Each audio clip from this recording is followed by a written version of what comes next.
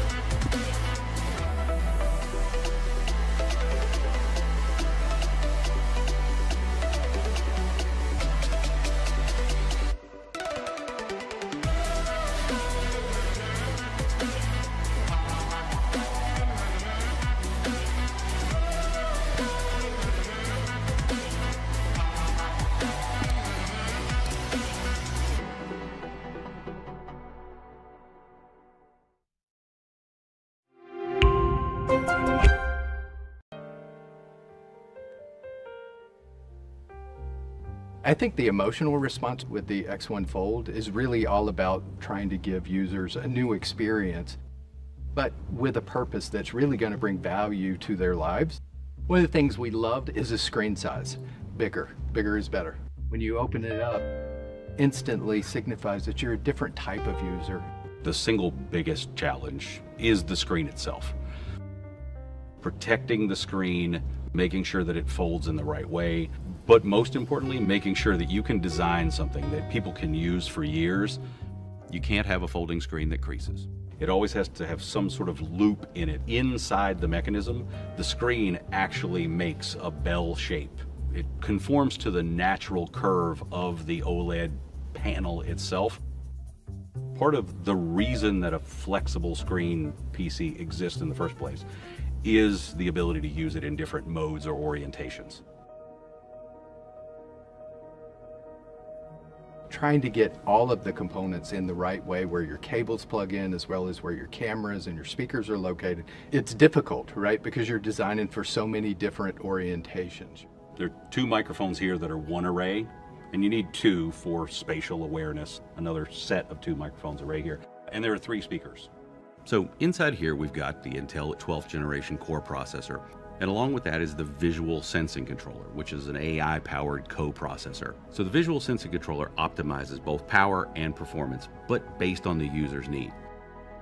And what we mean by that is when it's in use, the system's bright and responsive, but when it's idle, it dims the screen and it goes to a lower refresh rate to save battery life. When they walk away, the system can instantly lock and go into standby. When they come back, the camera senses that you were there and instantly wakes the system up. Where it really shines is when it starts to be used in conjunction with things like the keyboard and the stand. And that experience and that typing experience and cursor control is really, really important to us. We wanted to directly take an existing keyboard from a ThinkPad and build it as an ecosystem component. Pen has a big role in this, the ability to draw, take notes, and how it feels as it's coming across the screen. There should be some resistance to it, so it seems like it's flowing along, but it feels supernatural. We went through a lot of different materials and trying to find what's going to be the right thing, both from a touch, a feel, a weight. We wanted to do something that felt a little more durable, that felt, great to hold, and as well as great to touch. This is a powerful business class laptop. It's not just a cool folding device.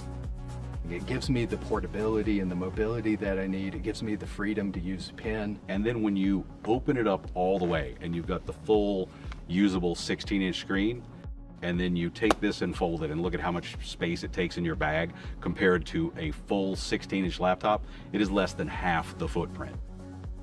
When you start to pull out an X1 Fold, it becomes part of your persona. People want to be part of that. They want to understand what you're doing, and I think that's what is so exciting about folding technology. It's going to give us the freedom and the ability to change the way we work in new ways.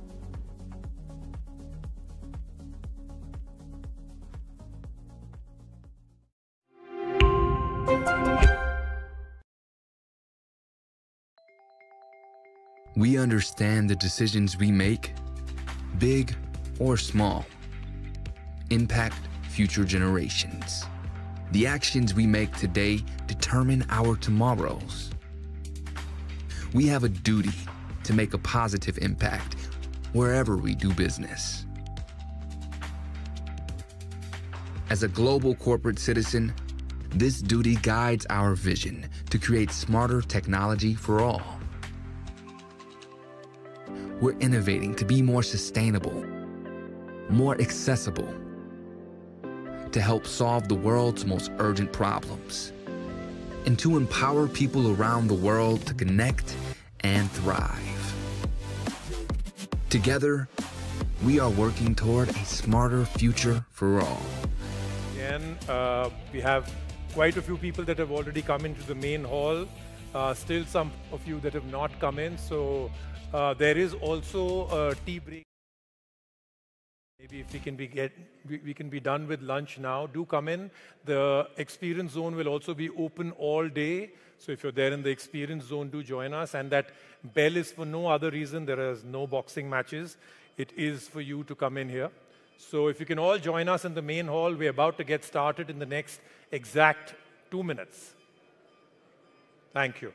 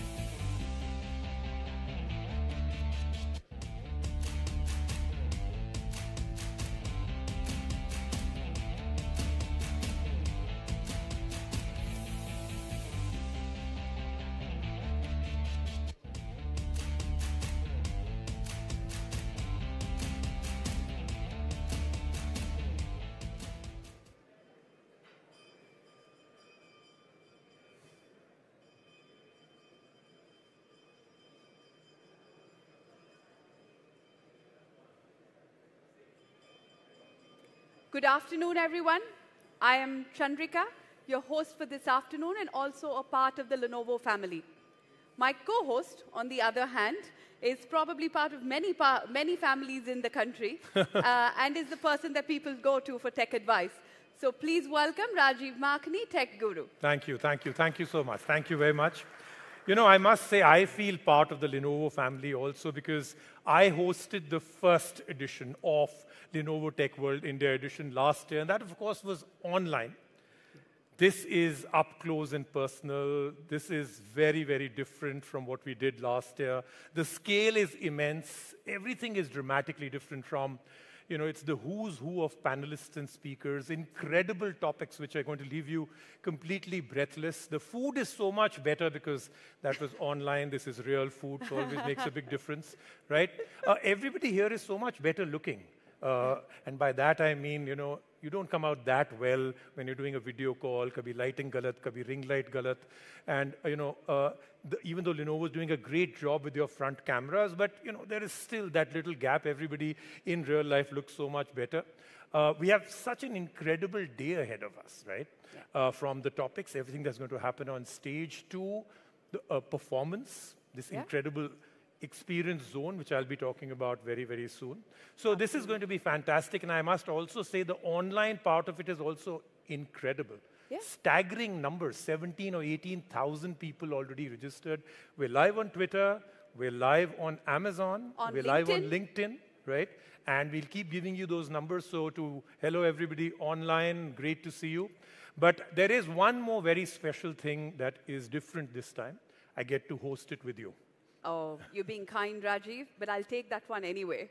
Okay, great. Thank you, Rajiv. The pleasure is absolutely all mine, and I mean that. Great. So without much ado, I think we took a bit of time to come into the hall already. I'm going to jump straight in, as they say.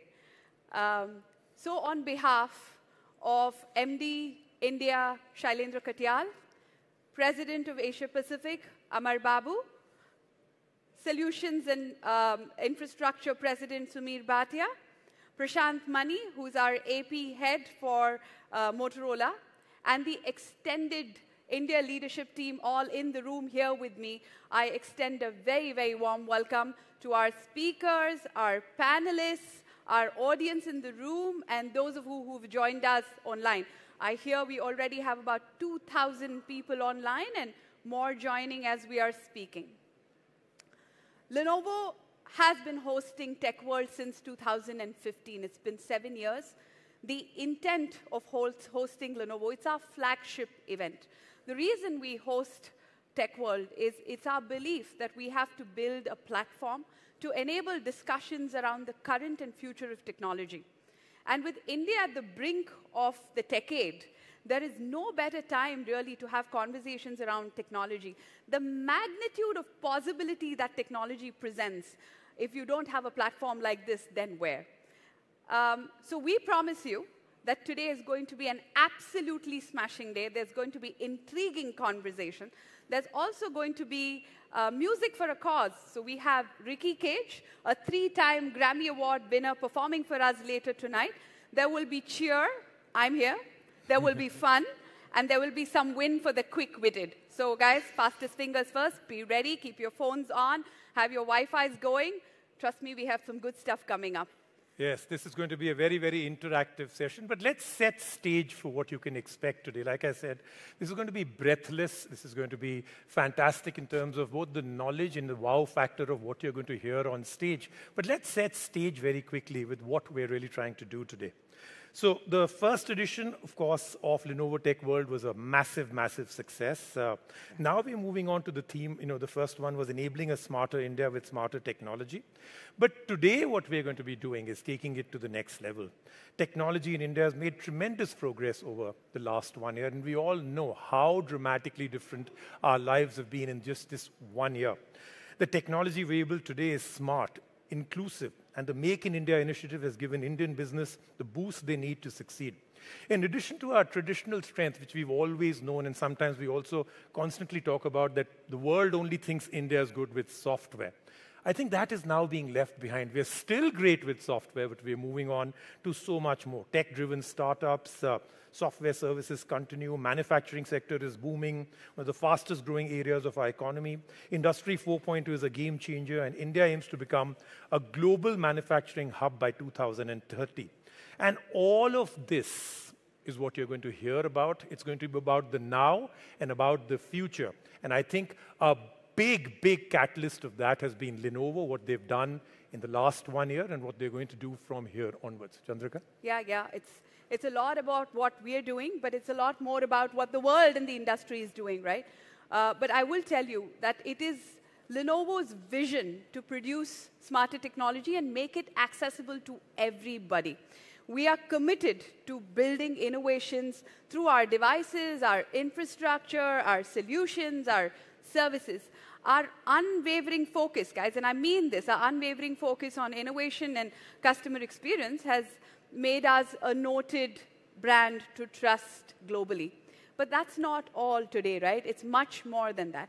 Through the course of today, we promise to present you some innovations, some insights, some discussions that will leave you enthralled, if not more. We've also put together a foray of speakers, not just from within Lenovo, but a lot of the industry's best will join us here today. Some of them are already here with us, and more will be joining us as we progress along the day. Yes, absolutely. But it's not just about speakers and panelists, it's also about you. So this is going to be interactive, so don't be too surprised if right in the middle you suddenly find me sitting right next to you and putting you on stage, at least in terms of the microphone, and asking you some hard questions about the previous session. No, I'm just kidding. We will be having a lot more of interactive quizzing, great prizes that I've been told. I haven't seen them as yet. Absolutely. But great stuff that's happening. We're going to be doing all of that today. But just to give you a little bit of an idea also, don't go away right now, but the demo zone, it's something I experienced today morning. The demo zone, the experience zone is absolutely fantastic. There's so much happening out there. AI, AR out there, the fact that they have devices. I did coverage of Lenovo devices at CES, then Mobile World Congress. I may as well have not gone because you've got all of that here. So this is the future, things that you may not even see commercially released for the next 2 or 3 years, some concepts, some prototypes, some that will really make it to the final, but you'll see it all out here. You've got Ducati and Lenovo, so speed meets technology. You have a gaming battle going on right now. It's been going on since morning. 14 of the top gamers, online gamers versus those that are out here, reality show style. So at any given point, if you go in there, you'll see that gaming battle. So when Lenovo says that they want to put something together, it's always no holds barred. And they've done it with the experience zone. It's fantastic. You must take a look at that, but not right now. So don't leave. So lots and lots to do, which means I think it's time now that we've built it up. You know what's coming right now. So let's formally start it off. Yes? Absolutely. I'm revving to go, but I must tell you, I did not pay Rajiv to talk about that demo zone, although I'm very, very proud of what is out there, and I will urge you all to take a look at it. But on that note, we must begin. Absolutely. So formally, let's get this started with the welcome note. The person joining us is going to be Shailendra Katyal. Of course, most of you will know him, from all the great work that he does, but also do remember that he's also the main host of this event. So all the good food comes from him. Yes. All the great demos and experiences come from him. So let me do a formal introduction to him. So Shailendra Katyal is the Managing Director for Lenovo India. He has over 2 decades of experience in building consumer-focused businesses in India and South Asia. He's worked in traditional FMCG businesses as well as new-age businesses in consumer technology and e-commerce. And his welcome note is titled, Transforming India Through Smarter Technology, Shailendra Katyal. Give him a big hand, please. Remember, food comes from him. Yes, absolutely. Guys, we've got to keep the energy going, but Shailendra Katyal. Okay, maybe the applause was not good enough. No, there he is. Hi. Thank you so much, Shailendra. Good to meet you. The stage is all yours.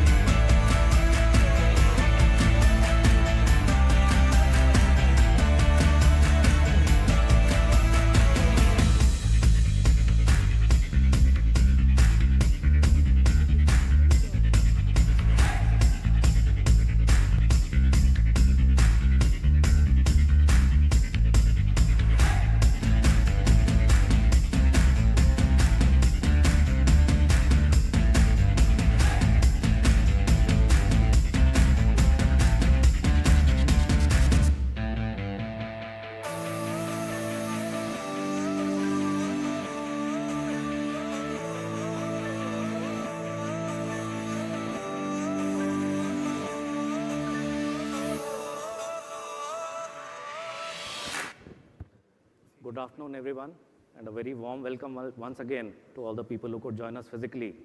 And I'm told at the last count, 17,000 people who are also watching a live stream of this event.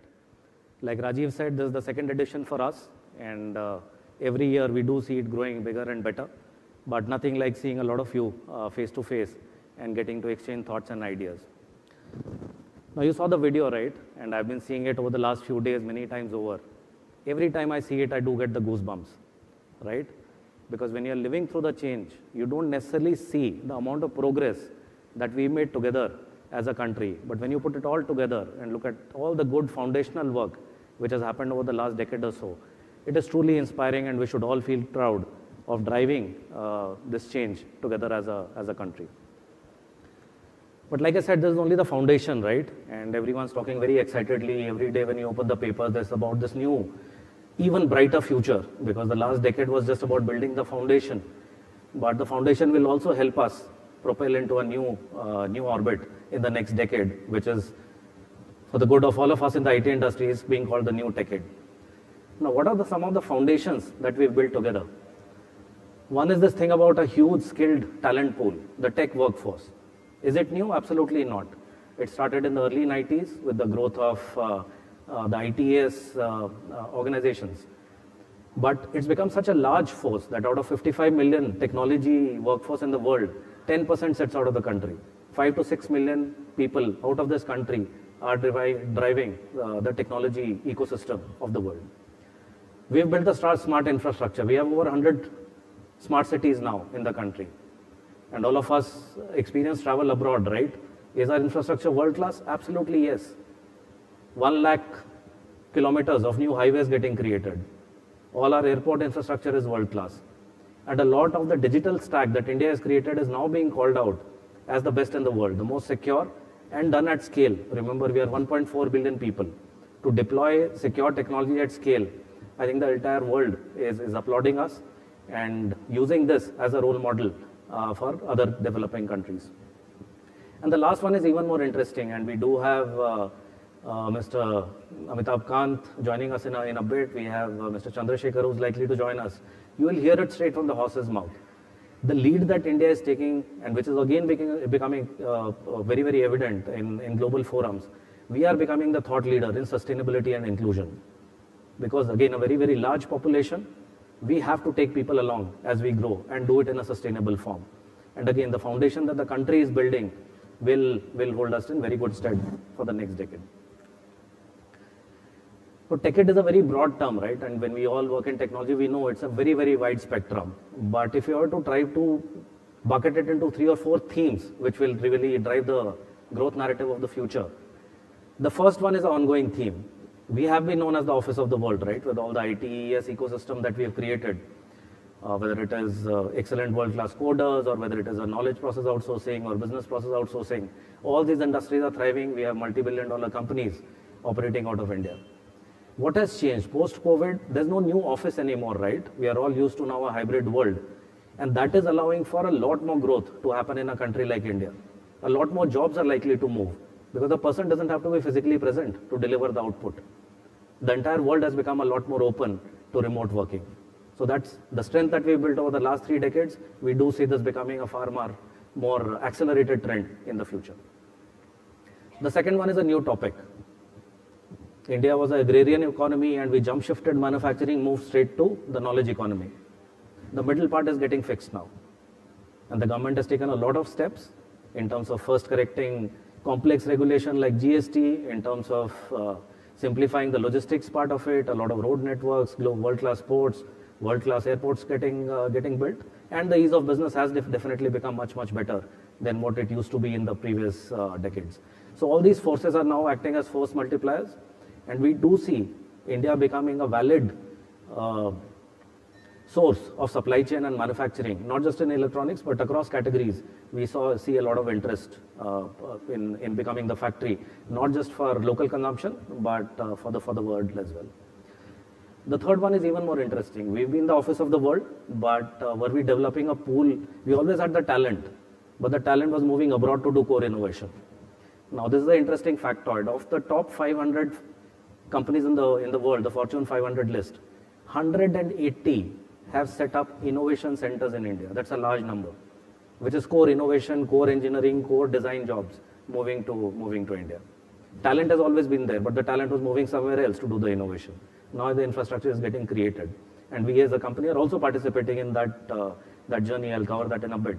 But this again, core innovation happening out of the country, because we've shown that we can solve large technology problems at scale, including the COVID management, which is very well appreciated across the world.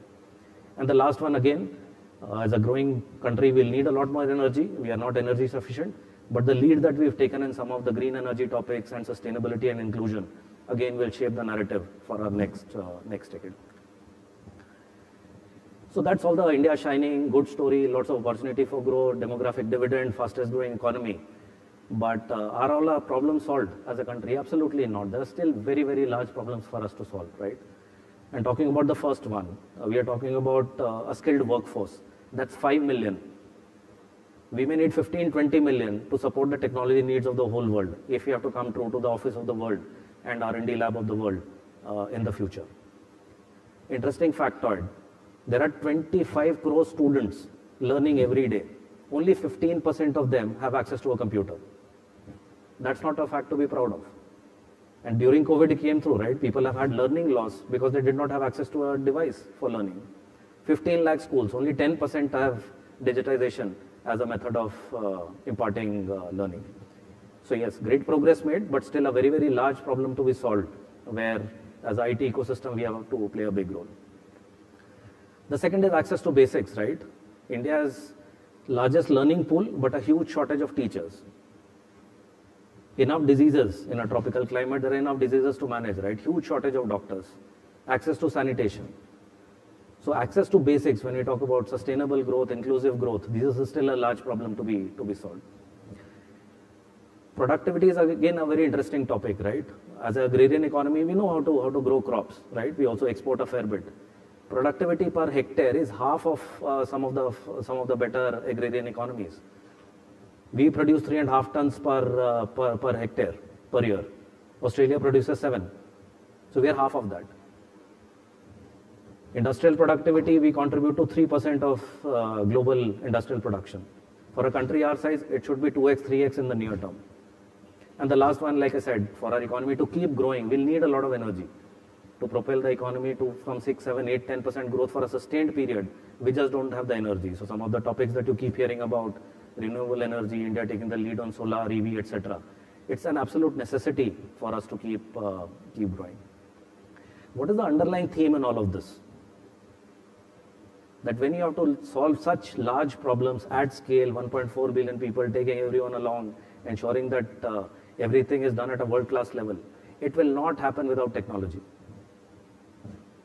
Which is where it raises the stakes for all of us, right? Great opportunity, great foundation having built over the last 10 years.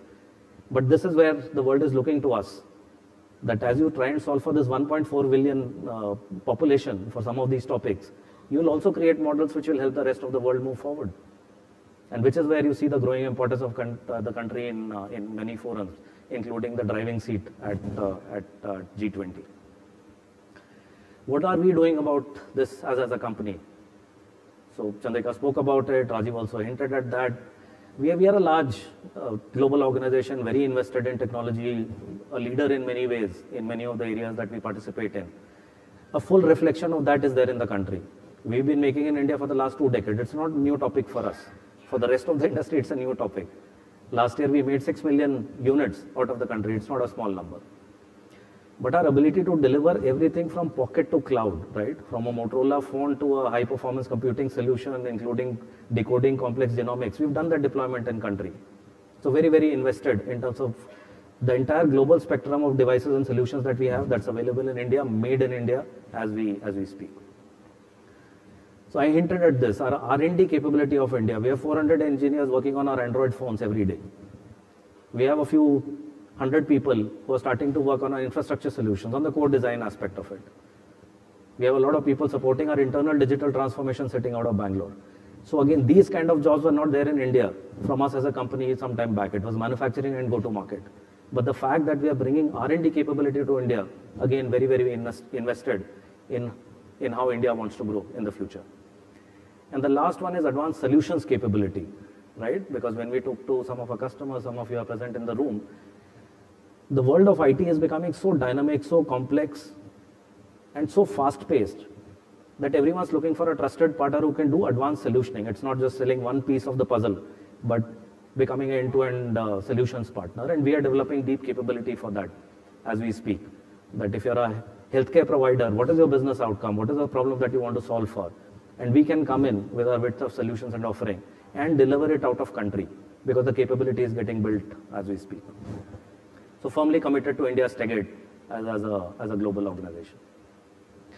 And our story would not be complete without sharing these two very interesting nuggets and very, very recent ones. Both are launched as of either February or March. This is hot off the press. We've been present, right? We've been a good citizen, making in India, creating employment, creating jobs. During COVID, we spent upwards of $1 million giving back in terms of healthcare. But some of these stories bring out the true power of technology to solve for humanity's greatest challenges, which is what our stated principle is, right? As a global organization, we say smarter technology for all, and we will solve for humanity's greatest challenges.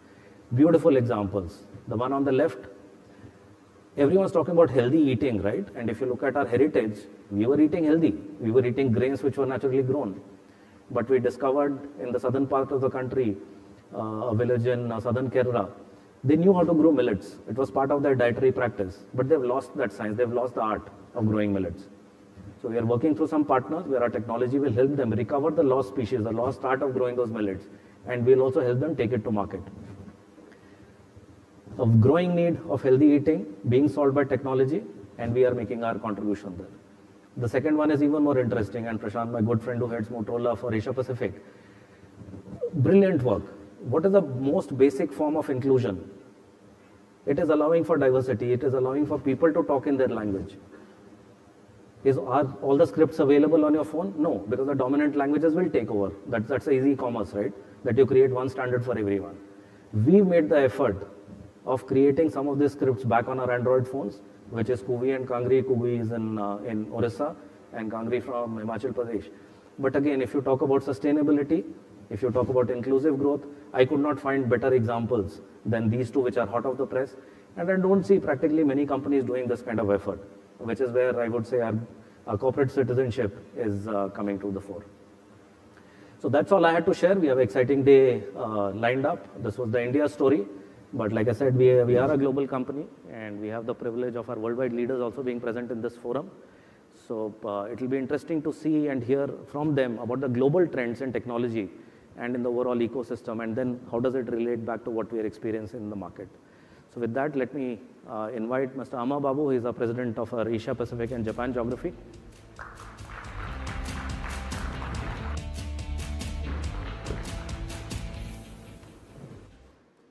Thank you, Shailendra.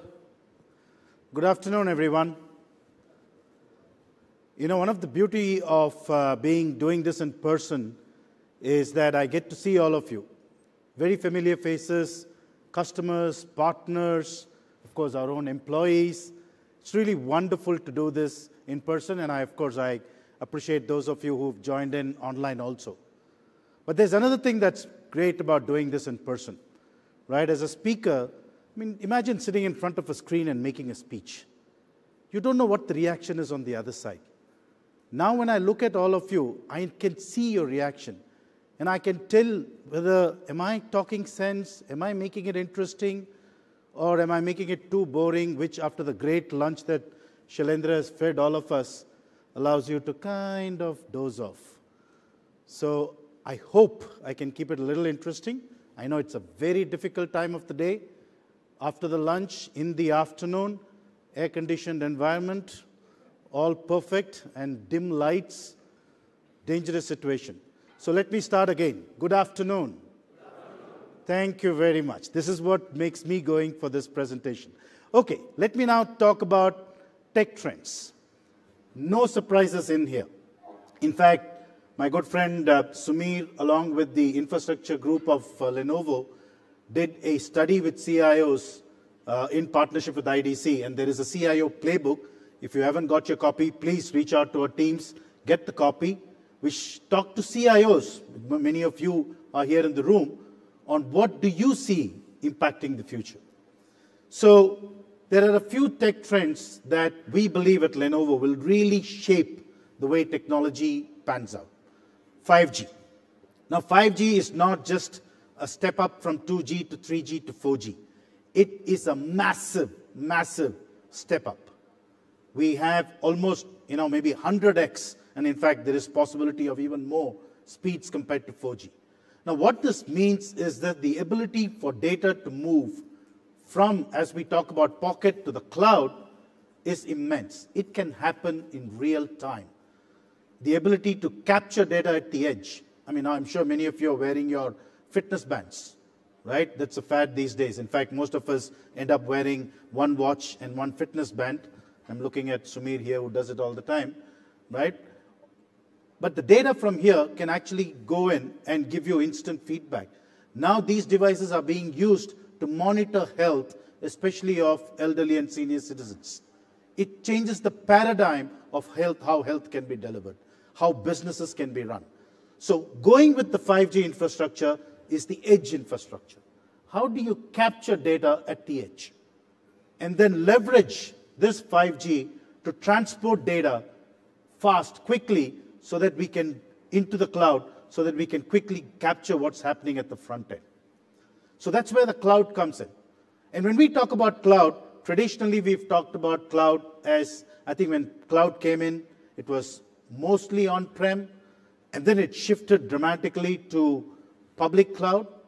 And now we are seeing cloud repatriation, as the new terminology says, of how people are now realizing that public cloud is not free. It does come at a cost. And we can't just store all the data in there. We need to have a hybrid solution with on-prem solution and maybe a public cloud solution. So as you collect this data from the front end, as you bring it into the infrastructure on a public cloud or a private cloud, you need to then run the intelligence or the artificial intelligence or the analytics around this data. Take the data, run the analytics, and use that information that you get from the data to actually take a decision. It could be a business decision. It could be a health decision. It could be an education decision. And it could happen at very different part from where the data is being collected. So, for example, in a retail environment, right, you talk about smart shelves. Can inventory information get fed instantly if one particular item is missing or going out of stock, quickly gets into the supplier, and you're able to immediately replenish? Gone are the days when somebody used to go with a book and try and analyze whether the stocks are available or not. So run this whole artificial intelligence. Now, as we do that, there are two other key trends we need to keep in place. One is sustainability. And sustainability is not about today. It is actually about the future. It is about how can we leave the world a better place for our future generations. And we all in this room have a responsibility to do that. I'll talk a little bit about what Lenovo is doing in sustainability, but every one of us should play a role and should think about how can we leave this world a better place, and there's a lot of effort that we have to put in sustainability. And the other big trend is, of course, the metaverse. Metaverse is bringing this whole virtual world and the real world a lot closer than what it has ever been. And then the ability to actually marry those worlds. Traditionally, technology, cloud has been a back end. Metaverse actually brings that back end and the front end and the physical world together. For example, if you are able to create a situation where a customer is actually able to do shopping in a virtual world, but I might actually be doing it in a way that it makes them feel that it's real. Maybe where you can do training for employees, where it feels as if they are repairing a real thing, but actually they are repairing in a virtual world. And maybe when you marry it with the real world, where you're able to take the training with somebody at the real place, where they may be repairing an aircraft engine, and telling the person what to do with somebody on a virtual connection. So it actually suddenly throws up possibilities in the way we build solutions, build infrastructure, build capability, whether it's business, but also for many other applications. So we believe these are the key tech trends that will shape the future. And this leads to this evolution of the new architecture or architecture of new IT, right? And it's exactly what I just described to you. A client or an edge, a device. I mean, it could be as simple as your phone. It could be your health monitor or the device. Goes over the network, 5G in most cases, and through the network to the cloud and running an intelligent information solutioning system on top of that architecture. And this, we believe, is how technology will evolve and start building up, both for a business, but also in a way that we are able to deliver solutions for individuals. What is Lenovo's role or our vision in enabling this intelligent or digital transformation? We have what we internally refer to as our 3S strategy, and Shailendra talked a little bit about it. The first piece is, of course, we are well known for our products, right? And we are very proud of our products. We will continue to innovate. We will continue to drive great technology. You should visit the showcase. There's some, for example, a rollable screen. Now, it's a concept. We don't know what will be the application out of it, but it suddenly throws up possibilities that might be different from where we are today, right? So we will continue to invest and create great devices, whether it's phones, whether it's Internet of Things, whether it's PCs. We will create a completely a new and sustainable set of devices and solutions for this intelligent transformation. We are a very large infrastructure player. An infrastructure, I'm talking in the broad sense. It could be servers, it could be storage, it could be solutions around it, it could be intelligence around the infrastructure, it could be software defined. How do we will continue to innovate, to drive and build new technology and capabilities with our smart infrastructure solutions. Finally, it's about smart verticals and smart solutions. How do you now put all of this together to build solutions that are required, be it smart manufacturing, be it smart education, smart healthcare? There are various ways in which you can put all of this together, and as Lenovo, we are trying to bring in solutions, work with partners to actually build this together. Now, obviously, we don't say that we will do everything ourselves. This is a lot in partnership with many players, whether it's genomic solutions that we've built with Intel. We are working with other partners, Accenture, Deloitte, HCL locally, to be able to bring these solutions to our customers. And that's kind of our innovation vision. If you could excuse me. By the way, this is the disadvantage of doing it face-to-face. If I were in a virtual world, I can say, pause the recording, take some water, and start the recording again. Unfortunately, here I can't pause the recording, so you'll have to see me live drink. Many of you might be surprised to learn, we are well known as a PC company. In fact, just 2 quarters back, we reported that 37% of our business comes from non-PC, right? Which for a $60–70 billion company is a very large amount of business. Actually, last quarter, the 37% became 41%. So we are growing much faster. Almost half our business very soon is going to come from non-PC. And so some of these innovations around infrastructure, solutions, and services is actually translating to good business results. But one of the commitments we have is to R&D. And my friend shared with me this data point. Out of 75,000 employees, we have 70,000 employees. We have 15,000 is actually engineers. And we have gone on record that we are hiring another 12,000 engineers. So almost 30% of our workforce is going to be focusing on R&D. And that's our commitment. That's what we would like to bring. And I'm delighted, as Shailendra pointed out, that many of pieces of this R&D is actually happening in India as we speak today. It's happening on phones. It's going to happen on servers. We are building a network operating center, supporting our customers, a worldwide NOC in Bangalore. There is a lot of effort where India, Lenovo is contributing to Lenovo's innovation vision around the world. Before I come to the last part of I wanted to reiterate our commitment on sustainability. As a company, we have committed to net zero by 2050, science-based targets based on science-based targets initiative.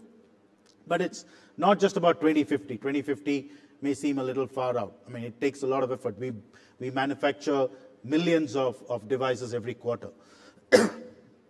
So it's also about what do we do in the short term. So just to give you an idea, for example, by 2025, 100% of our PCs will use recycled content, material from our customers. And it will be plastic-free. So in fact, we have innovated on bamboo-based packaging. We've actually innovated on, covers on or sleeves on the laptop, which are actually made from natural fiber. So there is a lot of innovation going on how to truly build sustainable products that would actually add to our credibility and towards this net zero goal. We are also going to be repairing 3 out of 4 parts that come to our repair center and reuse them. So recycle the products. So we are taking sustainability very seriously. It is something that I'm personally passionate about. And I can tell you the amount of work that we're doing is great.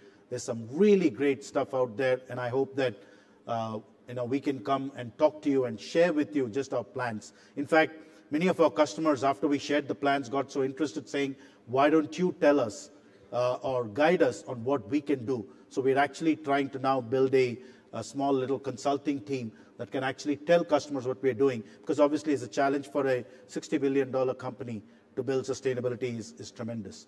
We work with our customers on asset recovery and carbon offsets, but we are very happy to share this knowledge base with you. Shailendra talked about India's decade. Now, I talked about the global trends. I talked about what we're doing globally. What does this mean for India? And how do I see it? Shailendra talked about how we are becoming the office, not just from the office of the world, to the factory of the world, to the R&D center of the world. I see this whole technology, this whole new IT architecture, intelligent transformation, driving great opportunity. And I look at it in 4 different buckets. First is India for India, where all of you, as CIOs, take this technology, apply it to your business, apply it to your day-to-day, whether it's manufacturing, whether it's education, whether it's retail, healthcare. These technologies can enable a higher level of effectiveness and efficiency. The pandemic has definitely taught us that technology is a must. It's not a nice-to-do thing. So you should look at how can you use this and leverage these new technologies and make your businesses a lot more efficient. And I'm sure that is something that you would want to learn more, and we are happy to share more. But that's, of course, the most obvious part. The other part is India for Bharat. How can we use this technology to take this and bridge some of the gaps that we have in terms of the last mile access in our country? We are a large country, we are a complex country, and we do need to be able to reach, of course, education is a basic thing. Healthcare is a basic thing. There is a lot of innovation possible here, and many of you in this room have capability, knowledge to be able to innovate. We can give the tools, we can give the structure, but I think the innovation and thought needs to come from all of us. How can we together innovate and build on this technology so that we can drive this and make it for the rest of the population who might not have that level of access? Of course, India for the world. And I think the government is doing a fantastic job in building the pipeline towards making this happen. Whether it is Make in India, Skill India, Digital India, I think the programs and the thought process and the leadership thought process on many, including sustainability, including edge, including IoT, is really, really applaud-worthy. I think the government is setting the base, but we as industry now need to take that framework and be able to work together. And finally, I still will do a call out, a shout out to sustainable innovation. That whatever we do, we need to keep in mind that we need to make this world and leave this world a better place for our future. But more than me talking about what we can do or what India should do for next decade, it's my absolute pleasure to bring on stage the next speaker, someone who's been the architect of Startup India, Make in India, the award-winning Incredible India, and something that's very close to me, the country or the part of India that I come from, God's Own Country campaign, who now has been the CEO of Niti Aayog, has been secretary at DIPP, but now has a very, very important role as India takes on the presidency of G20. He's the Sherpa for the G20 program. Ladies and gentlemen, put your hand together and please welcome Mr. Amitabh Kant.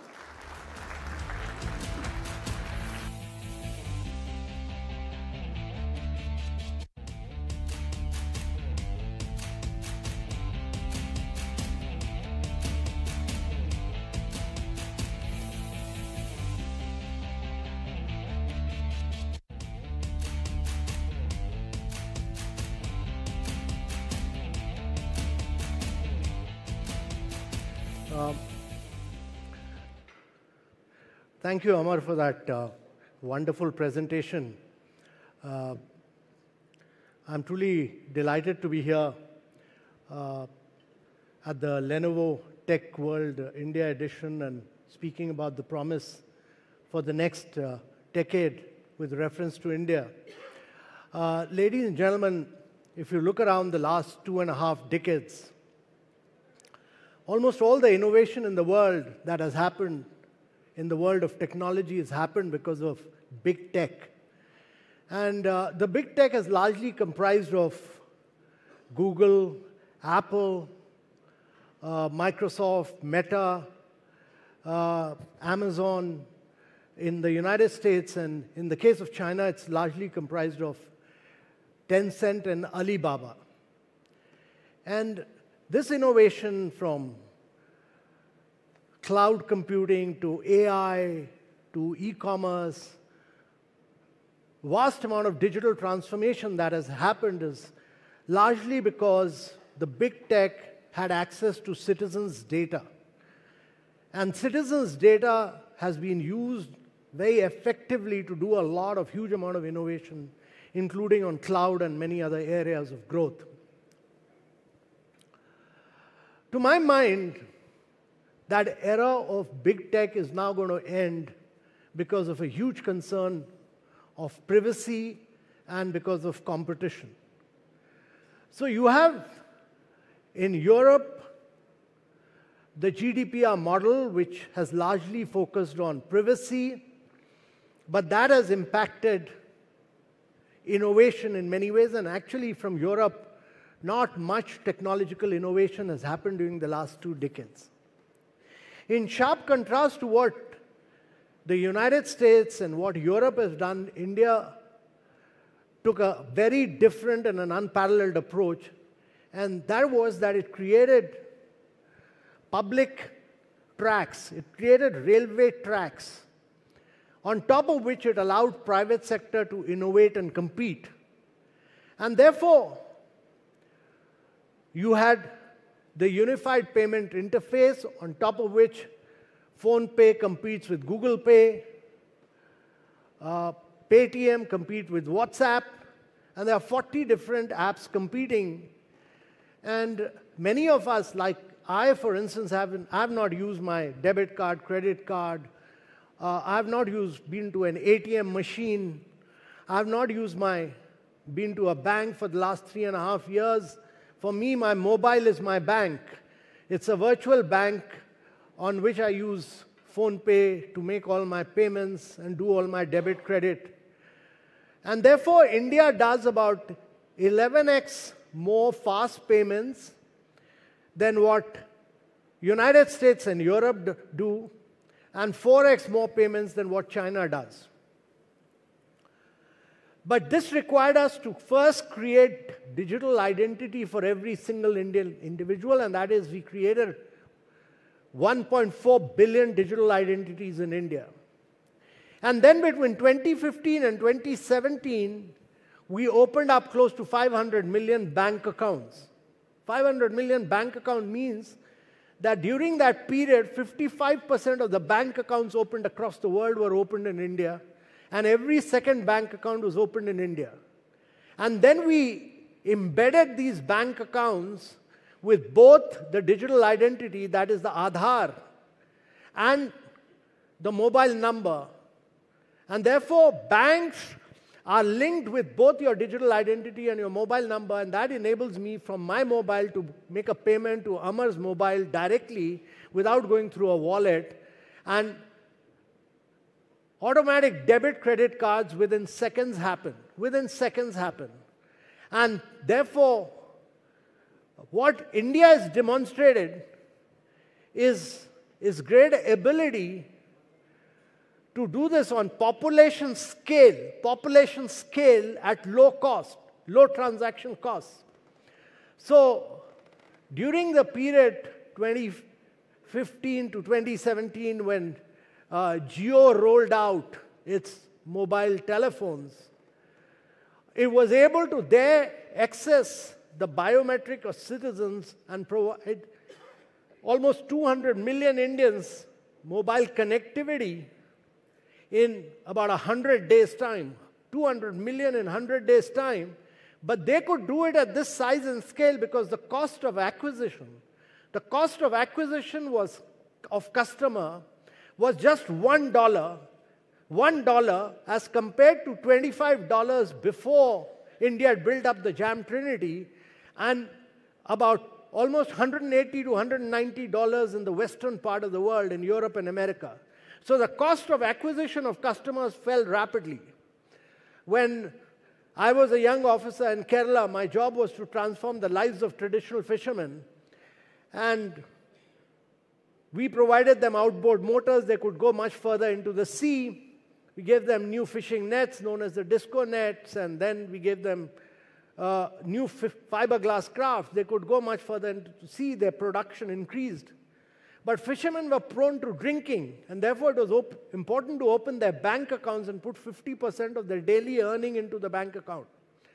But opening a bank account was the toughest job. Know your customer was a very tough job. It used to take 7-8 months to go through know your customer for a traditional fisherman. Today we do that in less than a minute, So I've seen this transformational journey from 7-8 months to less than a minute. And that has been the big game changer in India. We could do CoWIN app during the COVID period, and CoWIN app means that we did 2.2 billion vaccination, which was all paperless, totally paperless. And we do the Pradhan Mantri Jan Dhan Yojana as a part of Ayushman Bharat. That is, we have provided insurance to 500 million Indians. It's 500 million Indians means that we've done it to almost twice the population of the United States of America. And we've done it, which is totally cashless, paperless. You can be living in Tamil Nadu and traveling to Bihar, you'll take your insurance policy along with you.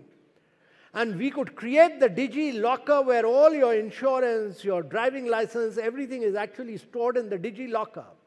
And during the COVID period, we created large-scale education, digital public infrastructure called Diksha and Swayam, which enabled Indians to learn education through their mobiles and iPads across India on a large scale.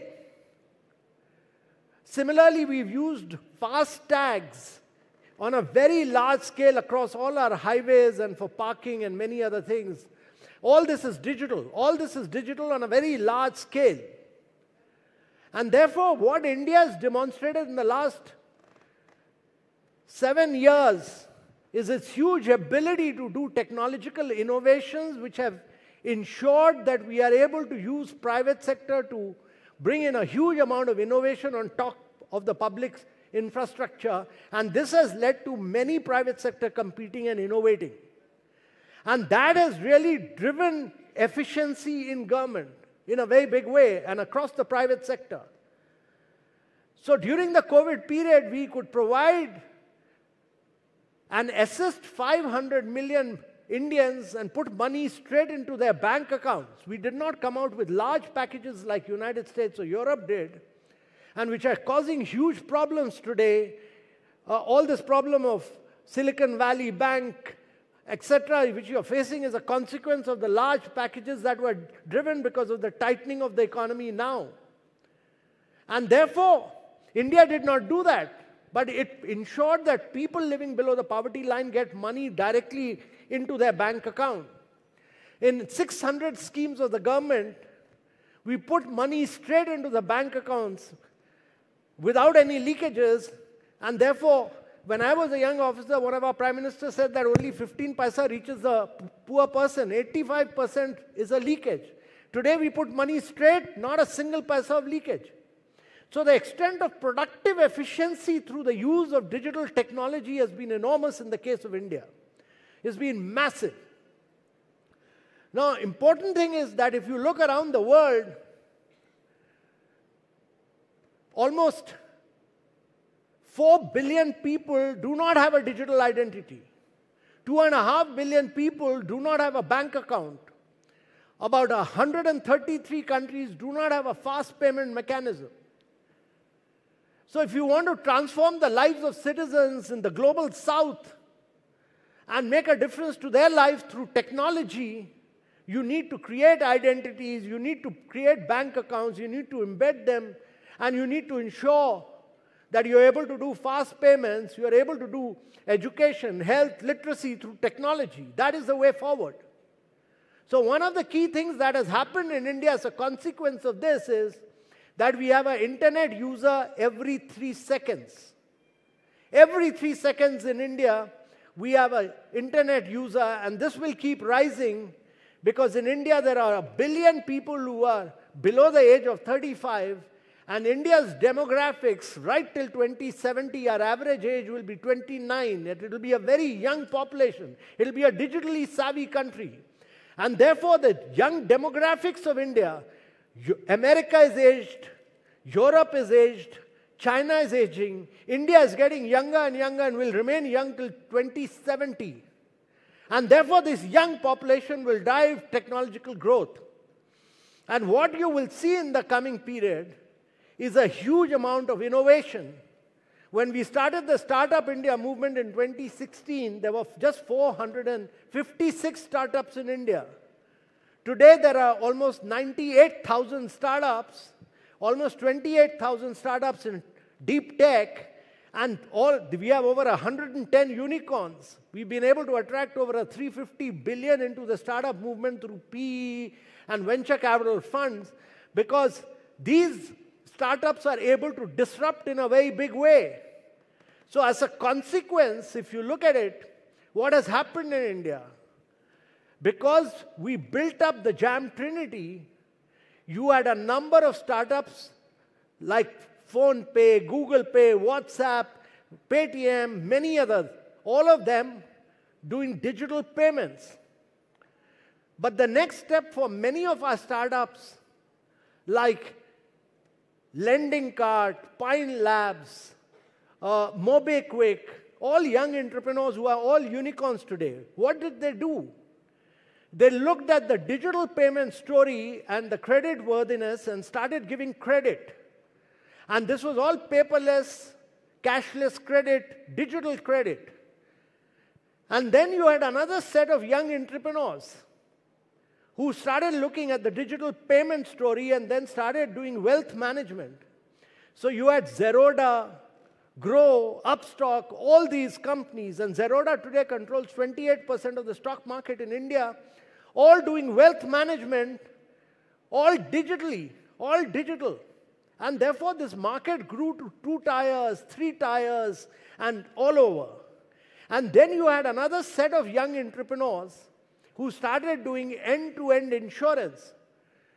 You know, 5 years, 6 years back when we were buying insurance policy, I was buying an insurance policy. It used to take months to get an insurance policy through LIC. Digit and Acco give you an insurance policy in less than 2 minutes, 3 minutes. And therefore, what you've seen is identity, bank accounts, linking it up with bank accounts, credit, wealth management, insurance. All this has seen a massive revolution in India because of technological innovation in India. And therefore, what India has done is to create vast amount of data sets. And these data sets are really the key to doing a huge amount of innovation through artificial intelligence and machine learning. And therefore, what many of these people, many of these startups are doing are finding solution to the challenges of India. But when you find a solution to the challenges of India, to the 1.4 billion people of India, using artificial intelligence and machine learning, you're not finding a solution to the 1.4 billion people of India. You're finding a solution for the 4.5 billion people of the world who are moving from poverty to middle class all across the world. And therefore, your market is not 1.4 billion people of India, but the 5 billion people of the world who will move from poverty to middle class. And that is the market which is looking for solutions to population scale at low cost. And that is the market for Indian young entrepreneurs, the tech entrepreneurs of India. And all these young entrepreneurs, as they drive this, would require a huge amount of assistance in terms of policy framework, which the government has done. But they would also require assistance in terms of the softer elements of the innovation, etc., will require a harder element, much of which was mentioned by, which Lenovo does, in terms of storage, in terms of AI, many other areas. And therefore, this market will continue to grow and expand and boom in India in the coming years. Amma also talked about going green. So I'm a great believer that in India, we'll add value if we go digital, if we go green. If you are not going digital, you will not survive. None of you will survive if you don't go digital. There's no way. An MSME will not survive, a small entrepreneur will not survive, a Kirana store will not survive unless he's not gone digital fully. And also important that all of us become an integrated part of the global value chain, because the world is globalized. And we have to become highly productively efficient, and that can only happen if we go digital. But the other big thing is that, the world, as we move forward, the earth may survive, but we as human beings will go extinct if we do not go net zero by 2050. And therefore, it's incumbent upon all of us. Now, in India, we are not responsible for carbonizing the world. The world has been carbonized by the developed world. Our per capita consumption of carbon space in India is very limited. It's only 1.5%, whereas on a per capita basis, we are entitled to about 18.5%. Out of the total carbon space available of 2,800 gigatons at 1.5 degrees centigrade, 2,400 of it has already been occupied by the developed world. We occupy very minimal space of 52 gigatons. But irrespective of that, India must become the first country in the world to industrialize without carbonizing the world, because you will be able to grow, prosper, become sustainable, attract value, attract capital only if you go green. And therefore, India became the first country in the world to achieve its NDC targets, the nationally determined targets, which we had committed to in Paris 9 years ahead of schedule. 9 years ahead of schedule. We do about 172 gigawatts of renewable power. And our next vision is to use renewable to crack water and produce green hydrogen. Because even if you do 100% electricity, you will do only 20% of your energy. 100% renewable is 20% of your energy. The balance 80% is all hard-to-abate sectors, refinery, it is steel, cement, it is long-distance transport, fertilizer. All these need to be decarbonized. We import 200 billion worth of fossil fuel. What the Prime Minister said is that by 2047, India will be fossil independent from fossil fuel import. And therefore, India is climatically blessed. It has top-class entrepreneurship. It has the possibility of being the lowest cost producer of green hydrogen, the lowest cost exporter of green hydrogen, the biggest manufacturer of electrolyzer, and therefore there's a huge, huge opportunity for India to decarbonize all its manufacturing and become the biggest champion of going green. And this would require us to get into sunrise areas of sector, become the biggest manufacturer of two-wheelers, three-wheelers, electric vehicles, and go completely 100% green in the next 5 years on two-wheelers, three-wheelers, push for green hydrogen in long-distance transport, go for storage, go for pump storage, and get into completely new sunrise areas of growth, because that's where the real value will come for India in the coming years. So I am a great believer that going digital, going green is the way forward for India becoming a $10 trillion economy. And if India has to grow and expand in a very big way, India needs to grow at high rates of 8 to 9% per annum, year after year, year after year. And this is important. This is important because as we grow and expand, it's very important for us to raise our per capita income. We are the 5th largest economy in the world. We are on track to be the 3rd largest economy in the world. By 2030, we'll be the 3rd largest economy. But we must raise the per capita income of our people. And per capita income, if you grow at 7%, by 2047, our per capita income of our people will be about $14,500. If you grow at 8%, it'll be $18,000. If you grow at 9%, it'll be $22,000. But if you grow at 10%, it'll be $31,000. The compounding power of growth is very enormous.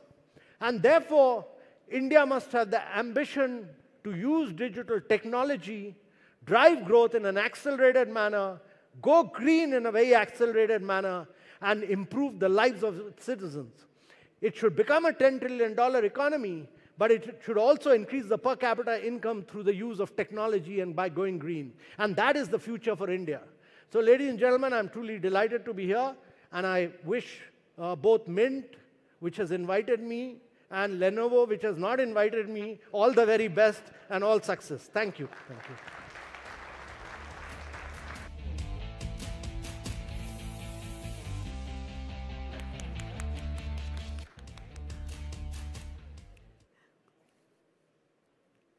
Mr. Amitabh Kant, if I may take the liberty to say this, that energy, sir, is absolutely infectious. So, ladies and gentlemen, I think that energy deserves another round of applause. Absolutely.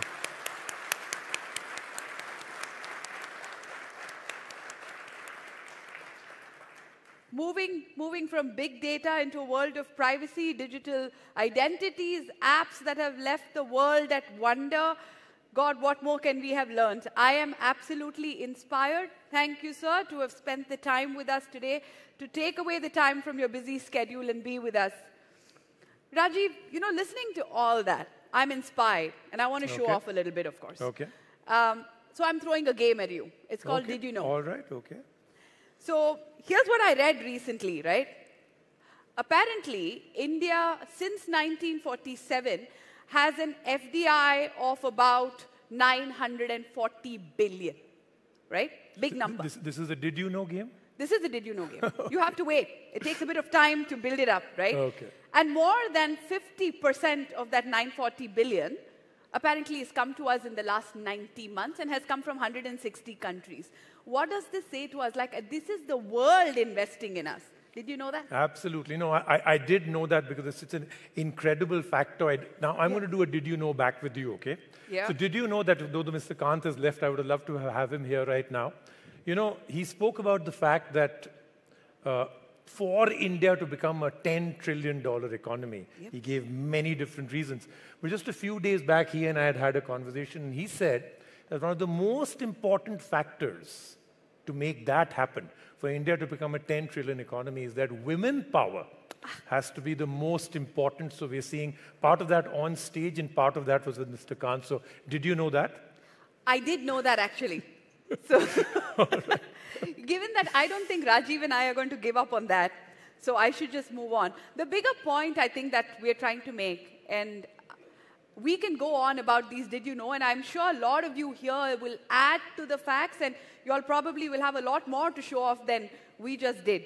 But that said, every time I hear about India, I feel a sense of pride, and I'm sure you feel it as well, of how poised we are to take on the world, how young we are, how educated we are, how fast we are changing. We're changing always, socially, economically, politically. I mean, what does that say about us? I begin to wonder, right? Are we going to stop it all? What can stop this? Why stop, right? Why stop? Why stop it all? So taking that forward, I'm going to complete that did you know part of the game by asking this as a question. So did you know that India has a national beverage? You know what? You're questioning my intelligence now. Okay, but do you know? And do you know what it is? I think I know that India has a national beverage because it's kept me awake from 5 a.m. this morning. We have quite an event to put together. Okay, which is? Chai. Chai, tea, right? So what we're going to do right now is we're going to take a national beverage break, which is a tea break, and we're going to come back. But this is going to be really, really quick. Grab your tea and all the other great stuff and come right back because we have lots more happening, including our interactive game. We're going to talk about a lot more things to do with giving away your prizes. We're going to do an online game here. So this is a maximum 5-7 minute break. So quickly get in, come back in. We've got so much more happening. Yeah. All right. See Ladies you and gentlemen, we'll call this quick chai. We're waiting right back for you here. Okay. Great.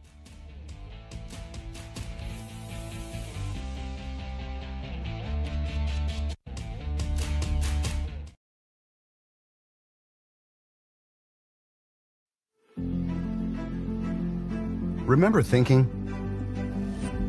Not the impulse-following, quick-swiping, multitasking thing we do these days. We're talking real thinking. Putting your feet up, staring into space, Bach lighting up your neurons, making new connections. We're talking goosebumps. Sure, there have been obstacles, distractions, but for the last 30 years, Lenovo has empowered the world with ThinkPad technology to do smarter, future-forward thinking. I mean, they even put think in their name. So for the next 30 years, we lean into the shared belief that everyone's born a blank canvas for brilliant ideas. So let's bring back the kind of collaborative thinking that breaks molds, the kind of vision that moves the needle, the ahas that you only find in unexpected places, and the bold breakthrough thinking that makes people say, "Oh wow, I wish I thought of that." Think on the shape of what's next. Think on what the office of the future could be, and think on what the world could be in the next 30 years. However you do it, wherever you do it, let's do what we were born to do. Think on.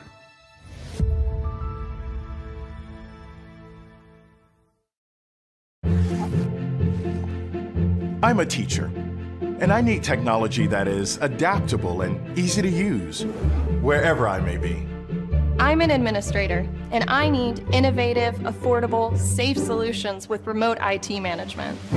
I'm a student, and I need something portable and durable with a long battery life that can keep up with me. Lenovo's education solutions offer everything students, teachers, and administrators need for equitable, technology-enabled learning, from devices to remote management to systems that are easily integrated into your existing infrastructure. At Lenovo, we recognize that educators are empowering, cultivating, and inspiring the next generation of community leaders, scientists, and inventors. Our innovative, cost-effective solutions, with security built in by Intel V Pro and Windows 11, are designed to meet the ever-changing needs of the K-12 learning experience. We believe education is the foundation of a better future.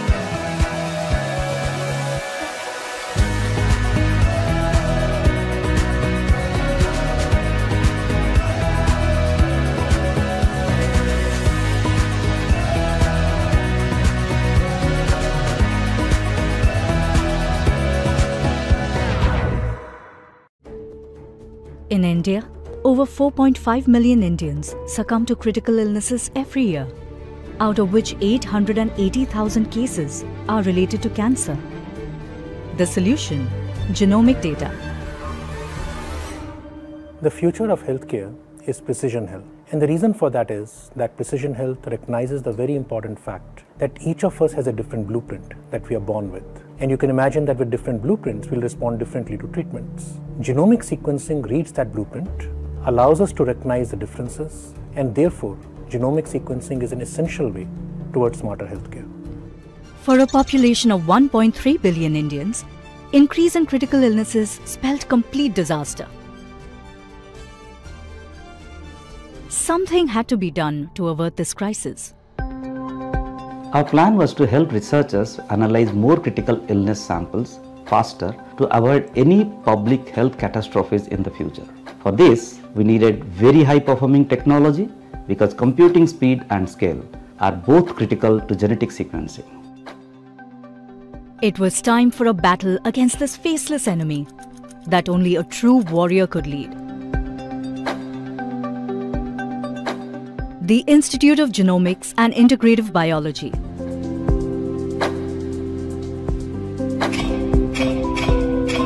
We at IGIB have set up a Center of Excellence with Lenovo on a mission to solve humanity's greatest challenges. Currently, at the COE, we are conducting cancer research.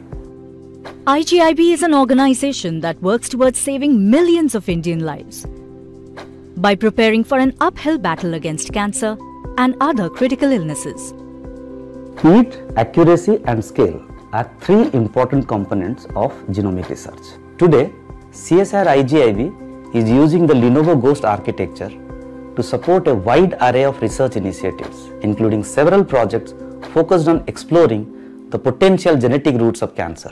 Lenovo is solving humanity's greatest challenges by providing the much-needed arsenal of cutting-edge tech infrastructure to IGIB. Together, they are working towards the future healthcare of a nation with the world's second-largest population. When you take cancer, it's not just the blueprint, one blueprint that we talked about. It is also a mutated genome, multiple blueprints. As the cancer grows, it mutates further. So a single tumor may have multiple different sequences. Unraveling all of those things together requires speed, and that is where Lenovo Ghost becomes very important. Lenovo's amongst the top supercomputer providers in the world. Over 1/3 of the top 500 supercomputers in the world are Lenovo Think systems. Lenovo's faster processing helps avoid congestion during research that involves millions of data points. Safe to say, Lenovo's the secret armor shielding the future health of 1 billion lives. We saw that using the previous workflows that we were using, which are more open source, we got 6.5 times faster processing for whole genomes and exomes with Ghost. This faster analysis clears the pipeline for the next lot of data. According to estimates from the Ministry of Health and Family Welfare, cancer cases in India are likely to go up by 3 times in the future. No matter how daunting the task at hand seems, each case will be fought like a pitched battle inside the Lenovo HPC servers at IGIB.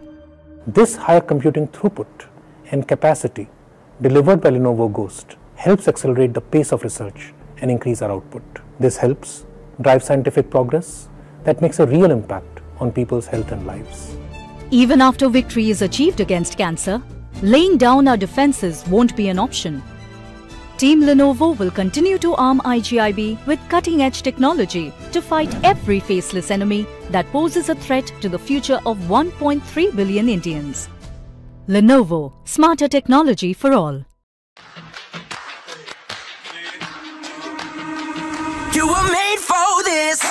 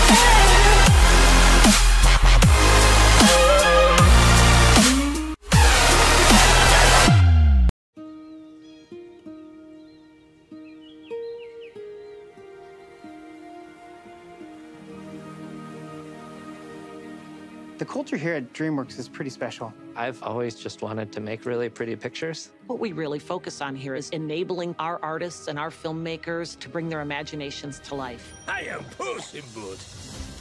We set out to give Puss in Boots this fairy tale style, where it looks like you're being dropped into the middle of a fairy tale painting, and has this almost painterly texture on all of the characters. So this is where dignity goes to die. And we took that, and then we had to basically break apart all of our tools and think about how we would achieve this look. And it really involved every single department. What's really cool is along the way, I have a specialist in every single department, and my job is just to make sure they understand what we're after for the story. It's sculpting, it's adding, it's chiseling away, and that's how we make the best story possible. The technology really has allowed us to do that. By the time we finish any one of our movies, we typically have rendered over 300 million computational hours. And of course, that's where Lenovo has been such a tremendous partner. Lenovo's servers and their workstations are some of the best technology on the planet. Their professional services teams came in and worked right alongside our engineers and our facilities team to do the entire installation of the Neptune servers with the 3rd generation Intel Xeon processors. They have given us and our filmmakers an incredible boost of computational power. The sequence had a dozen effects artists, and if you look at how much time they spent, it was effectively a year of their time. Spanish Splinter!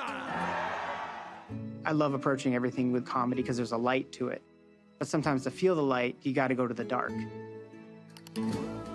What's been really rewarding in this movie is to find that tone. It can get dark, but then at the end, there's this sense of joy. I hope people come away from this movie with appreciation of their own life.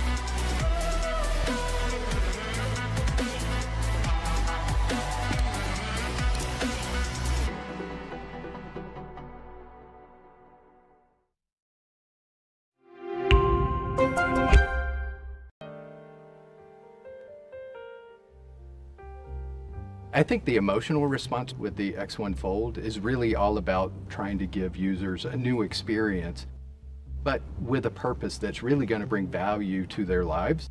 One of the things we loved is the screen size. Bigger. Bigger is better.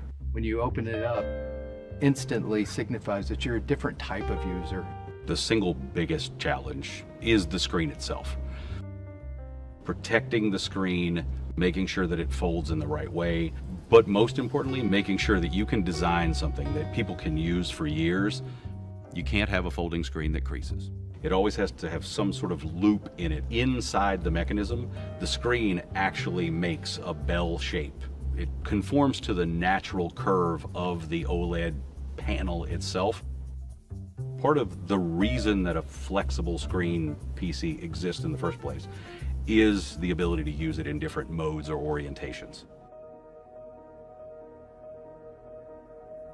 Trying to get all of the components in the right way where your cables plug in as well as where your cameras and your speakers are located, it's difficult, right? Because you're designing for so many different orientations. There are 2 microphones here that are 1 array, and you need 2 for spatial awareness, another set of 2 microphones array here. And there are 3 speakers.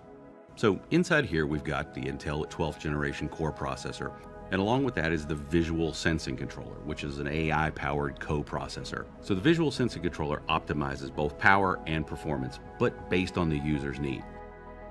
And what we mean by that is when it's in use, the system's bright and responsive, but when it's idle, it dims the screen and it goes to a lower refresh rate to save battery life. When they walk away, the system can instantly lock and go into standby. When they come back, the camera senses that you were there and instantly wakes the system up. Where it really shines is when it starts to be used in conjunction with things like the keyboard and the stand.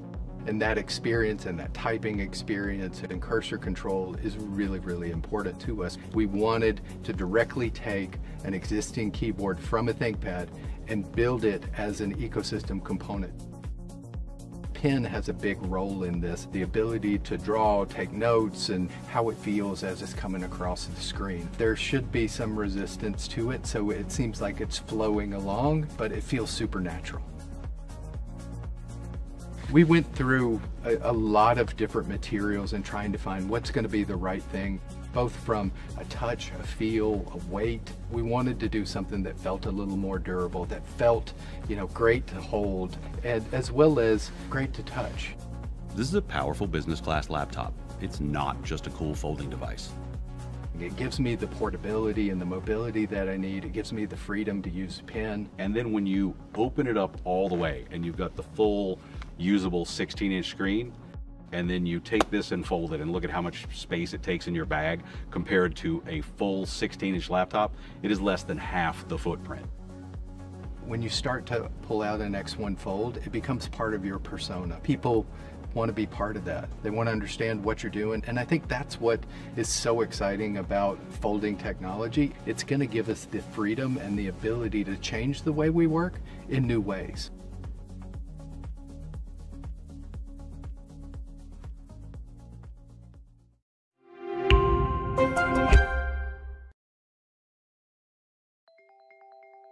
We understand the decisions we make, big or small, impact future generations.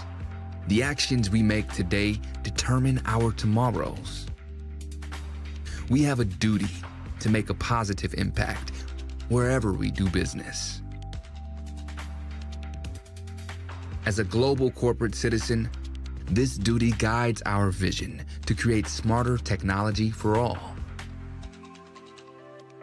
We're innovating to be more sustainable, more accessible, to help solve the world's most urgent problems, and to empower people around the world to connect and thrive. Together, we are working toward a smarter future for all.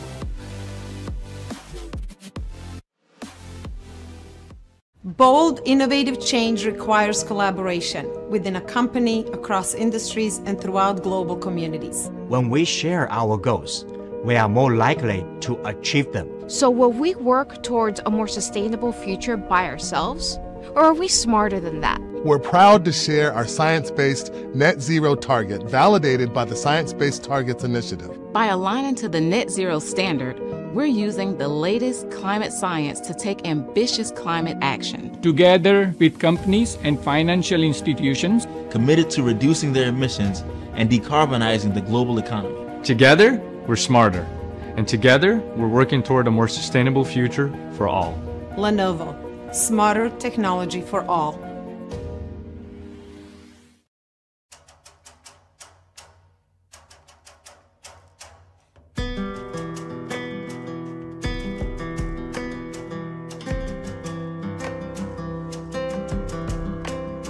La esencia de la isla es su condición particular de ser un territorio único en el mundo, que alberga una comunidad arraigada, resiliente, con una naturaleza viva, con un alto valor de endemismo, que refleja también la fuerza de este territorio, de este peñasco que surge en el Océano Pacífico. Nosotros tenemos una comunidad que vive de la pesca de forma sustentable y tenemos el mar más biodiverso y con mayor biomasa del planeta. Y eso es porque nuestra comunidad ha hecho manejo sustentable de recursos sabiendo que no tenemos otro lugar donde vivir. Pero sin embargo tiene mucha necesidad de conservación dada el ataque de las especies exóticas invasoras y el avance de la erosión en temas terrestres. Se dice que Juan Fernández es la Galápagos del Sur. El impacto que tiene la pérdida de especies en Juan Fernández es un impacto mundial.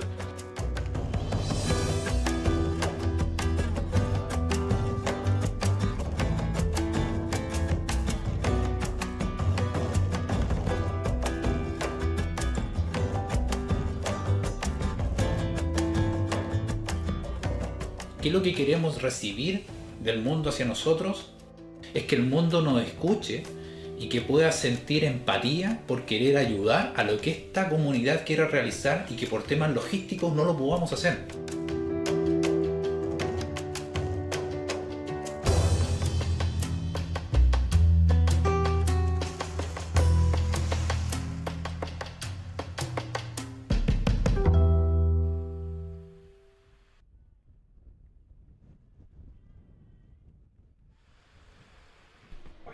Esto es todo lo que tiene que ver con... Okay.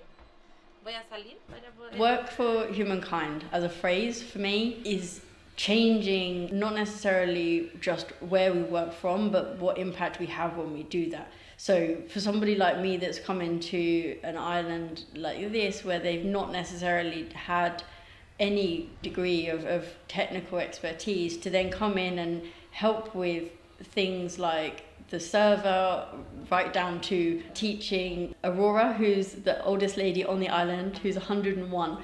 She had literally no idea of the concept of being able to talk to her family that are based on the mainland over screen time. It's enabled me to share pretty much every branch of my tech career so far, all the way through.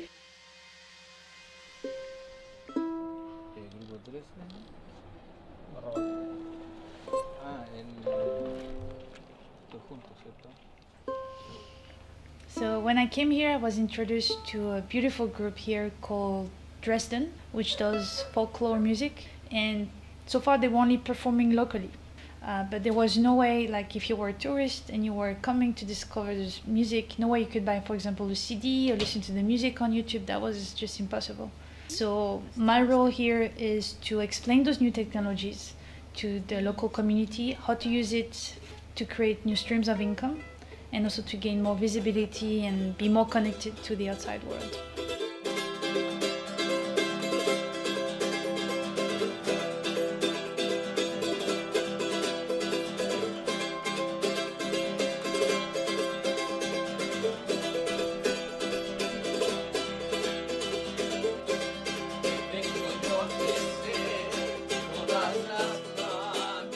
De momento que cosechamos las langostas, botámoslas con huevos, botamos las langostas chicas y esa es una siembra que uno hace para un futuro.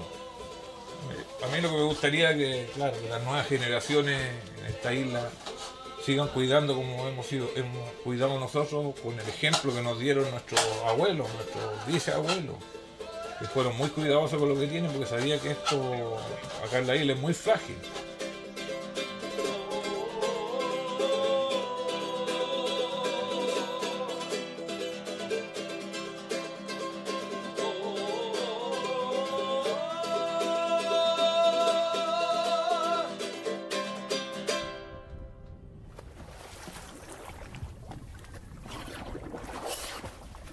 Here we're finding that sea urchin populations have extremely overpopulated, and while the cause is not completely understood, it's something that you can't ignore when you go underwater.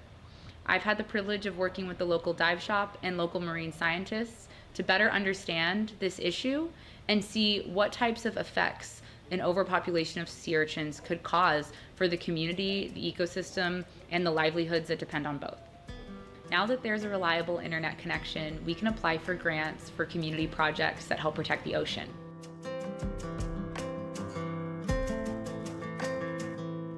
Los voluntariados no solamente al aportarnos con ideas o con innovaciones que podrían ser aplicadas a nuestra comuna, el hecho de que ellos hayan estado teniendo reuniones con los alumnos del colegio, con adultos mayores, con gente del área de la cultura, con gente del área de agrícola, pesquera, ha significado tener esa experiencia del mundo que de repente al ser aislados nunca la hemos tenido.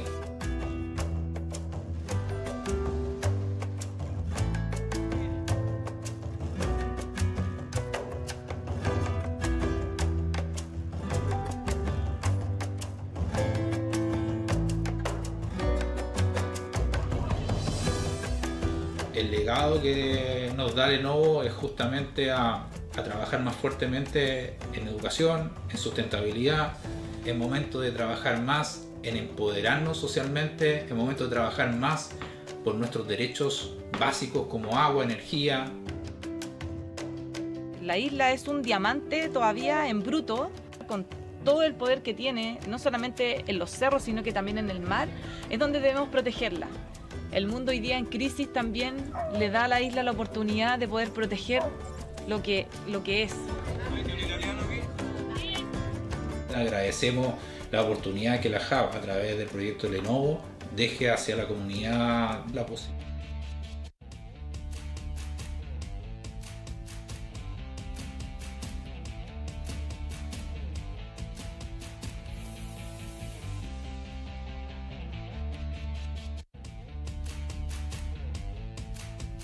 We good to go? Yes? Yeah. You want to call them back? Okay, good afternoon / good evening, everybody. We are back.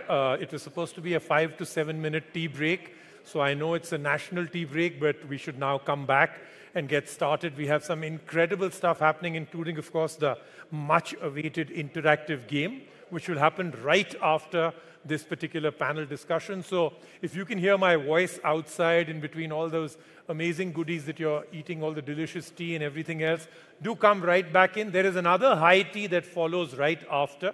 So there's a lot more to look forward to, and I promise you the menu of that high tea is way better. So do come back and let's get started with this one. I'm seeing that everyone else who's in is smiling about the fact that chalo ek high tea bhi hai, but yes, there is high tea also. So like I said, Shailendra has taken care of the food. This is called revenge high tea, because we didn't have any of it online. So, Shailendra said, let's do as much as we can, right? So all yours. Let's introduce the next panel in and let's get started. People will be in the next 1 minute, I promise you. Yeah. I'm going to give it one more shot because there's a general belief that women sound better than men. So people out there, we are hoping you'll come back. You don't want to miss this panel. The last 1.5 hours was power-packed. We only get better, and that's another promise. But coming back, the things that we hear the most in the last couple of days, right, is connection and pace. And normally, when connection and space is spoken about, you immediately, in the context, hear about 5G. 5G is something that has promised to transform businesses, bring in new technologies like autonomous vehicles, smarter cities, so on and so forth. But, I have a confession to make. I am somebody who doesn't understand tech as well as a lot of you gentlemen sitting here, right? So I'm somebody who watches, probably wonders, understands much less than what I watch. So you're fishing, why not? Right? You're fishing now. I'm supposed to contradict you because I've spent time with you and I know that you get it better than most people. So well, I'll take that as a compliment compliment coming from the tech guru, but let's keep going, right? Why not hear it from the experts itself? Why not hear it from those guys who are in the thick of the action? Hear it from those guys who are forging the way and hear it from some exceptional speakers. People, I mean this. Some of these guys I know and they pack a punch. So I will take the opportunity to introduce and invite on stage Sumir Bhatia, President for Asia Pacific Infrastructure Solutions Group. We will need a louder clap if we want Sumir to give you his best. Joining Sumir will be Santosh Vishwanathan, Managing Director of Intel India. Come on, people, you need to give it to me louder. We thrive on energy. And joining them would be Mr. Prateek Pashine, President, Enterprise Business at Reliance Jio. Prateek, good to have you. Please come join us. Please. So we've made sure that this session is going to be a hard one. So we also picked our moderator. We have Manpreet Singh Ahuja, who's the Chief Digital Officer at PwC, whose entire business is to transform digitally. Okay. So Manpreet, on that note, the next 30 minutes is all yours. All right, come. Well, thank you so much, and thank you, industry captains, for being here on a very, very interesting topic. We've been hearing about 5G revolutionizing everything, 5G as the catalyst that's going to converge various technologies and make business disruption come to life. So let's demystify that a little bit together and make it come to life for large and small businesses that may be listening to us. So, I think from my perspective, we're talking about innovation that drives growth in the era of 5G. And really, when it comes to 5G, we all think of lightning speed. We all think of potentially at its best 100 times faster speeds, 10 times faster uploads and downloads. But there's a lot more beyond speed that 5G has to bring to table, and that's really where the power of business transformation comes in. There is clearly much higher device capacity. There is reliable connections. There is much lower latencies, and all of this put together into a private network is where the opportunities begin to start unfolding. Whether it is remote work, whether it is edge computing, whether it's improving app performance, autonomous vehicles, powering smart cities. I mean, you pick up a sector and there's got a possibility of a disruption underlying that. It's machines talking to machines, it's stronger customer engagement, it's creating a significantly different experience for employees, and it's a ton of data that gets generated for you to take quicker and smarter decisions at the edge. So that, my dear friends, is the power of 5G and a whole bunch of disruption that could be happening in this space. With this as a context, I'm going to bring in our guests here to share in a couple of minutes their broad perspective on what they see as the 5G opportunity here. And then with that, we'll get into a discussion. Can I pick Santosh, you to start? Yeah, so first of all, thank you, Lenovo team, for having us here. And thanks for putting my older brother's picture on the slide as well. But it's exciting to be here. And I think, one of the things that really excites me, and I've been outside of the country for almost 2 decades, I just think that this is a very pivotal moment for India. And everything has changed after the pandemic. And whether it's, how technology rolled out in the country or how newer technologies like 5G are getting into the country, all of these are tipping point moments for the country, and we're really excited to be part of that. So thank you for having us here. Fantastic. So Prateek, you're at the helm of bringing 5G to life for people. How do you see enterprises exploiting the opportunity, and any quick reactions? So thank you, first of all, Lenovo team, for inviting me here. 5G, you rightly said, is beyond just high-speed internet. And I think it's probably for the first time that it's going to truly break the digital divide between haves and have-nots. The access to fiber is still limited in this country. 20 cities would probably see fiber. We ourselves are present in 800, but we can't claim to have a ubiquitous fiber presence. So people who have fiber have a different world or opportunity to do various things with it, which the fiber denied set of customers don't have. And I think 5G breaks that barrier. But we'll talk about 5G doing beyond just connectivity. But I think for the vast majority of customers here, I think the democratization of access is going to be the first important aspect of 5G. Democratization is where the disruption begins. Sumir. Yeah, thank you. First of all, it's good to go last because you've said all the nice things, and I just have to add a few. But Prateek, I totally agree with you. you know, 5G is great, and Manpreet, you talked about what it can deliver, but I look at it like a highway, and what you put on the highway is what is going to benefit you. Looking at the edge, looking at a lot of AI is going to actually really help organizations thrive and grow. And you talked about smart cities, but it's not just smart cities. Why not smart villages, smart towns? How do you take this to, and that's where technology will take it, to places that didn't have this technology. I believe that 5G will change the way we live. It will change the way we learn. It will change the way we work. And it'll change the way we play. And it's not when I say we here in these cities. And I know you mentioned fiber is an issue, but we'll get there, right? We'll get there. But it's across. And I think when Amar was talking earlier, he talked about India to Bharat. And that is what I think 5G will fuel. Fantastic. And what I love about the panel is it's basically the three of them and maybe consultants like us trying to stitch the story together for enterprises to bring the opportunity to life. So it's an interesting one. Let's see what this ecosystem has to offer. So Prateek, if I can go first with you. And again, to demystify, you know, I mean, there's been a lot of conversations around 5G and the promises of 5G. And, you know, some people are skeptics as well. But just to bring everybody on the same page, can you share the journey of Jio from 4G to where we are today? The whole, you know, true 5G, the indigenous 5G tech stack. I mean, where is it that we are today for the corporate? I think he's saying the volume up. They can't hear. Oh, sure.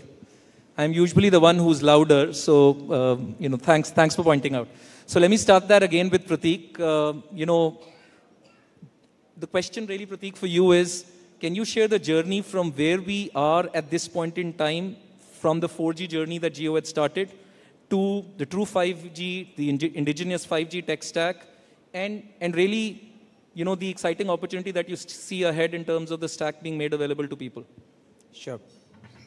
So today, we beam 4G across the length and breadth of the country. 99.5% of habitable landmass in India has 4G connectivity. We carry about 65% of the mobile internet in this country. So that's the traffic that we carry. And by end of December 2023, we would have all tehsil talukas of this country covered with 5G now.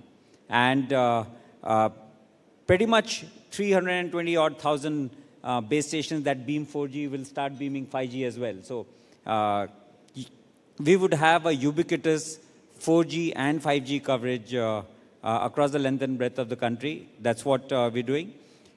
Coupled with the fact that India becomes the 5th only country to have an indigenous 5G stack, which means while handset manufacturers will be many, but the radio and the core is developed in-house by Jio. So we're rolling out our own Jio infrastructure for a country like India. And that actually has created a lot of interest globally to look at options beyond the Scandinavian and the couple of other countries who have indigenous 5G. They started looking at India to be an exporter of 5G stack.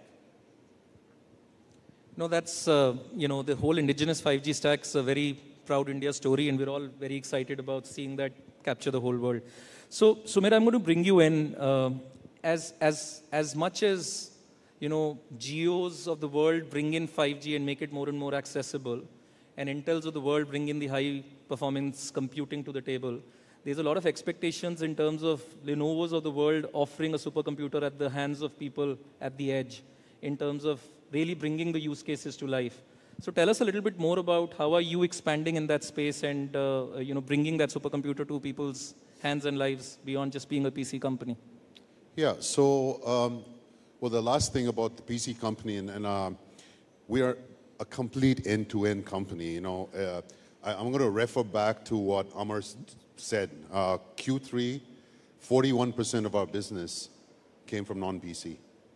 And that was, if you look at our portfolio that we have, right from our enterprise-based servers, that cover all aspects of the, whether it's mid-market, large organizations, hyper-converged infrastructure, storage. Storage, I've got some great news. As of yesterday, we just announced that the world's 5th largest storage company came up from number 9 to number 5, going ahead of some of the likes like of Hitachi and IBM and Pure. So we moved ahead.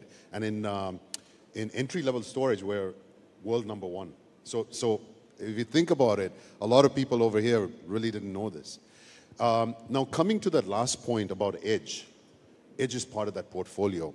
And Edge is very critical for 5G. And the portfolio that we have actually is purpose-driven. It is not rehashed servers that you just put in. They're purpose-built for the Edge. Levels of security, ruggedness. So, I mean, they could be in a dusty railway station. This is what's going to actually help at the Edge, 5G. Now, I talked about the platforms. I talked about, you know, compute at the Edge. What are we going to do with this? It's around data. They want to make sure that you get insights of that data. And you can only do that, you know, we're talking about AI, we're talking about machine learning. And all these aspects are available if you have the right infrastructure at the Edge. And today it's a reality, it's available. Use cases, plenty, retail. Talk about, if I go into the rural, how can you manage crop management to give the farmer insights on what the crop portfolio that they should actually put in. What's the right time to harvest? That's one extreme that I talk about. But coming about cities, traffic management, congestion, goes on to sustainability, those aspects. So last I'm going to say, you talked about use cases, and I know you're not going to allow me any more time to go on, but I can spend the whole night here talking about use cases. But let me tell you one use case, all right? I'll tell you actually, so there is a colleague of mine, when people were saying, okay, what's the use cases? And I'm going to repeat what he said. He pulled up a drawing that his daughter drew in a crayon. There was an airplane, there's trees, there's a truck, there was a boat, there's buildings and everything. And he said, the edge is everywhere. So what I want to say is the edge is left to your imagination. So yes, utility, retail, finance, banks are using it. And then also in warehouses and factories. We've had a conversation with a customer who came in and said, I'm repatriating from the cloud, but my factory is really off. I've got limited bandwidth. That's a classic case. That's a classic case for them. Yeah, I think it's a good point you make. It's not the use cases, it's how much you can imagine. In fact, I was reading an interesting quote that said, you know, if you're waiting for somebody else to solve a 5G disruption for your industry and then catch up, you know, for all you care, you might be too late. So it's about figuring out the right time, bandwidth, budgets to be able to start thinking about the agenda sooner than later. So I just add to what you just said, right? You're right. There will be some champions out there that will build the use cases. And this is an opportunity for all of us to go in and say, oh, this has worked well. How can I use that in my environment? No, absolutely. And I think just to add to that, I don't think companies are saying, I want to do 5G. 5G is yet another technology. Companies are looking at how do I solve my business problem. Exactly. And that is their transformation agenda. 5G, AI, edge compute, all of these are then the ingredients to solve that business problem. And that's, I think, what 5G will enable. But it's one of the ingredients of a secret sauce that company is trying to solve for. No, absolutely. And I've got another drill down on this, Prateek. I'll come back to you. But Santosh, the next one's for you. And, you know, we talk about 5G. We talk about a lot of data. We talk about a lot of data processing. And I want to pick up on, you know, this whole chat GPT, you know, that all of us are aware of. And, you know, in 60 days, the 100 million people kind of used it. And each one of those 100 million people are going back to work and thinking, what is generative AI going to do for me? And today, the infrastructure and the technology enables that to happen. So, the question for you, Santosh, really is, how is it that Intel is trying to enable, the whole explosion around AI coming to life for companies and the business benefits around it? But how are you enabling it as a company? Sure. I think there's two aspects to AI when we look at, from this space onwards. One is, how can AI help the operator, right? Be more efficient, effective, lower costs in terms of the network. So I think that's one aspect that we go work on. And the second one comes back to what kind of use cases can I go and do once you have edge being intelligent and data getting collected at the edge, right? So from an operator point of view, I think, we've been in the process of designing products that really go back and help with that, right? I mean, our latest products have 30% lower power. It has, efficiencies built on it that will reduce, more add-on cards or any of those accessories you don't need to add. So I think we try and understand the operator's needs and try and build products that kind of helps them go use AI or be more efficient and effective as they build their networks out, right? From a use case, I think we've had that interesting discussion is use case is what you make out of it, right? And in India, I think one of the most exciting things that I've seen after coming back is everything that we have done here has not been done anywhere else. We're no longer the place that goes and says, oh, this has been done in market A, let's go adapt it to India. We've kind of gone and solved our own problems in our own ways and sometimes solve problems for the world in our own ways. The best example is UPI and the India stack that we have built. I don't think any other country in the world even thought of a model like how payments have been done in India, right? So I think we have an exciting startup community, an exciting, entrepreneurship that's available there. And with technology in their hands, I'm sure the use cases are just about to be discovered, right? And we can go build much more on that as we go and start working together. I think two very important points, and I want to reinforce that. I think this explosion of data and the more and more data centers coming into play, I think sustainable compute was very, very important. And I think that 30% efficiency on the chip is something that's very important for the environment and would definitely like to call that out. The second thing I think is also very, very clear here. With 1 billion people in a country and the unique opportunities that we have in terms of things that need to be solved. I mean, the number of hospitals in a traditional world that one will have to take to solve for 1 billion people is going to take maybe another few decades. But 5G use cases around healthcare can solve that for India and be the best-in-class option for the rest of the world to follow. So that is the power of 5G, and that is the opportunity for India at this point in time in bringing that to life. So Sumir, on that, I want to get your perspective. What do you think is the shift in the data management strategies that companies will have to follow to be able to cope up with the scale of what the opportunities, will unfold for them? So just riding on what Santosh talked about, one is on the ChatGPT AI. First of all, that's helped to make it a household name, right? I mean, it's like everybody knows,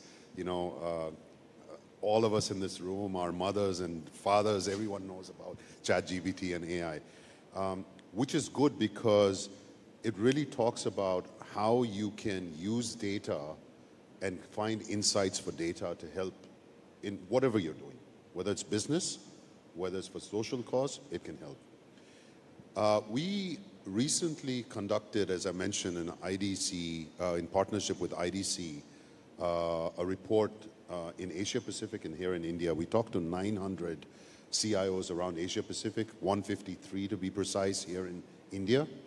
And there was some really interesting feedback.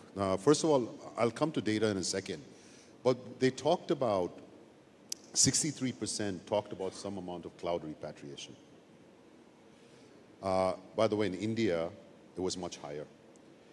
88% said that in the next 12 months, they will have some form of edge. Also, coincidentally, 88% said that they would also use AI in some form. Okay, so think about this. 88% said they would use edge, they would use AI. And that obviously, the flow is moving towards the edge. Now, depending who you speak to, I mean, I was reading a Gartner report said in the next 4 years, 75% of data is going to reside outside the data center, right? So, wow. so you think about that, right? So So really everyone, so the problem now comes is, where is my data? It's all over the place. Now in this same report, only, what was the number? It was 8%. 8% was a number that said they have data under one plane or one particular platform. So what it meant is data's everywhere. You think about your organization, when you look for data, is it in one platform? So that is a big challenge. That is a big challenge where organizations, because your data's all over the place. And that's where that's a big issue. So you've got to move towards getting into a one platform. Now, once you, obviously that's a journey. You can't do this overnight. You can't get a bulldozer and say, I'm going to change all my platform. It's a journey. You need to start looking at what do you, to Pratik, your point, what do you want to solve for yourself? It's not about edge. It's not about fantastic AI and all those jargons, but what do you want to resolve for your organization? And get that data and then slowly make sure that that is integrated into a platform which is easy accessible, and then work towards getting that one platform. And AI, again, you know, making insights at that edge, you need that infrastructure, you need the platform. And again, look, I've got to earn my salary for the day. So I have to say this again. At Lenovo, we have an amazing end-to-end portfolio on edge and AI services that can actually help. And you know, Amar alluded to this at the outset and the start today. It's not just us. It's about our partners. We don't come and say that we know everything. It is, of course, working with our partners to go and deliver it. So you're going to see a big shift. Just think of that, 88%. 88% edge and 88% AI. And hands on the heart when we Next look around. 12 months. Yeah. And in saying some form of edge and AI will be done. And you know, Pratik, as you roll out that 5G, that highway that you have, we've got to put really fast cars in it. No, and we're helping to put those fast cars in it. And we have, in fact, rolling out ourselves 1,000 edge cloud nodes by the end of the year. Because you need to truly harness the power of 5G. You also want to bring the data and the compute as close to the edge as possible. So, exactly. Absolutely. Yeah. So Pratik, I want to just bring you in for a, you know, while we understand, I mean, I'm sure people can think large companies will start exploiting this opportunity. Is there an opportunity for small and medium businesses? You started off the conversation saying it's actually the single biggest sort of bridge to the digital divide. How do small and medium companies make money out of 5G? I think to start with, the access to technology or access to the highway in itself is an advantage or a disadvantage. And I think that is the fundamental thing that 5G solves. One would get fiber-like speeds ubiquitously in the country. And it opens up a huge opportunity. Today, if I don't have fiber in my office, I can't do very many applications. For example, if I have to do a surveillance of a factory or a warehouse which is remote, and I don't have a good fiber access, I can't do surveillance because video upload won't happen on a 4G or any other connectivity. So you're solving for problems that today SMBs don't get. Large enterprises, everybody has a route to market. They will cater to those 5,000, 6,000 companies which contribute to 2/3 of the spend in the country. But it's the millions of SMBs who, with the access to a fiber-like service, bring about multiple solutions that otherwise were not available. The other thing that I would say is it's not just 5G. For a SMB, the proprietor or founder, he does not even know the word CRM. He knows that he wants to manage his customers better. He does not know HRIS. He knows he has to manage his employees. If somebody comes and shrink wraps all these products and solutions, connectivity, devices, and applications, and gives it to him in a cookie-cut, ready-to-consume manner, that's when the SMBs would truly leverage the power of technology. And that's what we're trying to do in Jio. We are taking bundled solutions. Yesterday, we launched a bundled solution for restaurants. We're launching a solution for pharmacies. So 5G is a part of that solution.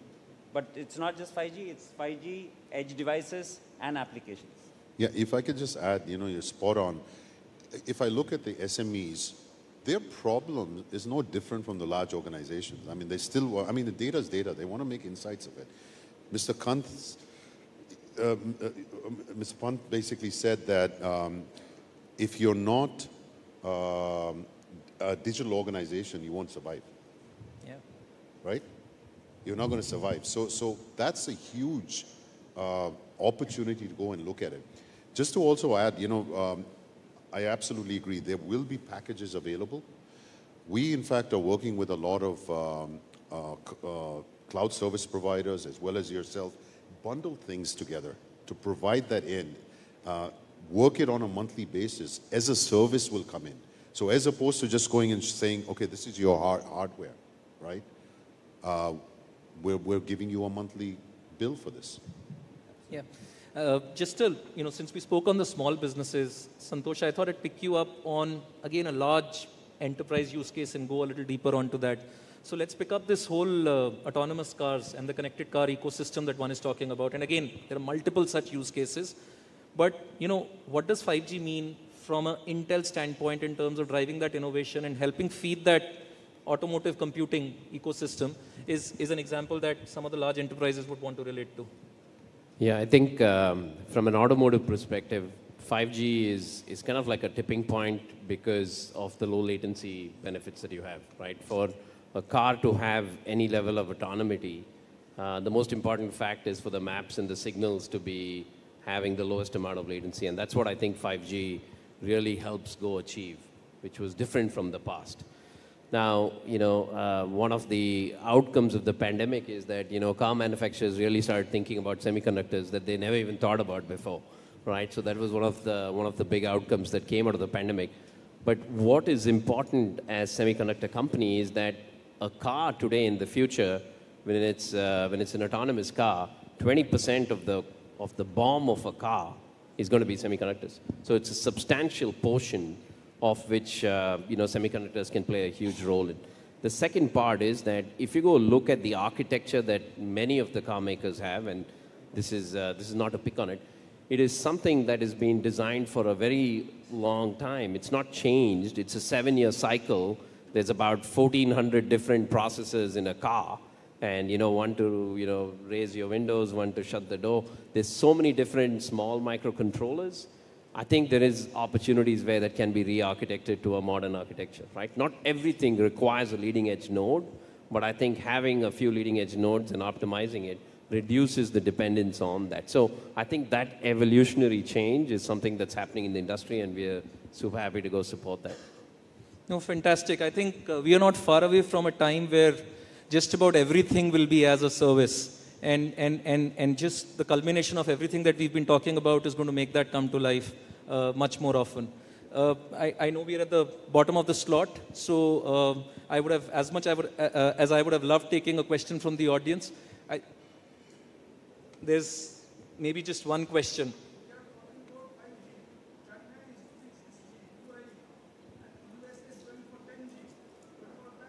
Can somebody just pass on a mic, please? The question was about China doing 6G and US doing 10G. I think that's his question. So if I can take a stab at that. Actually, for the first time, India is on the generation of telecom technology at par with the rest of the world. We took 4G few years later. 3G happened in India 10 years after it happened in Europe. But 5G, pretty much, India is rolling out 5G as you're seeing it elsewhere in the world. The work on 6G, by the way, has already started. So are we working on 6G. But we've typically seen a generation lasting about a decade. And we are pretty much, I think, in the second or the third year of the 5G decade. And I think from my perspective, the proof of the pudding lies with, you can keep improving on this. But the opportunity for innovation across enterprises is something that we haven't lost the plot to the rest of the world. I mean, all the cases that we're talking about is an opportunity that is live and available today, and we have the infrastructure to make it come to life. So I'm an eternal optimist, and that's what I think I'd like to focus on. No, you're absolutely right.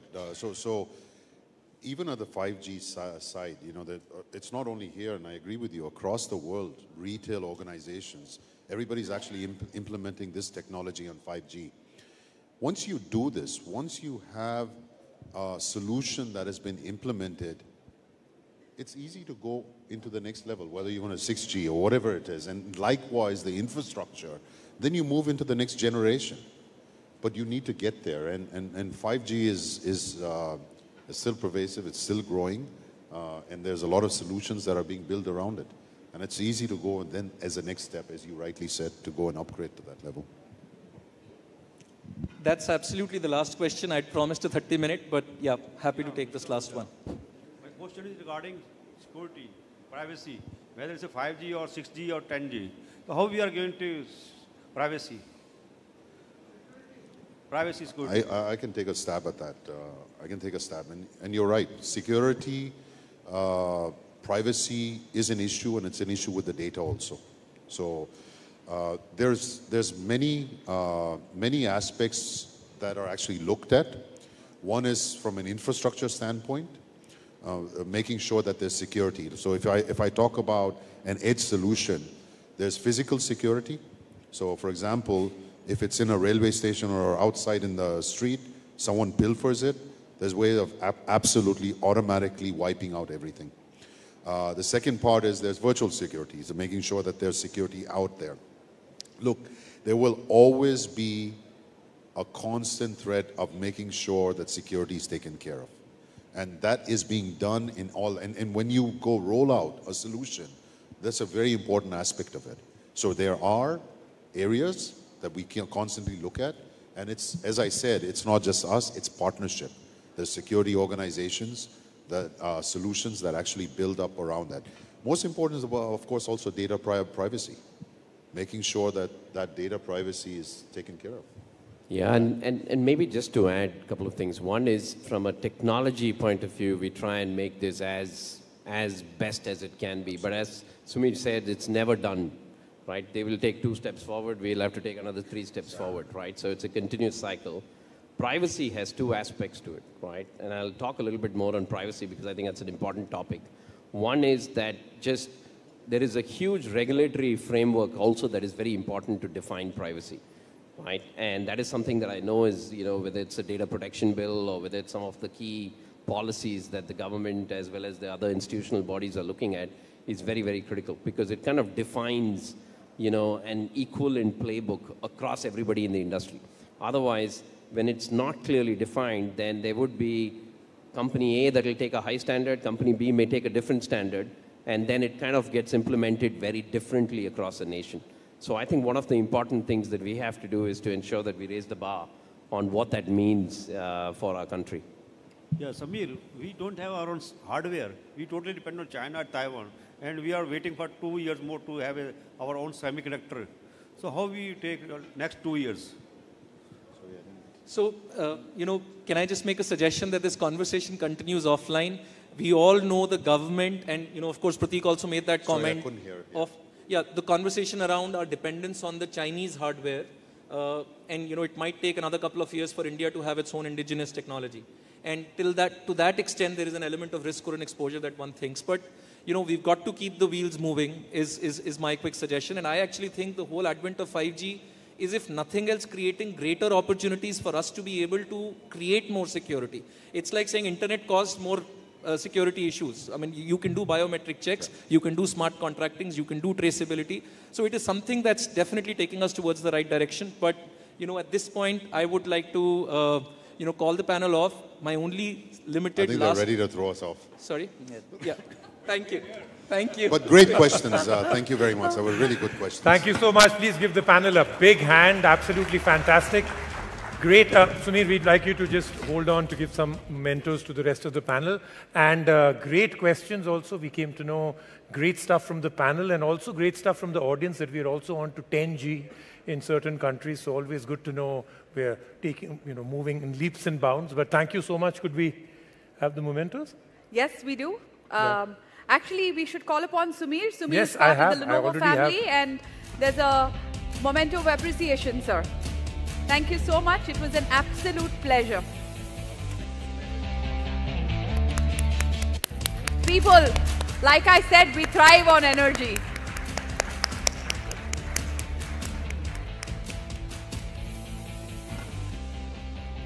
Brilliant conversation, great, very nicely moderated. Thank you so much. Great learning from all of this. Thank you so much. Thank you. Thank you. Wonderful. Rajiv, I'm sensing our audience needs a little bit of a kick of energy. What do you think? No, I think they're energized. I think especially the audience right there with a lot of questions is super energized. But I think let's get the entire audience to now participate, not one or two with a microphone. So let's do that much awaited quiz with all of you, right? So I'm sure some of you are aware of how Kahoot plays, for those that do not. Just take out your phones. I'll take you through in 30 seconds how we're going to do it. And, you know, she has a fantastic prize. I do. And we do not overpromise and underdeliver. You would be impressed. But that said, just for our online audience, we have many, many of them watching us. You don't have to be disappointed. If you are on the Lenovo microsite, there are quizzes for you. I urge you to go on the quiz section and play the same games, and you have as attractive prizes from us. So our online audience, you should feel as excited about this as the people within the room. So online audience, you're already on, and for the audience right now with us, this is what you have to do. Either you go to www.kahoot.it, or if you have the Kahoot app, just open it. The game pin is given right there, 983-4811. Then just, so we have lots of people. Try not to use those very, very cute nicknames because we will not know who won then, right? So no Chiku, okay? No Chiku, no yes. Chiku. So none of those because we'll not know then who you are. A first name is good with maybe just initial for the second or whichever way you want to do it. So if you're already in and lots of you are coming in, remember the game pin is there. Of course, if you want to do it, we can also do the QR code. Yes. Let's just try and, so we've tested this yesterday. It works right from the back also. So if you want to just scan the QR code, in exactly 30 seconds, we're going to move to the game. So that's your QR code. We're going to give it to you as clean as possible. Here's another promise, right? The more, the merrier. And the question is easy. And it is about 5G. So we just finished with this. It may well be from what the panelists just spoke about, but it's not about 10G. That's for sure. Rajiv, I worry now you're going to give it all out. So we have lots of people coming in. So I think we are good to go. Should we? Or do you want to give it another few seconds? Maybe because it's the first round and we want more Anybody people having any technical thing of not being able to do this where we can help? Yeah, so you're not. So are you on the app? You're already in, I can see, right? Right. Okay. Yeah, so if you're in, then the question will come as soon as I give them a signal to move on. Yeah. But if you're all in, if you can, you're not being able to? Okay. Once again, I'll repeat it, 3 different options. Just go to kahoot.it, that's the URL, or download very quickly Kahoot, the app. Once you've done either of those two, it'll immediately ask you what's the game pin. That's the first thing you need to do. Put those 7 digits in, 983-4811. And as you can see, many of you are already in. And every time it kind of clicks forward, that means 5-10 more came in. And we should then be good to go. There is no real reason why others have gotten and you haven't. So I think we're good to go now, should we? Yes? Absolutely. Okay. Fantastic. So I'm going to now play this out. Single question, fastest finger first. No Mr. Bachchan, it's just me. And the question is, and you have to play it on the app or your screen right now. What, are we good to go at the same time? Yes. What is the maximum speed offered by 5G networks? Maximum. That's the maximum speed. And remember, fastest finger wins. And even though we have 27 seconds to go, I don't think we'll need it. We've given you 4 options. There is no phone a friend. There is no expert option. You cannot call anybody, right? And Mr. Bachchan will also not give you any hints about as soon as you go wrong, he's not going to give you hints like shayad kuch or none of those. We'll just go with the right answer out here. So in 5 seconds, and in 2, 86 answers, all from here, 90 answers. All right, and 43 different people think it is 20 gigabits per second, and that is absolutely right. That is the right answer, but now let's find out who was the fastest to do it.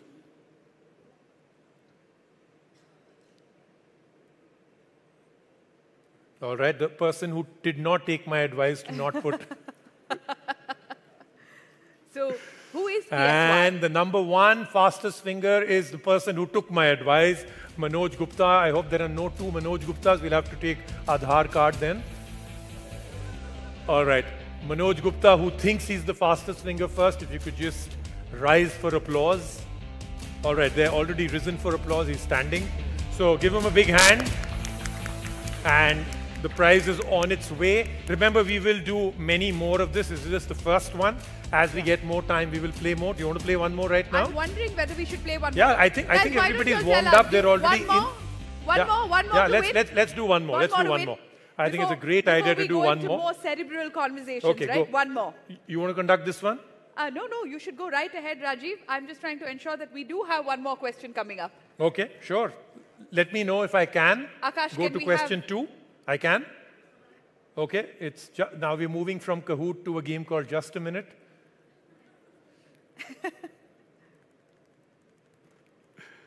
But has the prize reached Manoj Gupta? We made a promise. Manoj is a happy camper right now. He's looking very happy. Okay, let me know if we can play. No, I know the audience does, but I want to know we can play from there. No, we'll be doing quite a few of these. So, like I said, lots of interactive stuff coming in, but I want to play the second one right now. That would be great fun. Okay, get ready to join. The game pin changes, so everything else remains the same. Whatever you did, either use the URL, go to kahoot.it, or open the app. So everything you did, we had more than 100 or more people that had already come into the game. Do that exact same thing. And this time the game pin is 1326047. 1326047. So I'll give you a few seconds to get in.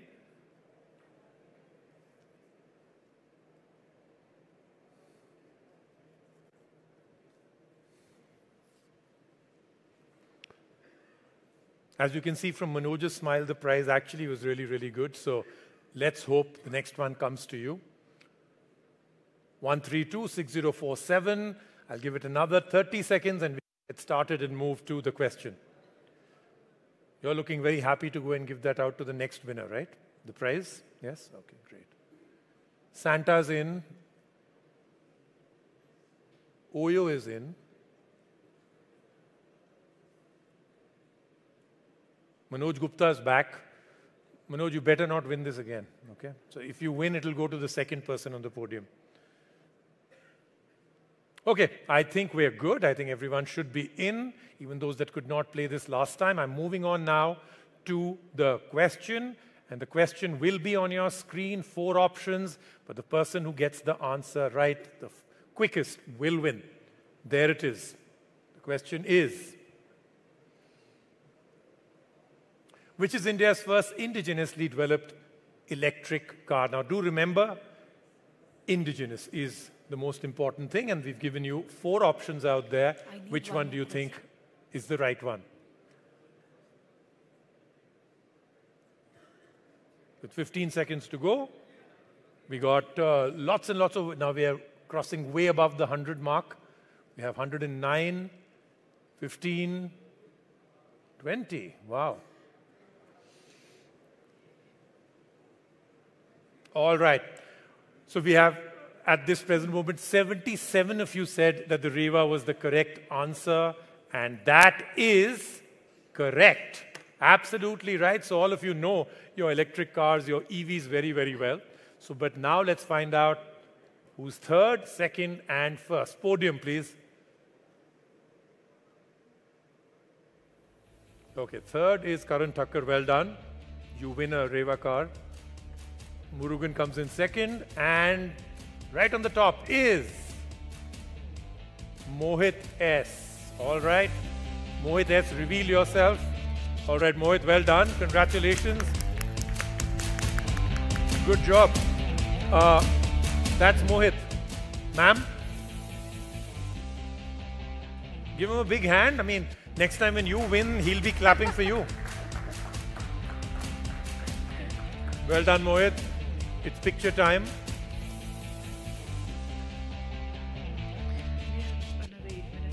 Oh. One moment. Yeah? And then we'll Okay.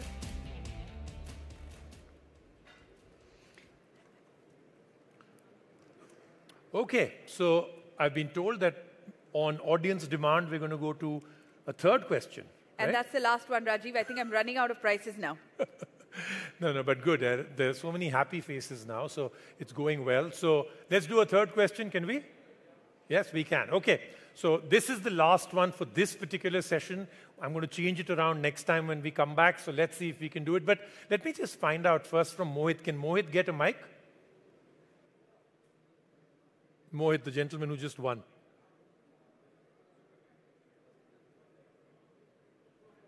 So what kind of car do you drive right now? XUV 700. It's working. XUV 700. Okay, so no EV right now. No, not right but, now. But Because when do you think you want to move to it? What would be in India there is a lot of decision making going on right now, a lot of decision paralysis also, whether you're going to buy an EV, not buy an EV. Any reason if your next car will not be an EV? So I think the biggest challenge is infra. So I live in a society where there are 1,000 flats, and there is no electric car charging. They don't have even one right now? Not even one. Okay. So that is the biggest challenge, I think. Okay, but once that is sorted, yes. What about the other one, the other two, three things that are very important? The most important one, India, kitna degi? Is that a big decision for you to take? How many kilometers now per charge? No, I think because with time the cost is going to come down. So that factor will maybe right now, but in coming years it should not be. And would you be confident taking it on an out-of-station trip? Yes, sure, because the kilometers running off is increasing year on year. So I'm sure by next year it will be easily running for 500, 600 kilometers. So you'll be fairly confident. Yes. And along the way, kuch mil jayega, right? Right. Okay. So let's do a show of hands. How many of you in the next, if you're going to buy a car right now, how many of you in the next 2 years would be confident enough of Indian infrastructure for you to buy an EV? How many of you? Okay, but that's actually, that's a pretty low number. I don't think they can hear you. Can I get a mic, please? Yeah, you're back. You're back. I think Amar said this earlier today, right, Rajiv? I think as a country, not just as a country, as a world, but more so as a country, we're becoming so much more conscious about sustainability, ESG. These things matter to us. There's an openness to want to include and be included and try the things that we might not have tried a couple of years ago. Like a lot of people who have not tried Kahoot before and are suddenly getting to be experts in the entire thing, right? Yes. No, but it's good to hear, though of course the number of people that actually raised their hand was a little lower than I expected because the excitement around EVs is a lot. But let's now get towards the excitement that is in everybody's mind right now to do with question number 3. So let's move on to that one right now. So remember the game pin is 810. 9010. I'll give it another few seconds, and then we're going to move on to that question.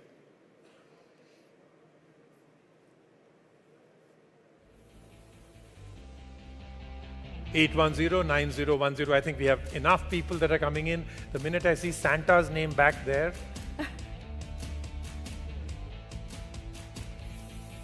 Some people are still still have a not few taking people your still coming in. advice, are I'm they? going to give it a few more seconds, but I am going to start right after.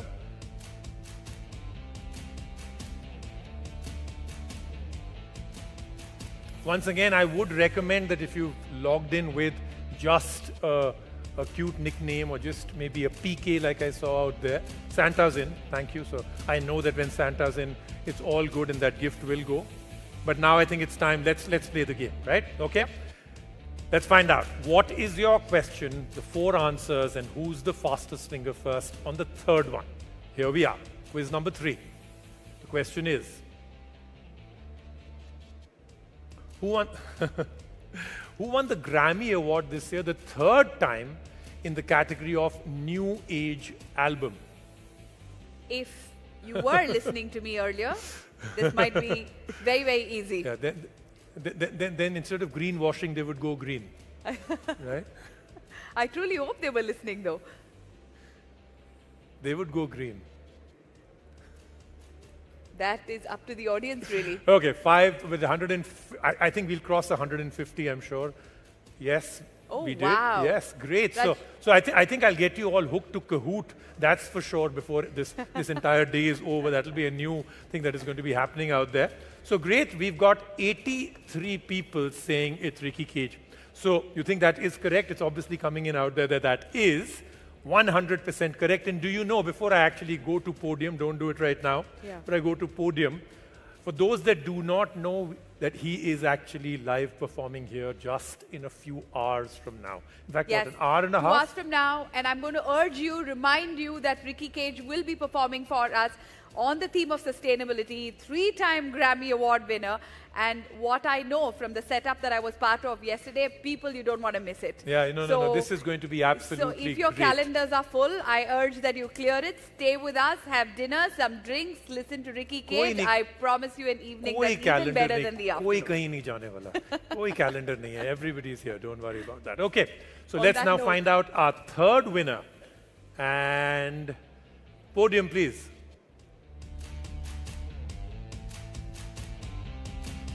Okay, Manish Gupta comes in third.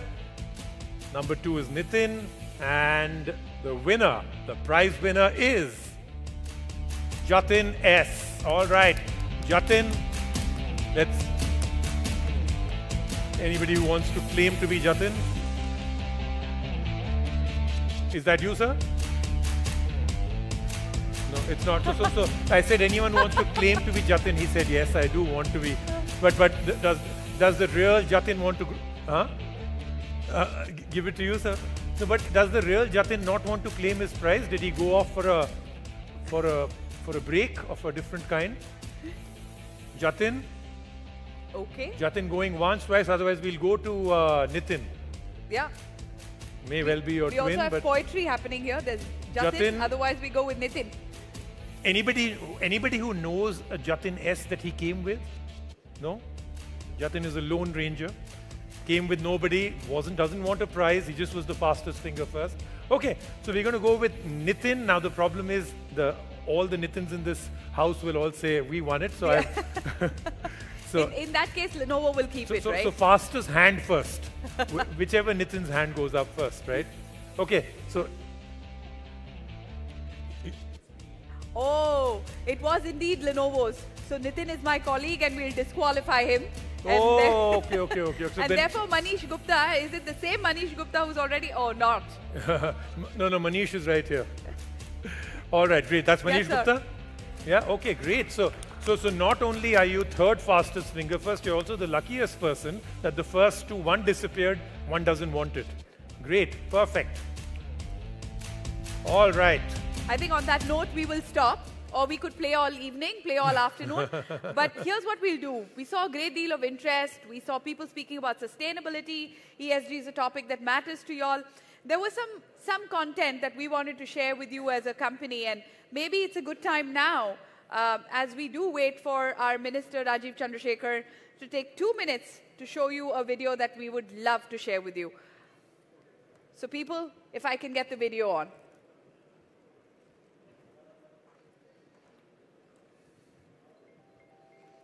We understand the decisions we make, big or small, impact future generations. The actions we make today determine our tomorrows. We have a duty to make a positive impact wherever we do business. As a global corporate citizen, this duty guides our vision to create smarter technology for all.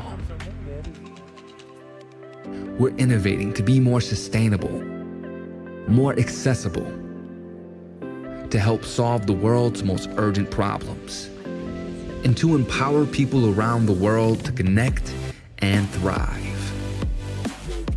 Together, we are working toward a smarter future for all. So he's decided to do more than a fireside chat.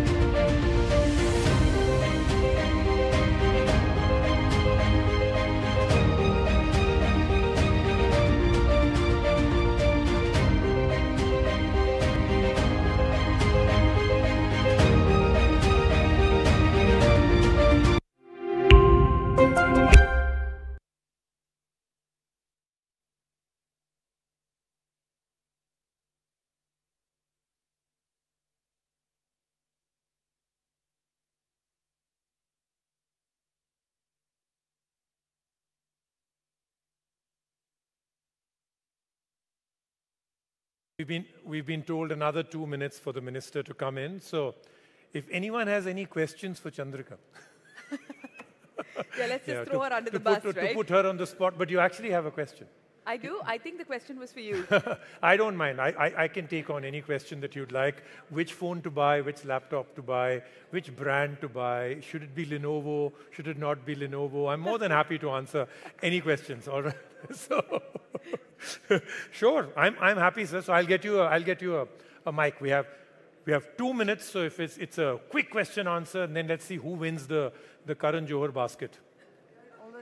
Questioned you about 6G and 10G. Right. So that price, there should be that price. So I'm very happy to answer that. First of all, anything any country talks about which is more than one generation ahead, like we're all in 5G, and I think they gave a great answer that every generation now of this network will last about a decade. So 10 years for each network, from the time it is kind of opens out in one country to the time it actually matures enough will be about the 3rd or 4th year. We're very happy that India is coming into it in the 3rd year, where some of the examples of what didn't go well in the rest of the world with 5G worked out. I think the good part about what has happened with 5G in India is that there are things we've done that have become lessons for the rest of the world. They will now change their strategy to do it like us. I'll just finish one last part, sir. But when you hear 6G, think that it's going to happen 2028 onwards, somewhere around that time. Nothing right now when you hear China, 6G, every country is already testing out 6G. In fact, I went to the Mobile World Congress in Barcelona and I was given unbelievable examples of 6G. So 7G, 8G, 9G, 10G are all figments of just technology imagination right now. No one really knows what they will be. But we're doing a good job with 5G is what I'm happy about. Sir. Yeah, Rajiv, you are always promoting so many electronic gadgets.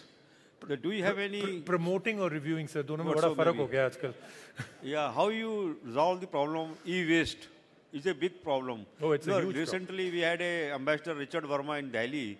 So he said in Virginia we have such a huge dump of e-waste.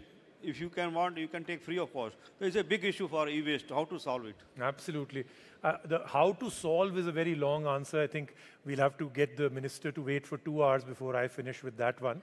But I think the good part is that we're starting to see, abhi tak, I think a lot of brands were doing something which is called greenwashing, which is claiming that they were being sustainable, but not really doing it. But in the last year and a half, I've started to see now that there are brands that are really moving towards two things. Making devices last longer is the best way to get rid of e-waste. आप क्यों अपना phone हर 1-1.5 साल बाद change करते हो? Because the performance is not really good enough. You start missing other features.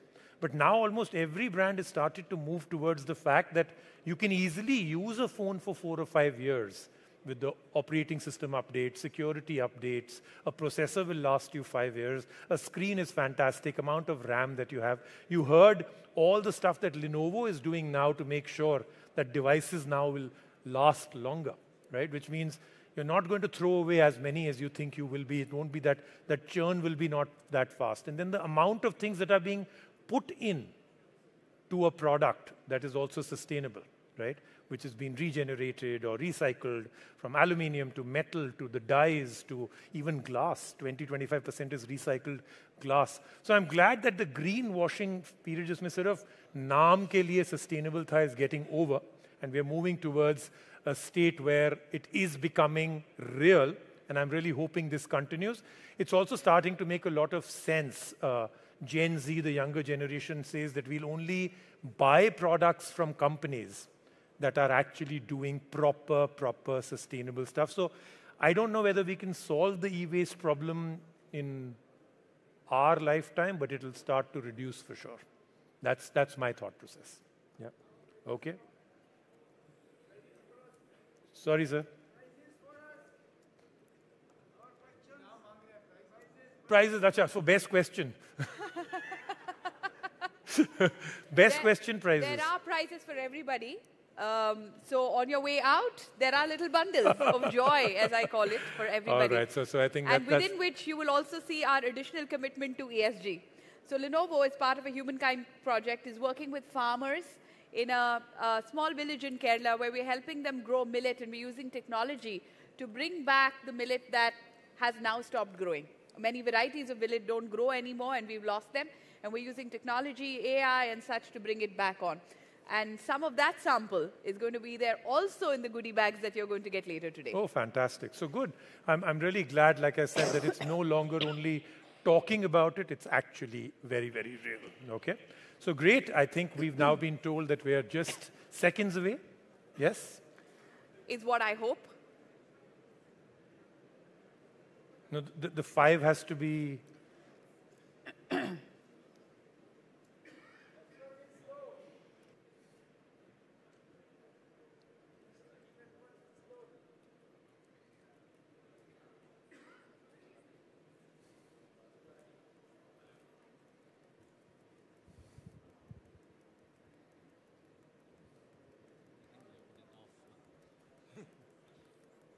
We shall get a quick update as soon as Chandrika turns.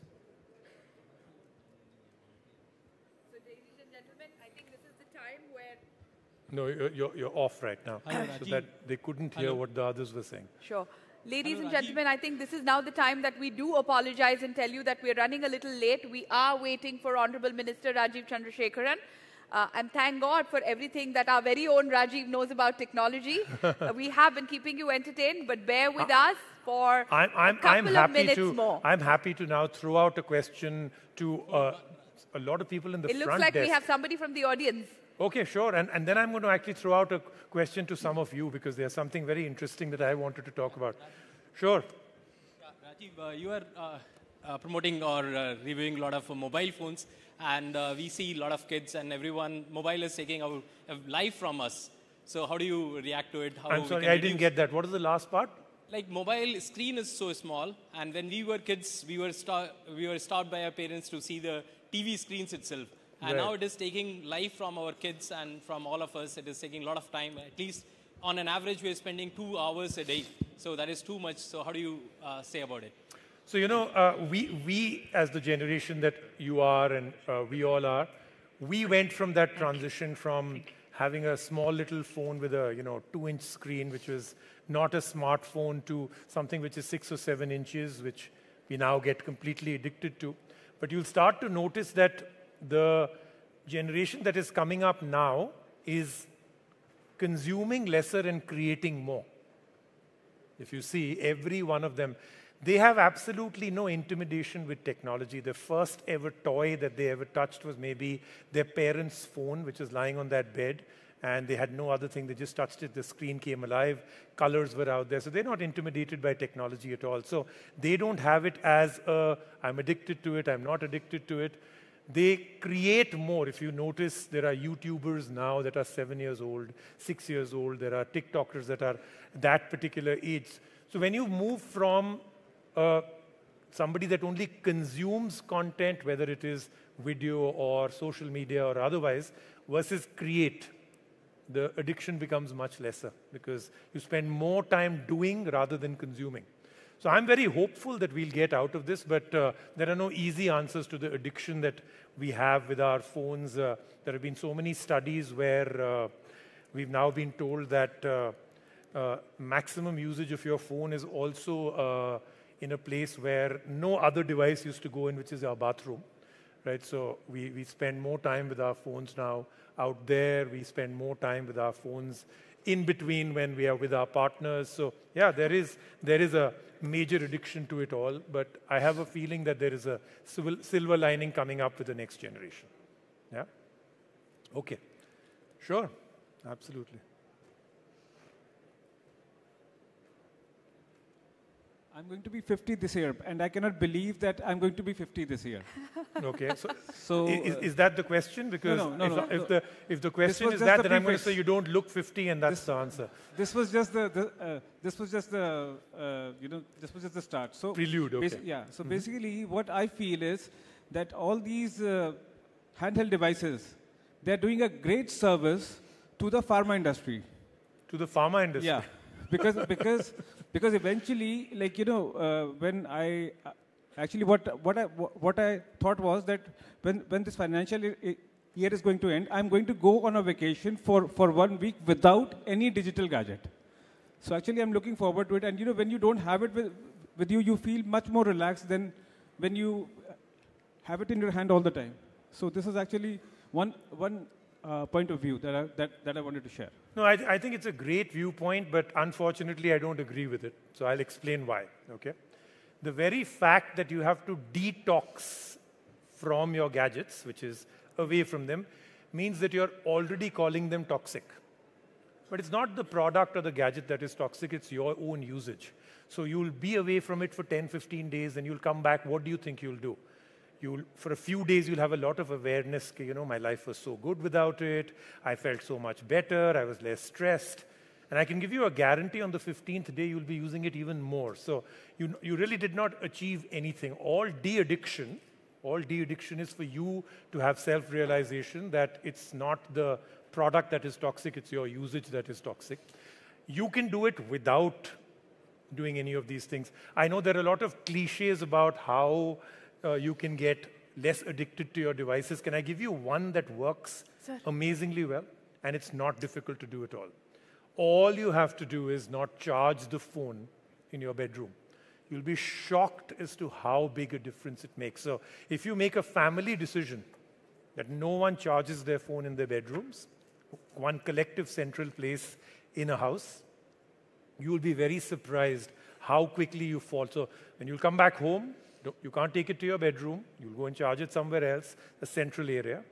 And you'll immediately start realizing over a period of 10, 15 days how you no longer have that constant need to go and check your phone, kaun message, kiski email, who's on WhatsApp, who posted that incredible Instagram selfie about being in another place on a holiday that you cannot go to. So all those things kind of stop. It stops hurting also. So try it out. You'll be very surprised. You'll be shocked as to how good it works. Don't charge your phones in your bedroom. Make that one single change, and you'll be shocked how dramatic the changes will come about. Yeah, so try it out. Hanji, sir. You advise them to cut down screen time. Right. And they have been very badly affected during Corona time. And not only their eyesight, but their fingers and other things are. Yeah, absolutely. So please advise children to minimize the screen time and don't waste their time and energy in this type of... I will. I shall take that as advice, and I shall take that forward, that we should speak to the younger generation about this for sure. All right? Let's find out from this gentleman. Yes? Okay, he's walked away with the mic for himself. Okay. No, I think he's giving it to someone else. No, it's okay, it's okay. Give it there. There he has it. Okay? Sure, carry on. I think it's on. Rajiv, the question is around, as we were talking about 5G, I mean, yeah, human life is getting affected, but more than that, I think animal lives are also getting affected by bringing in new technology. I mean, everybody is talking about 5G, 6G, whatever it is. But if we are living in a city like Delhi, you see the birds getting extinct. And there are theories that it is because of 5G. What is your sort of thought on that? So my theory is that it's still a theory. Because I think one of the things that happens, one of the things that happens is that we tend to move ahead with, so there are many other reasons why we've had, for instance, the famous sentence that we keep hearing about the fact that North India mein sparrows nahi dikhte hain, right? Okay. So now, right, you hear about it all the time. But so many different studies have been done about the fact that the sparrow problem is more pollution-led than to do with 4G or 3G networks, right? So I would rather go with the fact that if 5G, 4G, and all these things have done a huge service to save lives, get better communication, bring people come together. I mean, look at the amount of use cases that have dramatically changed our lives. For us to ostracize or say that this is killing humanity or mankind or animals and all that, I think it needs to be studied way more intensely before we throw out the baby with the bathwater, because abhi tak the theory is just that, a theory. It's not been proven, and every single time there is a study, even those that are not financed by 5G people, as they call it, it hasn't been proven as yet, right? So I think we'll wait for a little longer, right? Okay, we had the gentleman out there who had to get a mic. No? Okay. Anybody else? By the way, Chandrika, this gentleman also approached me saying that right after Ricky Cage, he would also like to sing on stage. So, okay. Thank you. You see, I just wanted to know one thing. Sure. How dangerous is it that when the phone is on charge or the laptop is on charge, and on phone you see somebody receives a call and the person is drinking water, he collapses there. I mean, is it true, or how dangerous is the wave you see that? It's an unfortunate complete myth. Because complete myth. Yeah, it's a complete. I mean, don't use that WhatsApp is moving around all over. Don't use your phone on charge. There are many other reasons for it. Battery is kind of unstable in the first few percentage seconds. It's heating up a little bit more. That's the reason why most brands give you a very short wire with their charger. Right. They don't want you to use it around. But the fact that you'll be charging a phone and talking on a phone and you drink water, and somehow the water, which is, skin, tissue, muscle in between, and suddenly conductivity will hit the charger. This physics and science is yet to be invented. So, ये वाले जो WhatsApp University वाले videos हैं ना, उनको ना forward करो, और you should just completely delete and ignore. Absolutely. I have a very simple piece of advice for you. If the video is from my Instagram account, it's absolutely perfect. Anybody else, it's all myth. Okay. Okay, so that's a very simple way that you can take it forward. Okay, fine. You'll be very surprised that this particular video, I have two people from my content team out here, we're actually doing a demyth of just how wrong that, you saw the CCTV footage of this person walking into his house, his wife serving him a glass of water. It is complete and absolutely not true. Okay, thank you. That's just you can drink water, but don't do it while you're charging a phone anyway. No? Right. Rajiv, I am going to have to butt in. While I absolutely love the banter, and I do know that Rajiv takes his tech guru role very, very seriously. But we have the minister. We do have the minister in the house, and it is my absolute pleasure to introduce to you Mr. Rajiv Chandrasekhar, the Honorable Minister of State, Electronics and Information Technology for India.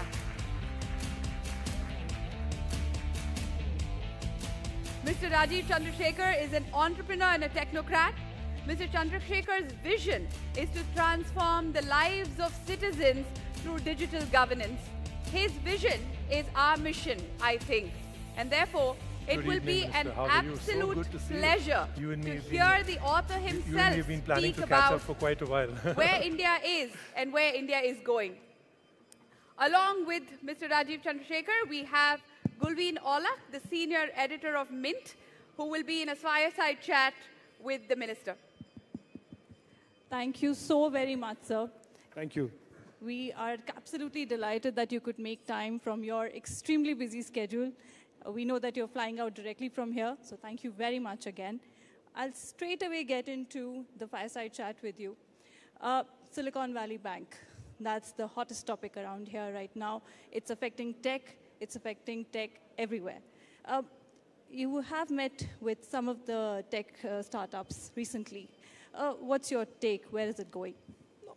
No, I think it's one of those black swan events. I think for a 28-year-old who's building a startup and is looking at all of the typical challenges of customers and clients and innovation and all of that, suddenly to find a bank that he or she had his deposits in the supposedly the best regulated financial sector in the world, the strongest financial sector in the world, suddenly disappear from under him or her is a fairly traumatic experience. And I think I've had the opportunity to meet with and engage with and speak to several startups over the last 6-7 days, including a virtual conference with over 460 people. Turns out that there is over $1 billion plus of deposits that Indian startups have in the SVB. I think the crisis that was 6 days ago, an existential solvency crisis, has become a much more manageable short-term liquidity crisis, and even that is being addressed as the bank allows access to the deposits. So the problem now that is left over is certainly a sort of trauma in the startup's mind, and certainly a realization that actually it is not the American banking system that you should be looking at. It should be the Indian banking system, which has stayed resilient, which has stayed strong. And I understand as of this morning, about 200 million odd of those deposits have moved to the GIFT City IFSC. So I think at the end of the day, there was a tendency for us historically to look at the American financial sector as the gold standard. Turns out it's not. And the Indian banking system and the Indian financial sector is more resilient and stronger, and should be the preferred banking partner for our startups. Should the Indian banking system be less risk averse? Because look, I think there's a tendency to use those words interchangeably, risk and prudence, at the wrong time. I think today what is attractive about the banking system is not their appetite or to take risks, as much as their lack of appetite to take risks. So their prudency is what makes them strong. Prudency is what makes them the go-to financial sector for many, many people who value their deposits and don't want to see those deposits disappear. So I think currently, with the way the NPAs are declining, and we will be at less than 4% by 24 March, the Indian banking system is being recognized for, of course, expansion, growth, but also prudency. And I don't think in today's world, necessarily, what startups are looking for is risk or risky instruments as much as just safe havens where their capital can be deposited, used, and is available to them as they go and need that capital. Great. That's good to hear. $200 million coming in. That's quite a lot of respite. If we talk about tech, if we talk about how technology is making India digitally empowered, which is also the theme of this event, the Digital India Act is something that will fit in completely over there. Where are we over there? And I know you're passionate about it. Please tell us. No, not so much passionate about it. I'm passionate about almost everything technology. I think for people in the room and those who are going to read about this and watch it, it is certainly clear and obvious that the Indian technology ecosystem, the digital economy, which is today growing leaps and bounds, it is competitive with the rest of the world, it is doing cutting-edge work, it is pushing the envelope in terms of innovation and entering areas that were not very obvious just a few years ago. We need a legal and cyber law framework that is contemporary, that is future-ready, and knowing as we do in this audience, I suspect that disruption is the normal. There is going to be more and more opportunity. There's more and more innovation that is going to push the envelope of what is acceptable and not acceptable. That we need a framework of laws that certainly can keep pace with the delta, the rate of change of innovation. And the IT Act that we have today is 22 years old. It is certainly dated by any stretch of imagination. And so DIA, the Digital India Act, is a successor act and a much more contemporary framework and what much more future-proof framework for the digital ecosystem. So if I am excited about that, it is only because I think we need it urgently and we need it fast. And we can, in a sense, show the rest of the world what a modern-day legislative framework for the tech ecosystem, the digital ecosystem, should look like. It's interesting that you mention it because Mr. Sunil Mittal recently in a CI event said that if you take the Indian stack and you put it in a country like, in a continent like Africa, the results that you will see will be much, much higher at a much more larger scale compared to, say, a US or a European model. The entire prowess of that stack is actually what you're talking about. It's if we have a if we have a similar legal framework and also in the Data Protection Act, for instance, that is also one of the things that is expected to come out soon. The combination of the two, do you think that can that work wonders for the Indian sector also and the economy? Look, now I don't want to put any country down, or I don't want to necessarily say that their way of innovation is bad, but I certainly want to say that the India way of building innovation, whether it is the Mars lander or it is the Aadhaar platform or the UPI or the DigiLocker or the India stack as a whole, is that since we use open source, since we are reasonably resource constrained, and since we certainly don't want to go out and contract large contracts with the conventional system integrators and the big tech companies of the world, we have learned through a combination of jugaad and ingenuity and innovation how to build innovation as a low-cost, durable, sustainable model of innovating. And I think that model and the fact that it is open source, interoperable, which is lent to this building of the India stack, and the India stack really started with a single layer, which was the identity authentication piece, the financial piece, then the DigiLocker, and then multiple pieces that got built on it, works very well for those countries that don't have a tremendously, let's say, mature technology ecosystem. And I will certainly share with you in this audience that we are planning an India Stack global conference in May of 2023, where all of the leading nations of the world are, leading nations who seek these kind of solutions are being invited. And we expect a minimum of at least 7 to 8 countries that are known as of today to sign up and implement those, the India Stack in their governments, in their ecosystem. So the demand for this model of a stack, open source, very interoperable, very easily customizable to the local needs of that particular country is significant. And in a sense, we are addressing a need for a lot of the smaller countries who don't want to invest billions of dollars and therefore have lagged digitalization compared to other countries. It gives them an ability to come right up to the same levels of every other nation. Excellent. I mean, are some of those countries developed nations as well? Yeah, of course. Most of them will be developing nations. I certainly don't think the United States of America or UK are going to take the India stack. Not now anyway. I think maybe in 5-7 years we will propose our solutions for them as well. But certainly right now it is countries who have seen the impact of digital technologies during COVID have realized that they are lagging behind other countries in the way they are digitally organized. And they want to quickly accelerate and do so without spending billions of dollars and making some big tech company like Lenovo or somebody else rich. Yet another area that you're extremely passionate about, and I'll take this as the last question, is the semiconductor piece, of course. Sorry? The semiconductor piece. Yes, of course. We have learned that there are many companies that are interested in coming to India and setting it up.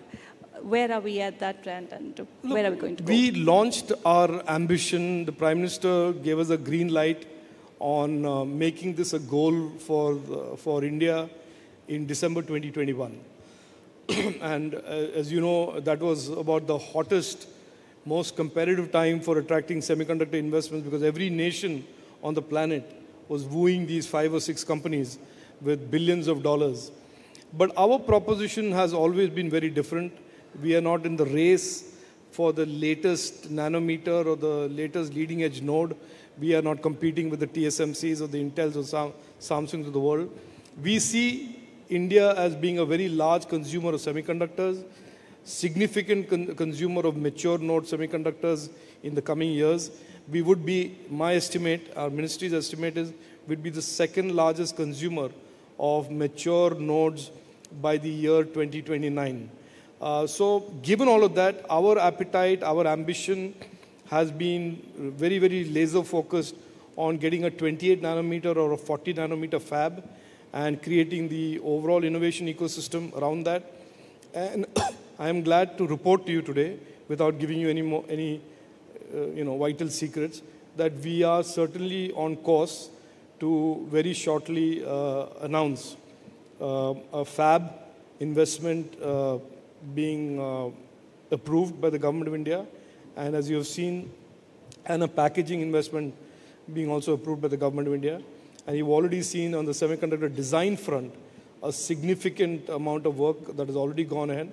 And we will also shortly be announcing an India Semiconductor Research Center, which will really create capabilities and capacities in the leading edge of research in semiconductors. So I think we have our goals and roadmap very well planned. The Prime Minister has been very, very supportive and visionary about this. And I think the 2023 will be the year when you will see that whole plan being rolled out. Excellent. Can I take one more? Yeah, okay, sure. Great, Yep. thank you. Just the electronics piece is something which is extremely critical for India. We want to be $300 billion worth going forward. By 2026 is what our target is. Is it achievable? Let me ask you that. I certainly think it's achievable. If you ask me, does the opportunity exist? The opportunity certainly exists. The concentration of the electronic supply chain, the value chain around 1 or 2 countries pre-COVID has given way to a reshaping of those GVCs. And so therefore there is a larger diversified supply chain or GVC that the world's consumers and enterprises seek. And we are seeing that reshaping. India is in play. India is a significant competitor for those new investments. Of course, we still need to execute well. It's not something that we just snap our finger will automatically flow to India. There is a real partnership between the government of India and many state governments. There is a real effort by many state governments to really not just roll out the red carpet, but create a sustainable environment and ecosystem and supporting enabling framework to attract those investments. Recently in Karnataka, there was an Apple plant that was announced, 300-acre plant. So, and today I've read that they are planning a $200 million AirPod unit. So these are the pieces that will keep adding. We are at about $75 billion today in manufacturing. And in 2014, just to give you a perspective, we were almost nothing. So in 9 years' time, we are at 75 billion. And in the next 4 years, we want to touch 300 billion. Today, we are doing exports of about 10 to 12 billion. By 26, we want exports to be 120 billion. So total volume of electronics, 75 billion to 300 billion. Total exports from 12 billion to 120 billion. And that would include components as well? That should include components as well, but I think the real scale for component investments will start by the year 24-25. As the platform volumes pick up, as the mobile phones and the IT hardware and the wearables and hearable volumes pick up, then the deepening of the electronics ecosystem will also get kicked off. And of course, the Indian government is going to support them. Yeah, you're aware, $30 billion have been kept aside by the Prime Minister for 20 billion for electronics and 10 billion for semiconductor. And that's money that is being well spent, creating significant investment, jobs. The PLI in electronics itself has created over a lakh of jobs and has created significant investment in production volumes. So I think it is one of those successful schemes that have really worked in the short term, unlike many other schemes that take a slightly longer period to make a difference and make an impact. Right. I can go on, but I don't know whether... So IT PLI hardware scheme is something which is... That's around the corner, and we will certainly be seeing it soon. I shouldn't speak too much about it because till the government approves it, I shouldn't comment on it. But certainly in our strategic vision, we expect India to be one of the significant consumers of servers as the cloudification of the digital economy accelerates. And we would certainly want most of those servers to be assembled, tested, manufactured in India. And for that, we have a PLI around the corner, and I hope we'll see success in that. Great. So I don't want to take too much of your time, but thank you so very much for... I'm sorry to do this in a hurry, but there's some questions, is it? Oh, please. Okay. We didn't have that in the format, but we can take one question only. I'll take one and I'll leave. You're talking about semiconductor. Yes. And Prime Minister has already proposed... I can hear you. Prime Minister has already proposed 76,000 crore. Hanji. I'm trying to understand, earlier we depended on China and Taiwan. And China is such a smart people, they are making Indian names company, they are registered it. So where is our Bharat, Atmanirbhar or Make in India? And this is defeated by Chinese people. How to deal this situation? I don't know. You'll have to repeat that question. I'm saying Chinese people are getting registered their company in India, Indian names. And our purpose of Atmanirbhar or Make in India is defeated. So how to deal this Chinese smartness? No, look, I'm not sure how it relates to semiconductor, but let me answer that question anyway. There is nothing in the government. India is one of those rare exceptions in the world where we don't have any exclusionary business policies. Our government welcomes investments from everywhere. There is no geographical exclusion. Certainly, however, there is a press note 3 that says that any investments from around our territory or from our neighbors is scrutinized to ensure that those are really real investments and they are not any other national security risk. That's it. Otherwise, there is no restriction, there is no limitation. I'll take one question and then I'll leave. Gentleman over there, please, behind. India is one of the fastest... You'll have to speak up, sir. Yeah. Can you hear me? Yeah.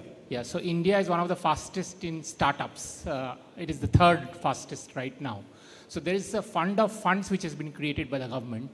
So I was wondering how MIT is helping in disbursement, faster disbursement of those funds. No, that's not something we do. We don't have any fund of funds. There is a NIIF in the government of India, and there's a SIDBI fund. Both of them are administered by Ministry of Finance.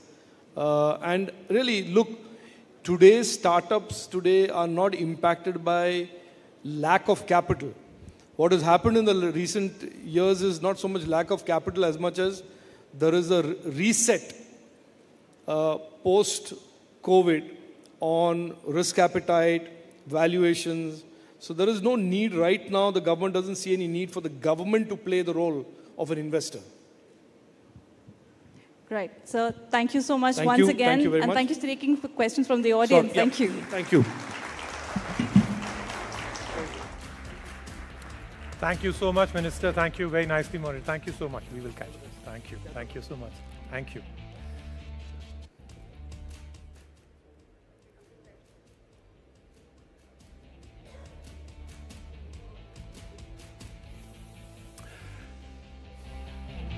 Okay, that was interesting, enlightening, and I, for one, am very, very sure that the 300 billion target, the way I have been seeing, the way we have been consuming our electronics, our gadgets, and how we've started to use them very differently from everybody else. Right. I think the 300 billion is very much on the card.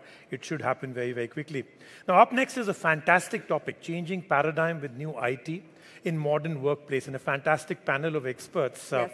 We have Diva Dayal, Managing Director of Sentinel-1, and Mr. Harnath Babu, Chief Information Officer at KPMG. They'll be discussing how cloud analytics, AI, and cybersecurity lots of you have been asking these questions.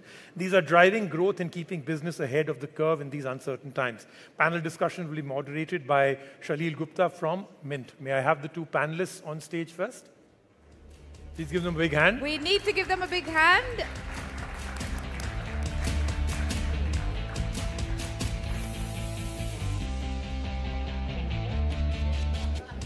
Come, please. Thank you very much for coming in. Wonderful to have you, please. All right, so I'm going to leave this to you for the next 15 minutes. All yours. Thank you so much. Thank you. Sure, thanks a lot. Thanks a lot. Yeah, I think it's a very, very interesting topic which we have. One is, changing paradigm in the new IT modern workplace. I think you asked a question, why this ramp? You should wait for a session which is going to happen, probably the last session, and then the secret is out. But this new modern IT and the modern workplace, probably the question has been pondering across the board today in many organizations. It started in December 2019. We were normally working in office. We were coming to office. My workforce was in office. Large part of the organization, globally, India, all office. Coming March 2020, we hit by a pandemic. We hit by a sort of a coronavirus. And we started patching a job from remote working and so and so. Largely, we spent around almost 1.5 years to 2 years to strategize the next phase of sort of modern workplace, right? I mean, we are thinking about remotely working. We were thinking about what should be the new blueprint.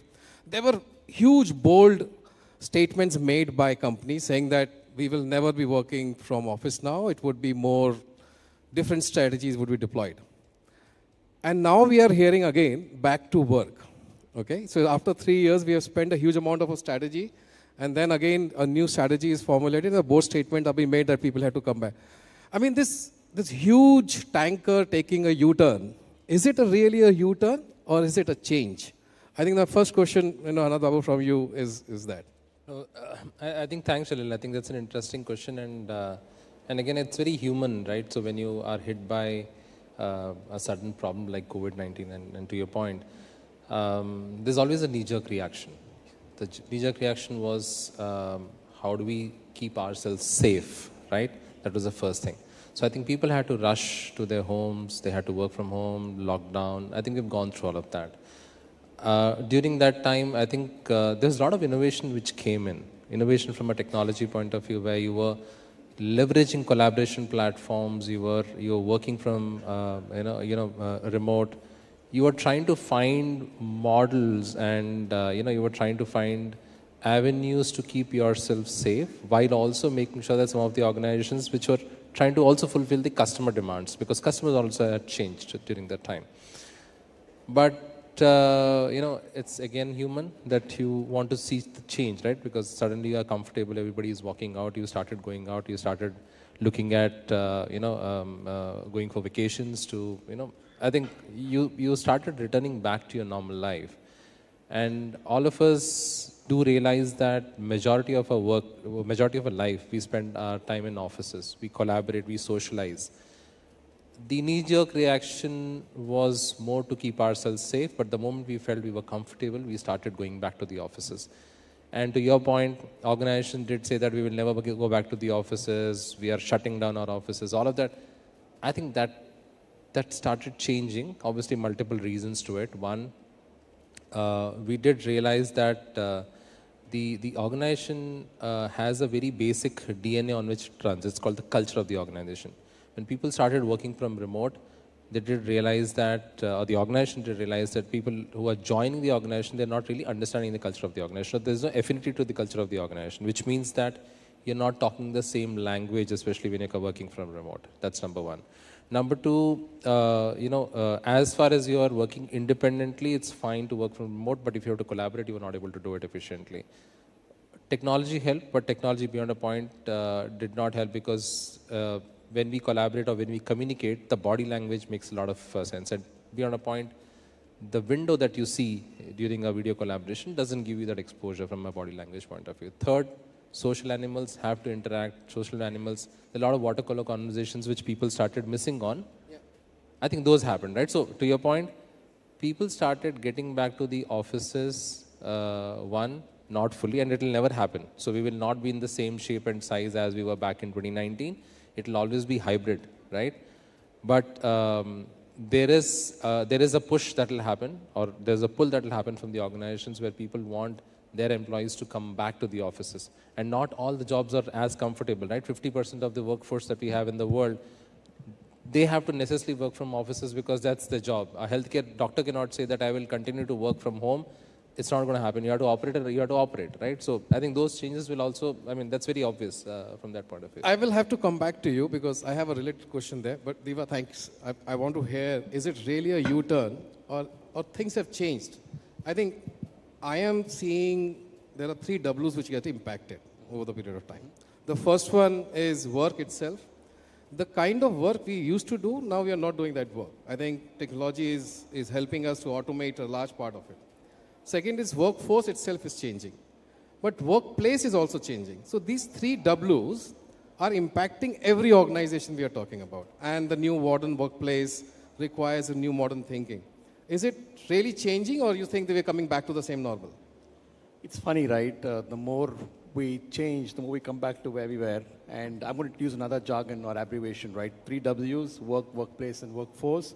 PMP, right?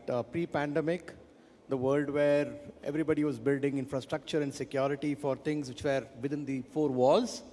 And then you had the mid-pandemic where we threw out those walls, the perimeters vanished, right? Security leaders like Karnath and people were wondering what happened to all the rules we wrote and protecting customers and data and whatnot, where users were actually working out of their kitchens and garden and bedrooms and whatnot. And then we have this funny little world now, which is the post-pandemic world, where we have understood one thing, that the user has got used to working out of the comfort of his home. He's not going to come back in a hurry, right? Organizations want them back, all right? And I think given the workforce, the talent that we have today and keeping them engaged, I think the world has to come to terms, the organizations have to come to terms that today we have to provide this workforce work from anywhere option. And this option is not going to go away in a hurry for sure. Given the density of traffic and whatnot, we got to look at how do we enable and empower these organization employees with technology and tools that can keep them secure everywhere, every day, every second. Sure. And, related discussion, I would call it, is we accelerated the adoption of a technology. Now, every employee, every customer, every supplier partner unconscious behavior is that they have reached into a situation that they're living in a physical world, in a nanosecond they're living in a digital world as well, right? And now shifting this world from digital to physical, physical to digital is sort of unconscious behavior now. Now, in this behavior, we have to design our own strategy for the next sort of generation to come in, employees to come in. Pros and cons both are there. One, we are hearing cons about moonlighting, and we're talking about lip syncing of interviews happening from home and people getting hired there. But also we are looking at bringing new talent into the ecosystem, high degree of collaboration happening. I think this is sort of a strategy, but how do we balance it? How do we bring this balance? Security is the biggest issue today we are looking at it. So the first is how do we enable that security becomes a trusting environment, not a zero trust. I don't know where this comes from, but how is trust coming across? Yeah, I think having spent 25 years in cybersecurity, I can tell you that security, unlike technology, right, specifically, is a very cat and mouse game, which means that you build something to beat something and somebody else builds something else after that. Which is why the reason today is that the age-old strategy of going and securing organizations using the traditional networking approach, operating system approach, they have failed, right? People build good softwares, but not secure softwares. People build good networks, but not secure networks. The question really is, are you able to really work with the best of the breed in making sure that you can have the latest and greatest next generation technologies and things like that, which help you stay on top of what the hackers are trying to do? Because the reality is this, there are bad people everywhere, right? In the real world, as well as in the digital world. They're going to vanish. In fact, they get even more advantages in the digital world given the anonymity and whatnot. And hence, it's important that a population like ours, and I think the earlier speaker spoke very well about the Indian leadership on technology front coming in, is we have almost 500 million youth who today understand English, they know coding, and they have access to all tools that are freely available to hack anything and everything they want. How do you then, and leaders like Harnath, put in place controls in process, people, and technology to actually keep yourself immune from these attacks? Absolutely. And related question to you from a security perspective. Your organization, KPMG, is a powerhouse. It's a global organization. I think large part of the discussion is IP-oriented discussion, data, in fact. And you're now enabling hybrid work environment. You're enabling new modern IT workplaces for the people. It will cause some pain. It will cause some change in the organization. First, I want to understand, is it really a pain or is it really a new strategy which is formulating at your end? So I think if I have to see it if I have to take a customer angle, if I have to take the client angle, right? So the very reason I work with an organization like KPMG is because I trust the brand. I trust that the organization is securing my data which is coming in. And again, it's this critical and sensitive information that is with me. So obviously I have to stand by the trust that's there, right? So there is sensitivity in the organization that customer information or the information of the organization is of utmost importance, and it's a zero tolerance in terms of having the data not being secure. That's number one. Number two, making sure that, and again, we are in the world where we are asking our people to work from wherever they could be working from client locations, at home, at offices. So it's a completely spread out environment, and I call this as the candles in the wind, right? So every employee who's out, he's susceptible to a potential attack by and anybody could, and there are multiple ways of getting the information out, social engineering to malwares to whatever that may be, right? Now it's important for people to understand, and again, at all the 3 points, right? People, process, and technology. So making sure that your people understand the importance of security. The processes are built such that we are ensuring that our systems are protected. Any system that we roll out, be it for our own consumption or for our clients, is not rolled out unless it's secured by all the measures that we have.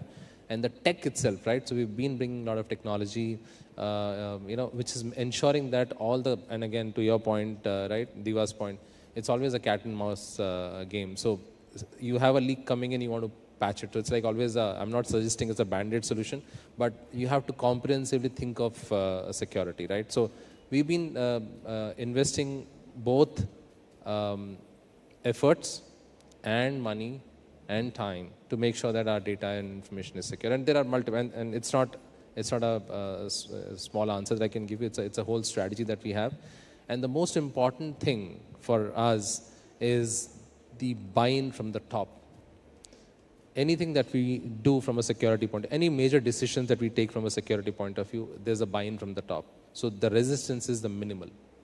In fact, security is a topic which is a boardroom discussion now. And I think it's a mandatory point or an item where data privacy, location of the data sovereignty is kind of discussed on the board side.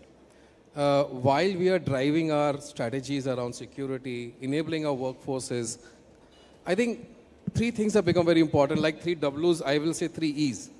The first one is knowing the expectations, whether my customers, whether my employees, or whether my suppliers. The second is creating and enabling sort of experiences around it, right? So even if at a Netflix there is a slight buffer, you would switch it off. You don't do it, right? So everything matters a lot. And the third thing is actually engagement.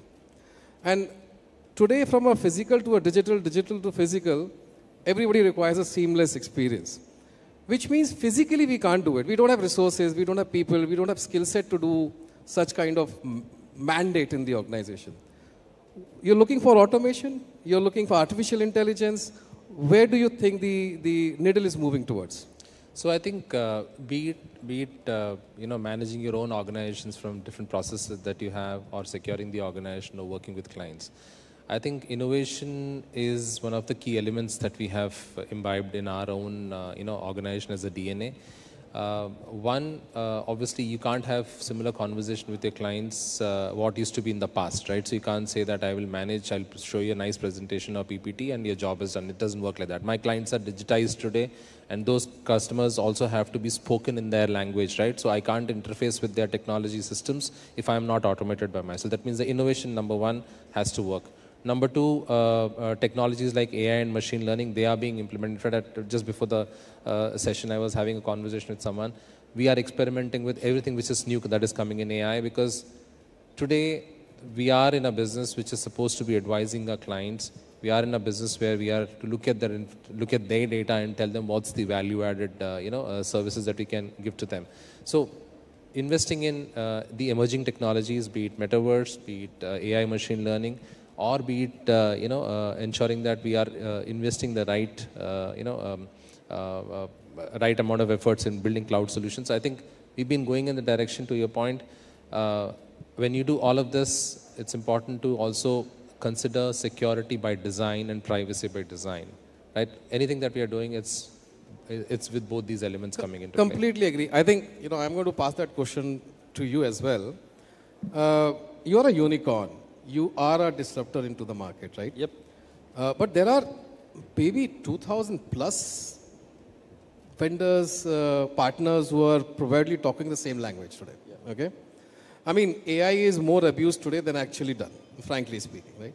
I want to understand, how do you solve problems which automation, problems like building an intelligence organization, security around it? I mean, what's the unique point there? Sure, and I think time's up, so I keep it really short and simple. I'm seeing time's up a lot. I'll keep it very short and simple. I'm sure if you take a pick of hands, everybody here in any organization, there are two categories. Either they all got breached and they know about it, or they don't know still that they got breached. So whatever 1,000 vendors are offering, all that bullshit is not working, because otherwise the top banks, the top government, defense, they wouldn't be breached today. That's number one. Number two is, I represent an Israeli company. The CEO is a hacker from the Israel defense. We made a product that basically patented a couple of stuff, but things like rollback of encryption of ransomware. These are very cool tech, right? And I think the point made by Harnath is, we use AI and ML to produce the product that we've produced, which primarily helps defend companies and organizations against machines. Today you're not fighting people. On the other side, they're just bots running out and trying their luck, right? If you're still using the old people technology adhesive, I think you're outdated pretty much, which is the problem with most Indian companies. They have legacy products, legacy platforms, fossilized security architecture, which is completely outdated, Jurassic Park times. They need to move to AI and ML-based technologies that actually can deliver that. I think we've done a great job so far, and working with Lenovo, we've been able to really, with a lot of humility, be able to offer this to a lot of customers here in India and more than 10,000 customers across the world. No, it's I would say it's a very big pain remover for our organization.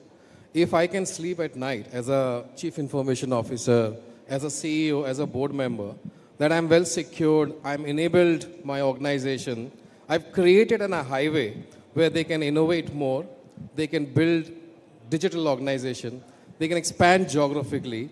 I think that's the way to go forward. Time is up. I can definitely ask 10 more questions, but I'm sure Chandrika is going to beat me if I do that. But you want to add something? 10 seconds. Usually when I present, I have only one slide where I start with. That's a slide of a picture of a baby sleeping.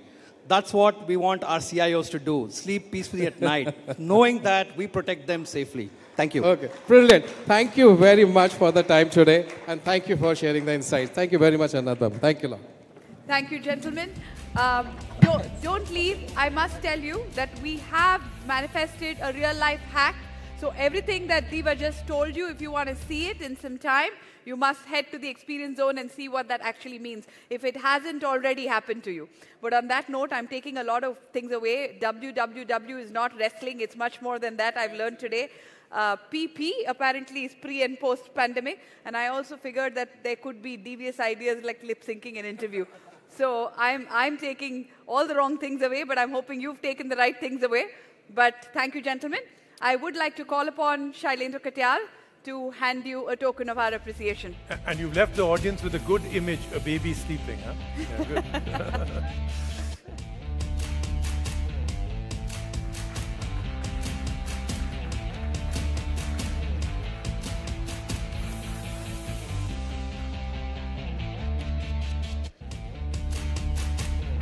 Thank you so much. Thank you. Wonderful insights. Thank you very much. Thank you, Shailendra. Come. You could. Just before I have Rajiv started, I am going to remind everybody that we would love to have you here later in the evening. We have a great performance coming up by Ricky Cage and some dinner and drinks, and we're looking forward to spending that in your company. On that note, Rajiv. Absolutely. So the next panel discussion is one I've been waiting all day for.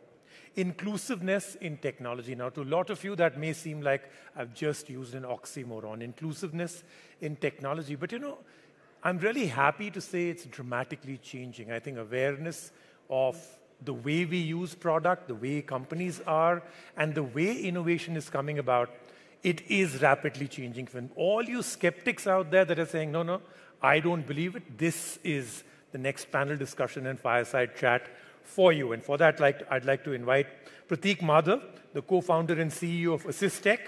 And I'm a big fan, Deepa Malik, the first Indian woman to win a medal in Paralympic Games. Prateek and Deepa, you should know that I have been personally waiting for this panel all day.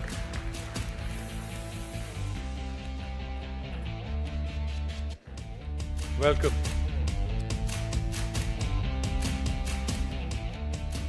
And I'm going to invite Jaspreet Singh, partner in clients and markets leader, Grant Thornton, Bharat LLP. He's going to be moderating this. Great. Thank you so much. Thank you. Come, all yours. Have fun.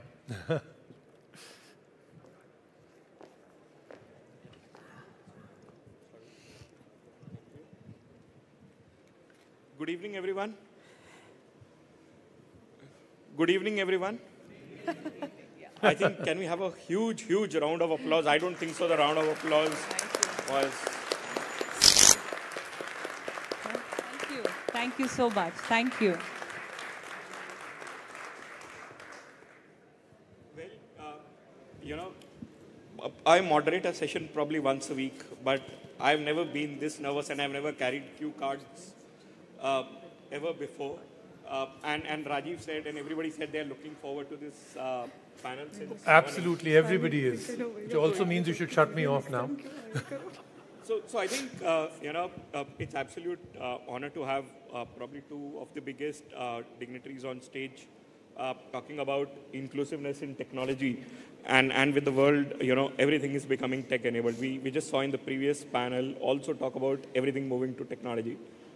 I would, you know, not even have a show of hands of people who've not even today started dabbling with ChatGPT, right? It's the way technology is entering our lives. So let me start with you, Deepa. Yeah. Your initial thoughts on this topic, please.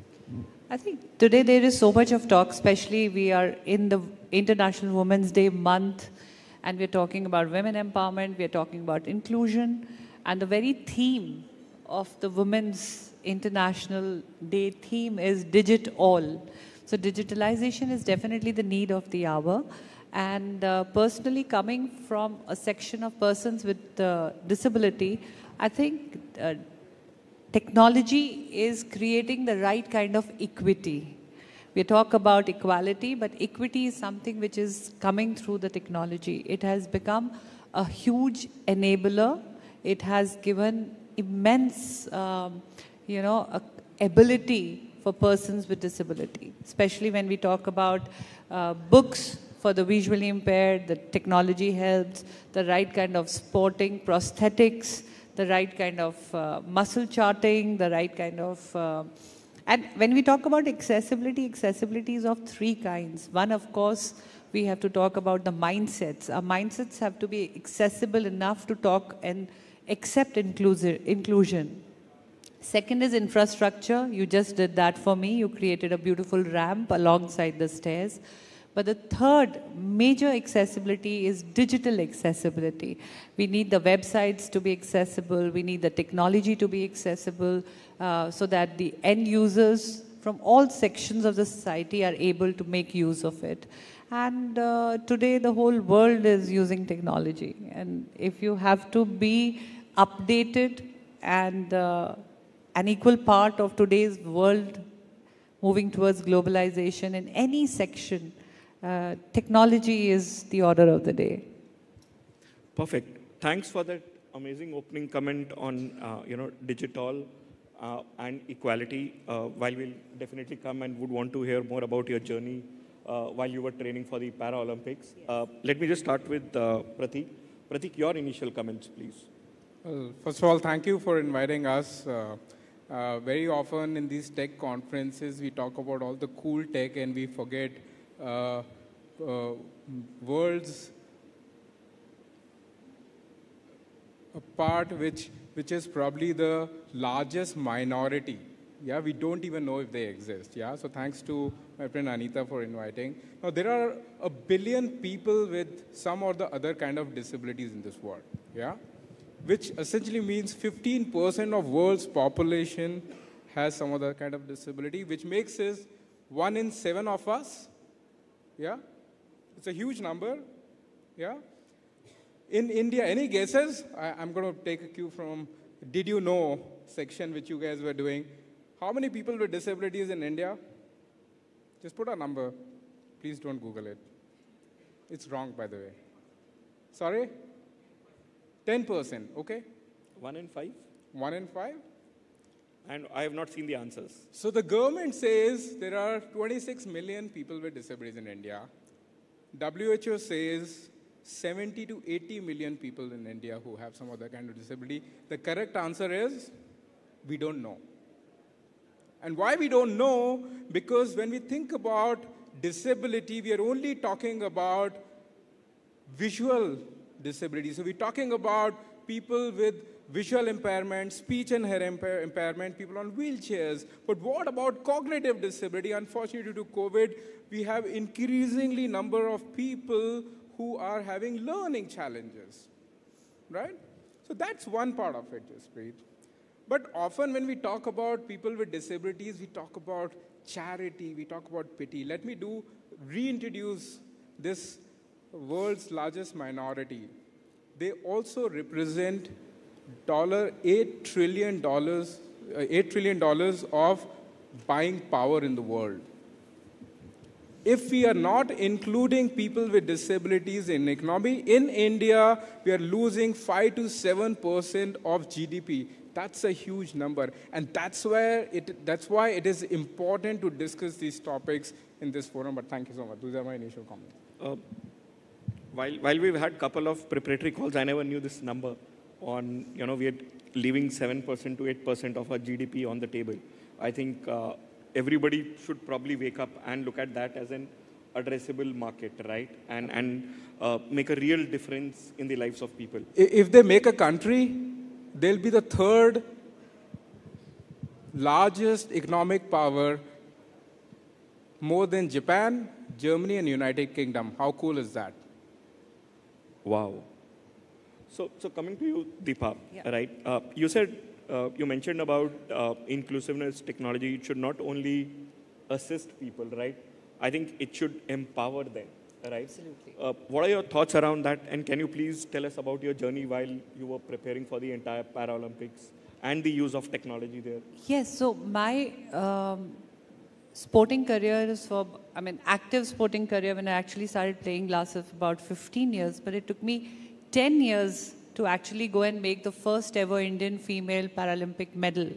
And the only difference I see was I was doing the same things, but I was doing it minus the technology. I had never got my high performance judged through the gadgets, where you get the right heartbeat, you get the right muscle charting, you have all the technology to tell you, the whole diagram of biomechanics comes on the screen, and then you know where to focus and where to train. And these were the loopholes which were missing.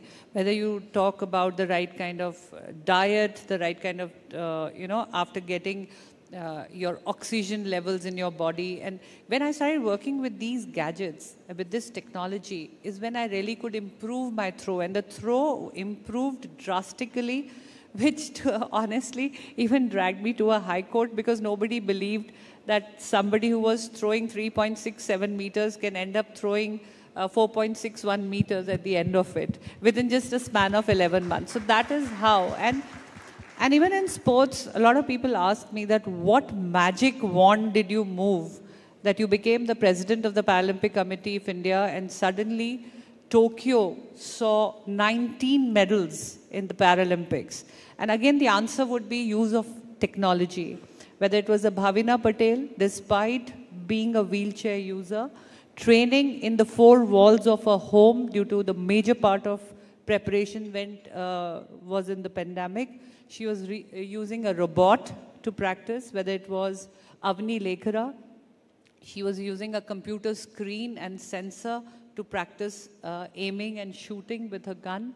Whether it was a Sumit Antil who went on to break the world record and win a gold medal because he was given the right prosthetic, which was again technologically made, customized for him by understanding his body weight, the pressure level on the leg. He was given 3 different prosthetics. One for regular walk, one for heavy gym equipment, and a lightweight one which gives him the jump and the speed. And same thing happens. We today are not able to get any medal in wheelchair racing because we don't have the technologically sound wheelchairs, the aerodynamically designed helmets. So that equipment is not here in India at the moment, and neither are we getting the funding and the resources because these are expensive. But we are getting there. Thanks to the technology, our athletes are now more informed because they're able to access information online. And if I say personally, I think I make a very good homemaker, I make a very good mother, I make a good driver, a good citizen of India because today technology has given me equity. I'm not scared when I'm alone in the house. I have phone cameras, sensor locks that I can operate from my mobile, and I don't have to really walk to know who's there at the door or should I open the door and when to lock the door. Lying in my bed, I can switch on and switch off the lights. I mean, it's there everywhere, and that's the power of technology. Thanks, Deepa, for in the end also highlighting how it would probably change our lives or is already changing our lives going forward. With that, I'll come to you, Prateek. You said the world is changing, right? But what changes would you like to see from a assistiveness in technology perspective by 2030 so that the world becomes inclusive for one and all? Sure, thank you. I came here early, and when Shailendra Amar was talking about all the cool tech and the future tech, I think it's really phenomenal the way technology has impacted all of us. Yeah. In fact, Mr. Amitabh Kant was saying he hasn't gone to bank, in years, isn't it? In fact, I think the richest Roman emperor did not have what we have. Can you guess what? Netflix. When he got bored, I don't know what he did. Right? But then, when we think about people with disabilities, we take this 14th century approach. COVID hit us hard, and the way we access education, my kids went on to school through laptop, but people with disabilities suffered. Yeah? And hence, we are talking about this emergence of startup. We had 400 to 98,000. Today, I'm happy to share with you guys the kind of innovation that's happening in disability tech, assistive tech, is just phenomenal. At ATF, we are already working with 400 startups in the country, and some of the solutions are about using AI and ML and computer vision to help persons with visual impairment walk independently. If you would have invited a person who has some visual impairment, he or she would walk in with that technology like you and I walked in. How about using virtual reality solutions to help kids with autism learn better? How about building smart physiotherapy devices? How about building smart wheelchairs? And I don't know if you guys know, last year we won 34 medals in Paralympic. Which was the highest ever. Yeah, highest ever. I think we should do a round of clap where Deepa pioneered this whole effort in the country, which has really given us well. I'm really hoping with some of these cool tech which we are supporting, we'll reach 100 in no time. Yeah, that's my vision in terms of really helping develop these technologies and bring them to forefront where everybody of us will be able to see people with disability while we don't see them today. If you walk into the mall, walk into the cafeteria, we don't see people with disability at all. My vision for 2030 is this cool tech, like other tech we talked about in the whole day, become relevant, become available. The way Lenovo has democratized access to tech is the way we want to democratize access to assistive technology. By that, I'm sure in 2030, the way people with disability learn, the way people with disability find their livelihood, and the way independent living will come to forefront, we will see these 80 million people among us, like we are saying, all of you today. Wow, that's a very, very great vision to have. Thank you. You know, if we can have even 20% of those people sitting amongst us, leading a normal life, we really would have achieved the mission of inclusiveness. So, Deepa, coming to you, right? How would embracing all of these technologies, lead to equity, equality, inclusiveness for everybody? I'm a living example. I always say that, like I just shared some examples that I don't miss walking because I have technology on my side. I feel secure at home. I don't have to, feel left out in participating in daily chores of my home, whether it is paying the gas bill or doing the bank work or reading a book or controlling the system. But again, from this platform, I would make an appeal to everyone out here. I know the who's and who's of the tech world is here. I want you to design technology in a way that it can reach each and everyone, and no one is left behind.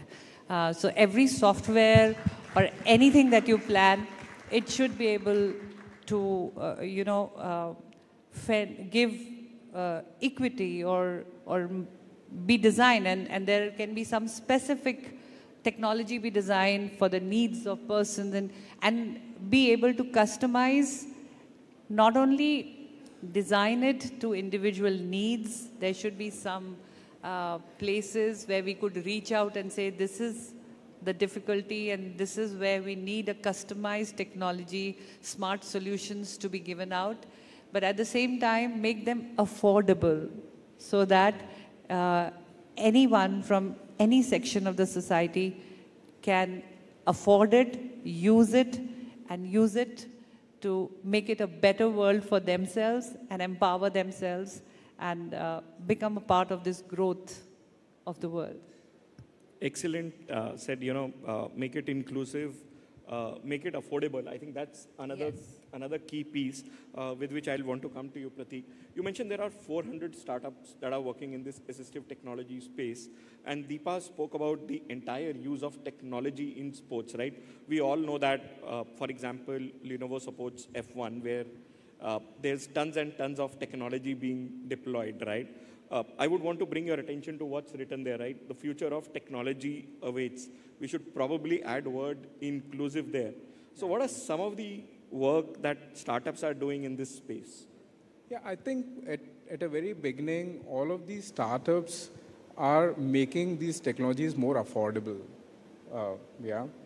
So be it a solution which is, again, I saw the phenomenal example with, I think Shailendra was talking about, vernacular language. So we have a startup which is able to read all the printed document real time through their device and technology, making it digital form for people with visual impairment in any language. So you can put a document in English, it will read it to you in Tamil or Gujarati. Yeah? So this is cool tech.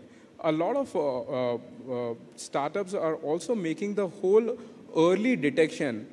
And we know that first 100 days or 500 days of a kid when he or she is born are so important. Yeah? A lot of disability gets missed out in terms of detection early on. If you can detect the disability or functional disability early, you can do the early intervention. And hence, the whole detection leads to, in some cases, those kids really living a very normal life. But today, all of these startups are bringing that tech for early detection. And I can tell you, while the disability population is increasing, such tech will be able to address and this kind of disabilities to a larger extent. Yeah. Yeah, I read while I was doing some research. I read that the infant mortality rate in India, we are the top 20 countries in the world where our rate is so high. So thank you for that. Bringing out. Actually, there's another thing. I know we're talking about billion people. We're talking about UPI. We're talking Aadhaar. And I think these are great achievements as a country want to have. But did you know that we also are a blind capital of the world? Yep. That's not what we want to get famous for. And I'm really hoping that technology which we are building, the startup we are mentoring, will be able to change that game, in coming future.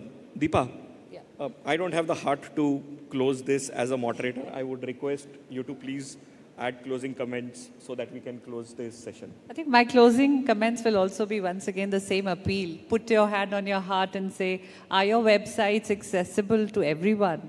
Are your softwares or are whatever you have designed in the world of digitalization or technology, have you made an effort to ensure that a visually impaired or someone who is hearing impaired will be able to utilize that, and definitely would like to see more and more women participating in the STEM world and become actively involved, because I feel participation of women in technology, since they make half the population of any country, any society, it is also important for them to come up, embrace technology, and then give their point of view, because you cannot be neglecting the needs of one half of the society.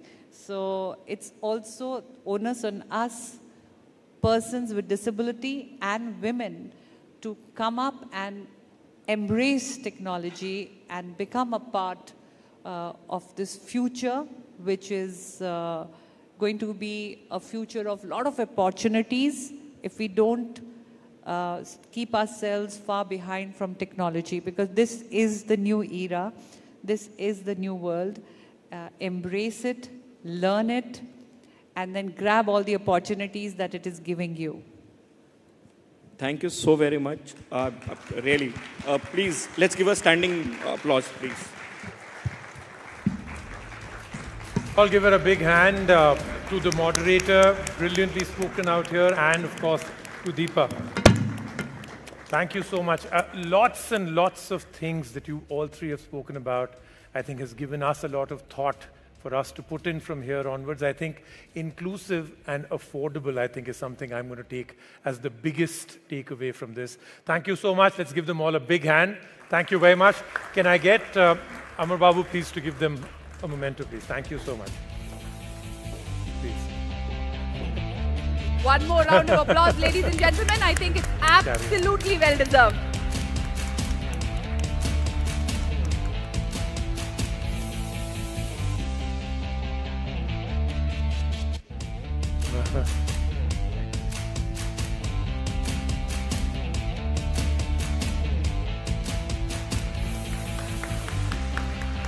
Sorry? Come. No, come.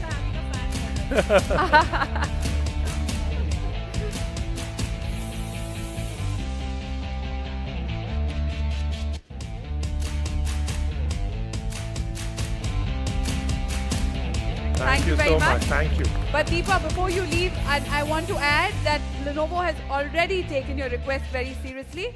We are the first ODM who has indigenous languages built into our phone. Kuvi and Kangri, my friend Prashant Mani should be here and should be able to speak a lot more, but I'm sure we'll do a lot more, and many companies like us. Thank you for inspiring us today. Okay.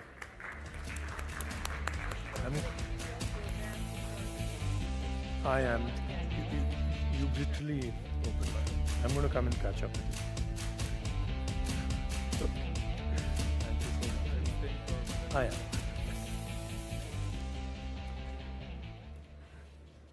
So, you know, there are so many times in life when something is built up, overhyped, and very rarely does it deliver. This one over-delivered. This was so enlightening. I am taking back so many different thoughts. Yeah, me and too. Deepa's, of course, told me that I should do a lot more on my shows also. So good.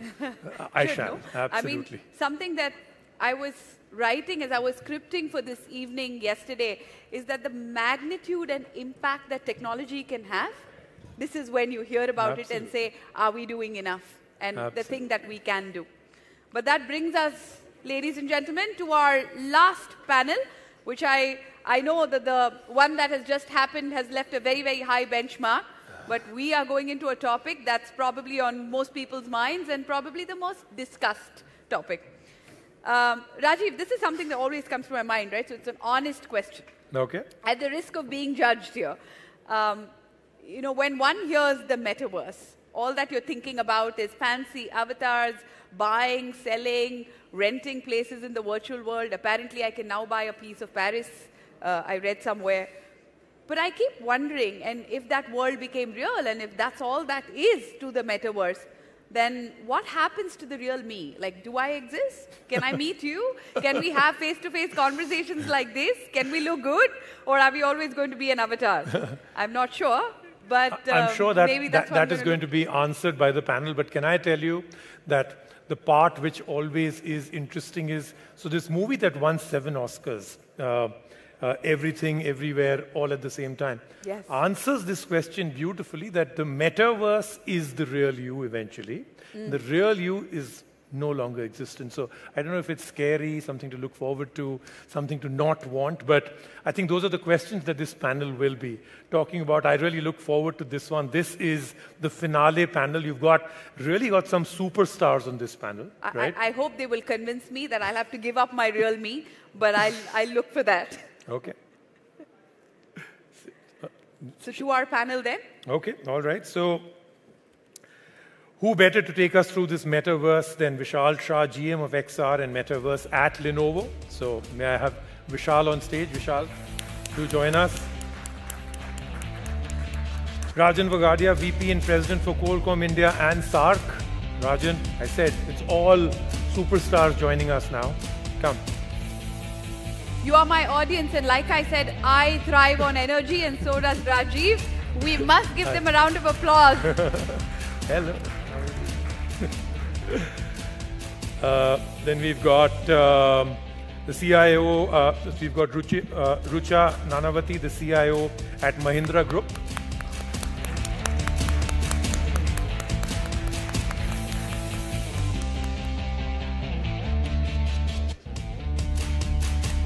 Great to have you here. Thank you so much for joining us. Thank you so much. Rajesh Uppal, Executive Director and CIO at Maruti Suzuki India Limited.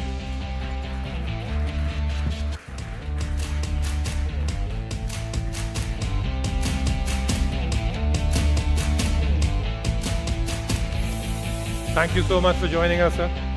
Great to have you here. Come, please. And the moderator is Leslie De Monte, Executive Editor at Mint. Leslie, good to have you. As always, the color blocking is looking great here, Leslie. I realize conversations are better. Good to have you, Leslie. Great to have you. Come, all yours. So take it away, the metaverse. Thank you. Can you hear me? Lovely. I think when I was thinking of how to set the context for the metaverse panel, one thing that I had not bargained for was Rajiv giving the intro. So I thought, here's this man who's going to talk a lot more about the metaverse, and what is he going to leave me with? But thank you, Rajiv. Oh, yes, yes. So, you know, typically, whenever there's any talk of the metaverse, I get two kinds of conversations happening. One is the metaverse dying? The second is, how exciting is the metaverse? Now, when I get these two kinds of reactions, what I typically tell people is, do you know how old these technologies are? So you look at some of the underlying technologies that the metaverse has. First, of course, is if you look at virtual reality. If I'm not mistaken, it was Morton Hellig, way back in the 1950s. Then you had Ivan Sutherland, who used to talk about augmented reality and virtual reality. That was somewhere in the 1960s, 1968 or so. That was, I think, the first AR/VR headset. Correct me if I'm wrong. And I think the other one was some pretty interesting names that we had. Then again, if you have, when you talk about Neil Stephenson, who coined the term metaverse, that was Snow Crash, which I think many of you started, talking about. The whole buzz around the metaverse started building up. Then, how many of you in the audience remember a game called Second Life? I see a few hands raised up. Okay. You remember Linden Labs? The Linden dollars? Lovely. So I do see a few hands up. So that was also your entire, what would we call it, the beginnings of the metaverse, probably a little too early, too ahead of its time. But as the technologies have matured over a period of time, we have realized that today, when we talk about the metaverse, it's very much there. A lot is happening, both in the consumer space and more importantly, in the enterprise space. So like, if you from the consumer space, I think things that have been driving, I think Daler Mehndi, who all of you all have heard, bought land in Decentraland. Then you have, I mean, we all say marriages are made in heaven, but many marriages are now being made in the metaverse also, and we have seen some of them. Then we have also seen a lot of action happening in the space of conglomerates. So companies and conglomerates, we have two of them out here. You have Maruti Suzuki, then you have the Mahindra Group. And of course, you have Reliance Industries, you have Hiranandani Group, you have, you name a company, and I think most of the companies would have in some form or the other dabbled with the metaverse. Whether they fully understand the concept, whether the business models have been developed or not, that's a different issue altogether. But then, it also brings us that there are some challenges associated with the metaverse. One of them, of course, being the whole question of, I think Rajiv had touched on this, on the torsos, on the real me and Yumi. You see that even some of the torsos by Metas especially are half kind of things, which are a little disturbing to some of the people. Yes, but I'm sure we'll have Vishal talk about that in a bit.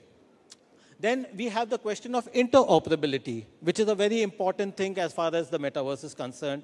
How interoperable and how uniform are metaverses in this world.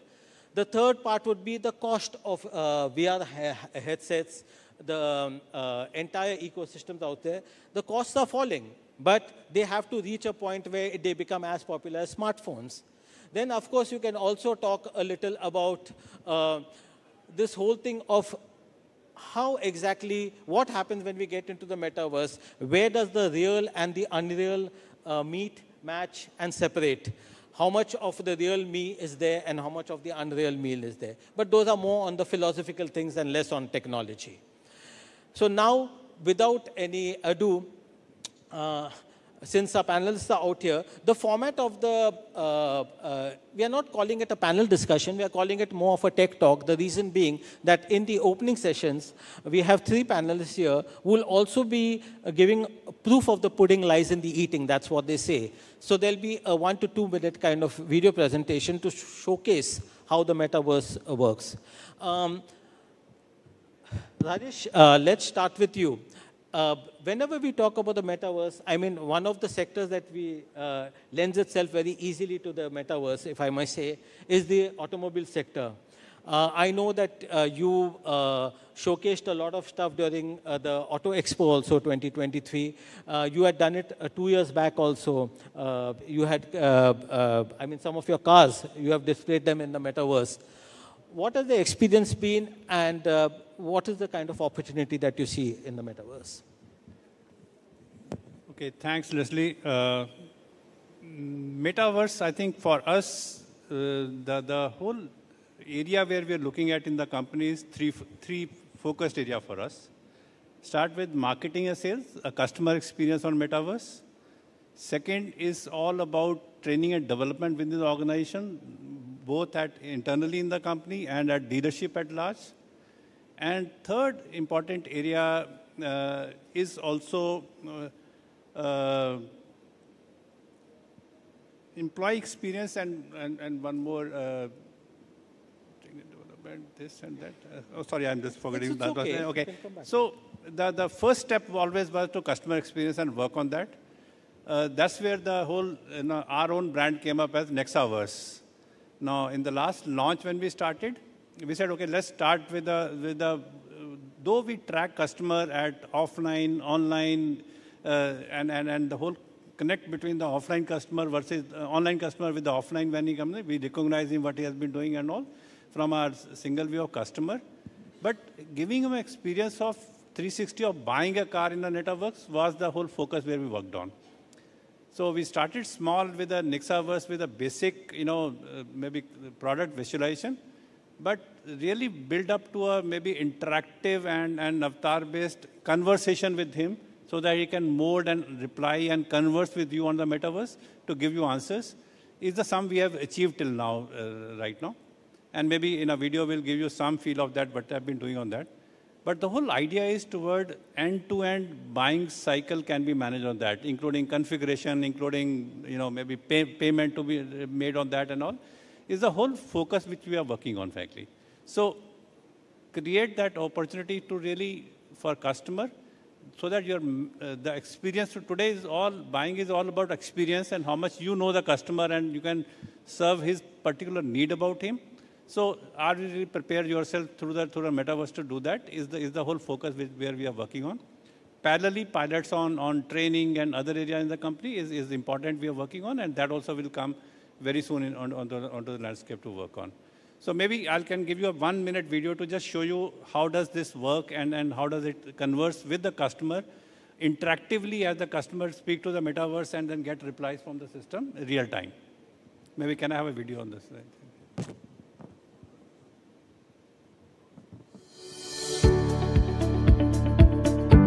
Hi, I am Dave. I am here to help you learn more about Vitara Brezza. Here is our LXI model.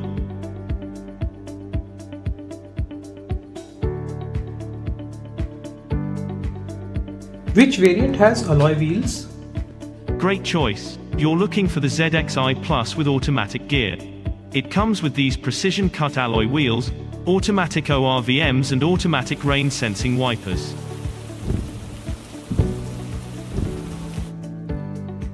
Would you like me to take you on a test drive? Okay.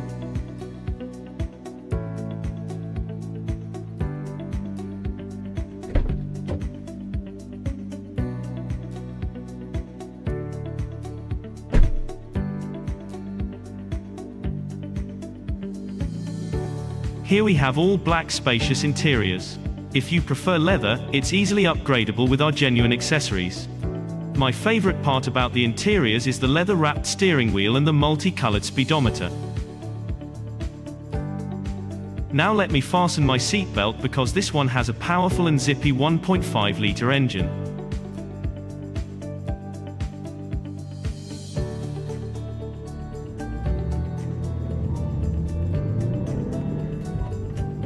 Can I pair my phone to this music system? Of course. You can pair your Android or iOS through Bluetooth. This model variant has these tweeter speakers. This also has navigation and a call assistant that comes with a reverse parking camera. You can of course control all these features from your phone and track your vehicle always.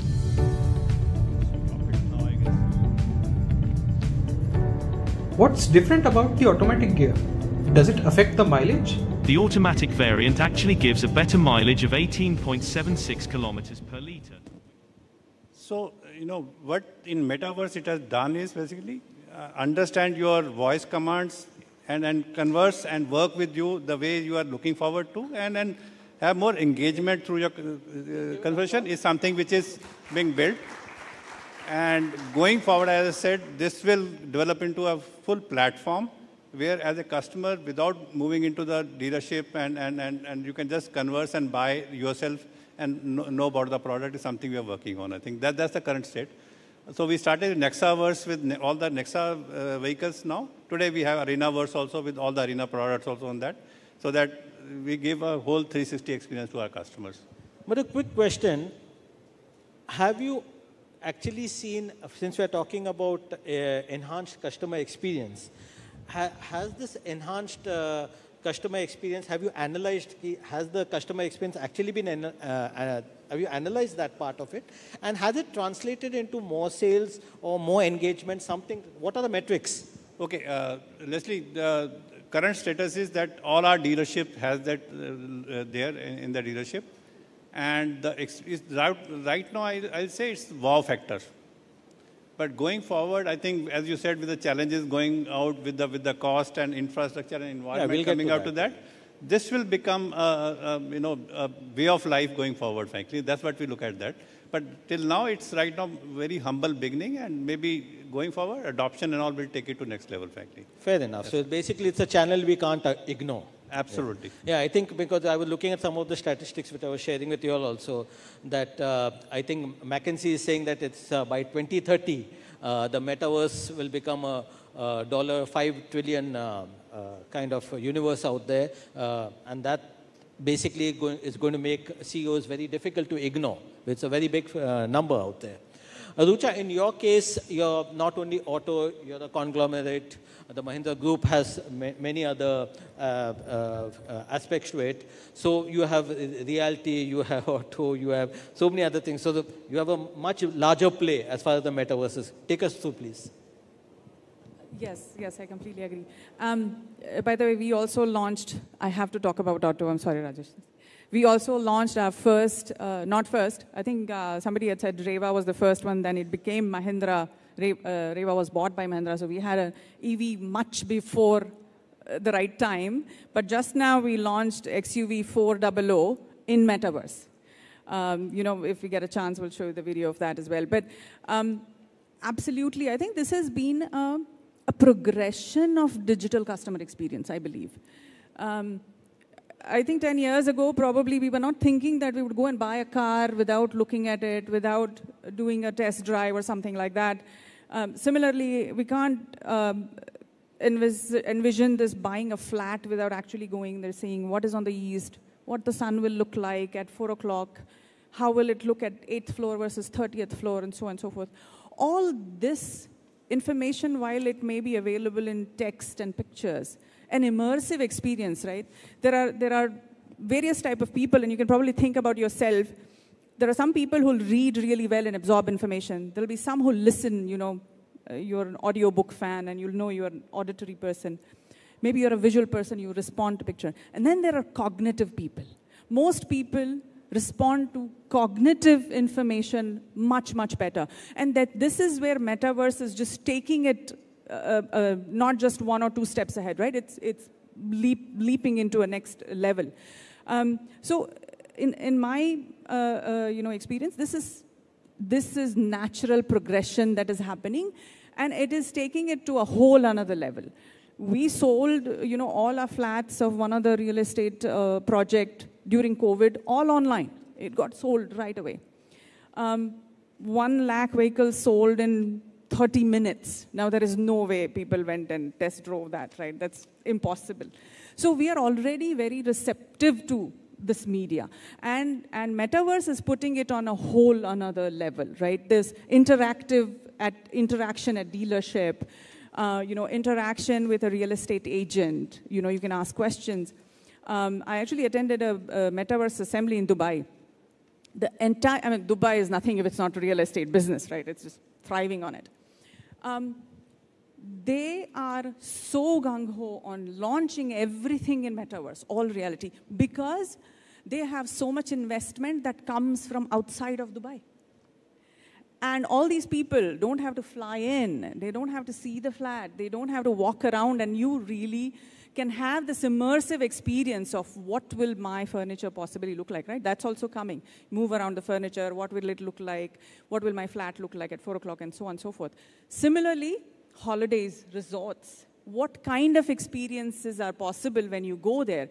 You have a lot better understanding of it if you are able to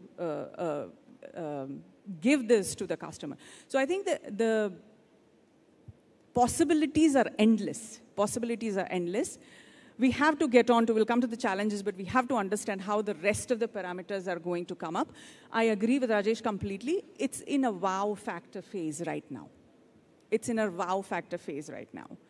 How does it become an accepted thing like a cell phone and everything digital that I do every day is something to see still. You want to run the video? Sure, we can play it for a minute if we have time. you can kind of play it for a minute and then stop it. It's a little longer. But this is when we launched our vehicle in Metaverse. And it was interactive. Of course, you see a video here. It was an interactive launch at the dealership. We call it Dealerverse.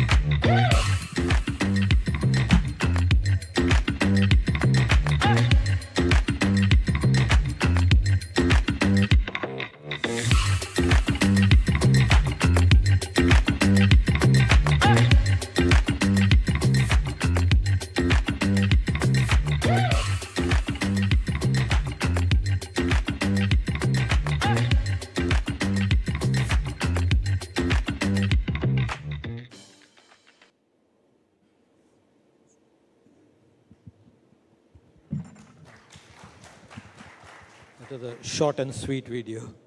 Okay, great. So I think we had both end users, the consumers, the users of the technology who are actually using it and showcasing how exactly the kind of, at this point in time, as they put it, there's the wow factor. Now, I'm sure, Vishal, that you will be saying that there's much more to the wow factor. Because when we talk about these technologies today, we're not only talking about AR, VR, we're talking about mixed reality, we're talking about extended reality, spatial computing, all these kind of technologies are coming in together. One is you can give us a slight little perspective on how they marry it and whether these kind of experience that we're seeing, like say in the real world, if I were to step into a car or ride a mobile or something, I would get a real world experience. How, from a technology perspective, how this is being made possible out here? Yeah, absolutely. I mean, thank you, folks, for making my life so much easier in terms of showing some of the validation and use cases. So, you know, at Lenovo, we strongly feel that the metaverse, at a very high level, it's the internet in 3D, right? We've been living in a 2D world for way too long, restricted by rectangular screens. And now, with AR, VR devices, with 5G technology, low latency AI, and finally, we're able to get the internet into a 3D format, into a more spatial format, where we can be more immersive. And as you said, we are generally cognitive people. We live our life in 3D all the time, but we are artificially restricted by 2D right now. So we feel metaverse is going to be around digital 3D content, around the distribution of that content, and the consumption of that content. And this is where Lenovo, being a pocket-to-cloud player, when it comes to compute data that you require to run things like Adobe, to runs like the Unity engine, you know, as a CIO, you're going to have to invest in a lot of computing power going forward to play in the metaverse. Same thing with the 3D content. It's going to have to start living on the edge. More and more of the data is going to be processed on the edge, and the AI inference is going to happen on the edge. So this is where we were working with the likes of Qualcomm on edge servers and what is known as distributed computing. So that's a real challenge that we're trying to solve today to make these devices smaller. And then finally, it's the user experiences, right? Most of the time, for a great experience, you're going to want to be in a 3D environment. Not all the time, but that's the ideal environment. The metaverse doesn't have to be in 3D, but a lot of the computing is going to be in the spatial space. So we think these are the three key areas. The big areas at the end of the day, and Rajesh and I were talking about it, it's going to come down to the use cases and the intuitiveness of the applications, right? So this is where, at Lenovo, that's why we believe in an open source, open XR ecosystem. We strongly feel that just like the 2D community, internet community fell into 2 or 3 silos and 2 or 3 major platform players, we feel that the promise of the metaverse will only be realized if it's an interoperable system and it's a system that people can share in terms of value creation, right? So we are working very heavily with the Indian startup ecosystem now to kind of create these applications. And I strongly believe that the next unicorn or even the next decacorn in the metaverse is going to come from our Indian ecosystem. So I hope the VCs are listening.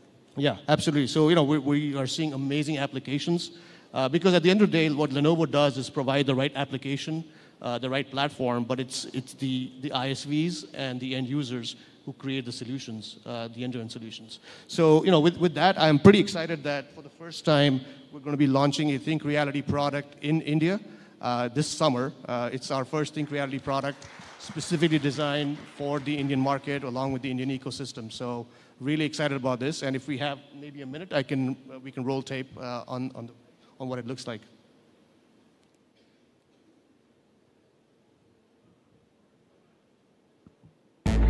Ready or not, the metaverse is coming. A digital layer on our physical world.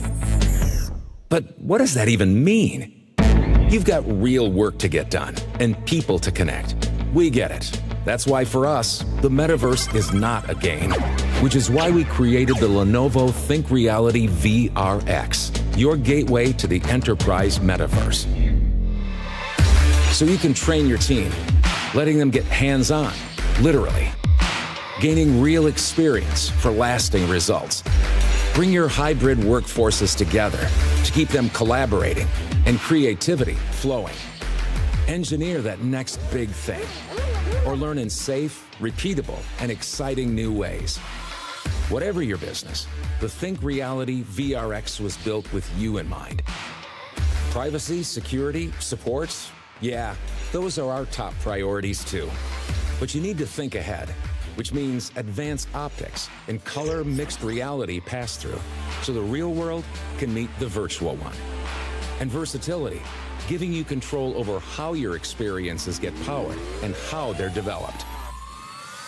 All backed by Lenovo, a true enterprise partner ready to support your needs and scale your solution into the metaverse.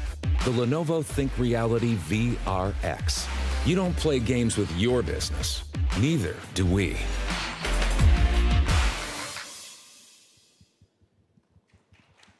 So you don't play games with your business, and neither do we. So the thing about Lenovo is that our DNA is in the enterprise, and our devices are designed bottom up for the enterprise.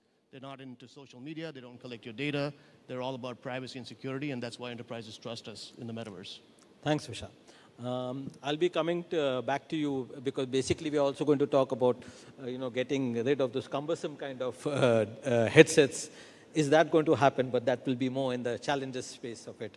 But now my question to you, Rajan, is that when we talk about the metaverse, of course, I think we cannot have a real meaningful chat without talking about the ecosystem, one part of it, which Vishal has already spoken about. The second part is from players like Qualcomm, more from the chipsets part of view, from 5G, from enhancing that entire ecosystem, reducing latency for those kind of meaningful and intense, immersive metaverse experiences in the enterprise especially. I mean, consumer may not be, for gaming, yes, but also in the enterprise. You could shed some light on that, please. I think what Vishal talked about, that this is all about 3D, or moving ourselves. Our life historically is what we experience today is on the 2D plane, right? You move to a spatial thinking, you move everything to the digital avatar. It's a few hundred times more complex in terms of the rendering or the graphics, in terms of the data that it can guzzle or consume. And when it all comes up and it all sums up, there are multiple aspects which need to be taken care of to deliver that on a technology front. And here comes the sort of the technology that gets developed in the background. We have to handle this huge pipe of data at a very low latency, and there is where the 5G connectivity, which offers low latency, offers that sort of a platform. But having said that, even before 5G, even if you minus out the connectivity part, independent of that, metaverse, it demands a lot of attention and technology to deliver the type of experiences that have to be delivered. And this is independent of connectivity, I would say so. Because you can always tether, you can have a headset and you can use your existing phone. You can use your Wi-Fi connectivity in the home also. You can do that. At Qualcomm, what we have done is we designed the basic processor. Now we are known more for the phone processors, but we have been there for quite some years. It's almost 10 years since we have done it. And it sounds funny when people say that VR, AR, are we there? It was in 2015 when we launched our first VR reference platform. So it has been quite some time. It's an investment each one of us on this dais and everybody in the ecosystem is making for many years. And just as a reference point of where we are, since where we started, the last year, around 10 million units were sold, about mix up all the AR, VR, everything. It's not a small number. right? At the same time, when you compare the smartphone market, it's a 1.5 billion market, right? So I think the technology is coming up. A lot of use cases also we see getting implemented, right? Enterprise being the first one, which you're saying, of course, there's a consumer use cases too. So, and commercially, we have seen a lot of deployment of this in the market. And as you heard two of them talking about it, globally, a lot of companies are using it primarily for training. So I think a lot of feedback will come back from the market. This is an evolving technology. So I would say we shouldn't judge too early about it. Give it the time. We gave a lot of time to the smartphone. What you have today wasn't the same 15, 20 years back. And I think we all are working to make that same sort of magic happen. So now we have seen clearly that there are so many opportunities. The metaverse is maturing over the last few years. And I think we are addressing issues like latency, etc. But when we come to the challenges part of it, I mean, of course, the technical challenges will be addressed more by Vishal and Rajan. But from a user point of view, I think from a business point of view, there are certain costs. Like one thing that most people will ask, in a sense, if I were to implement a metaverse kind of concept, you did say that this is an added channel, perhaps. A lot of from a customer experience point of view, it enhances the customer experience. But I think at the end of the day, the board will ask, okay, where's the money out there? Because you have to buy those spaces, etc. How do you justify that? Okay, Leslie, see, this is true for any new technology you adopt in the organization. So it's nothing new, topic which as a technology leader you are discussing with. So the whole process is start small and keep growing with the business is the way to go this and all. So I don't find that as an issue. And if you as an organization are always focused on technology adoption in a faster pace, this will naturally come to your working and organizing. But I think associated with any new technology will always be the people who can develop it for you and the teams required and all. Ecosystem maturity to deliver along with you and all are more challenges today than the really business case to do that and all. For any new technology, this is to be, is one of the one to do that and all. And for us, when we talked about the technology and ecosystem to work on or a people to work on, I think since we run a new program with Maruti Suzuki Mail, which is a startup incubation system we have, I think we could get good partners from startup, young entrepreneur to work with us and develop this in a shortest possible time. I think this is something which is very phenomenal example of that and all. I think they could do it in few weeks, this kind of development and work with us. I think that's the phenomenal build which we could do that. Not too much of a cost as compared to the traditional way of working, but I think very fast-paced working with the startup which work with us. I think it has been one example of that to work on. Just to put a point, I think I was saying use cases earlier, I forgot about that. I think customer experience is one use case we talked about, learning and development. And third important use case is the shop floor visualization through IoTs and all. So we have so much of big plants to work on, visualizing that, but the performance, the whole ecosystem of manufacturing. I think that's again is the third big use case we are working on this program. Sorry. Great. Rucha, I think as Rajesh has rightly pointed out, perhaps companies are already convinced that this is a good technology, it's a promising technology. And as with every other technology, people run proofs of concept and then as it matures, they get it. That's a known thing. What has been your experience? How are you selling this concept down the line? And what are the kind of promises that you're seeing? So I think some of the use cases you described, I think one more I want to add that we find it very exciting is collaboration on design of products.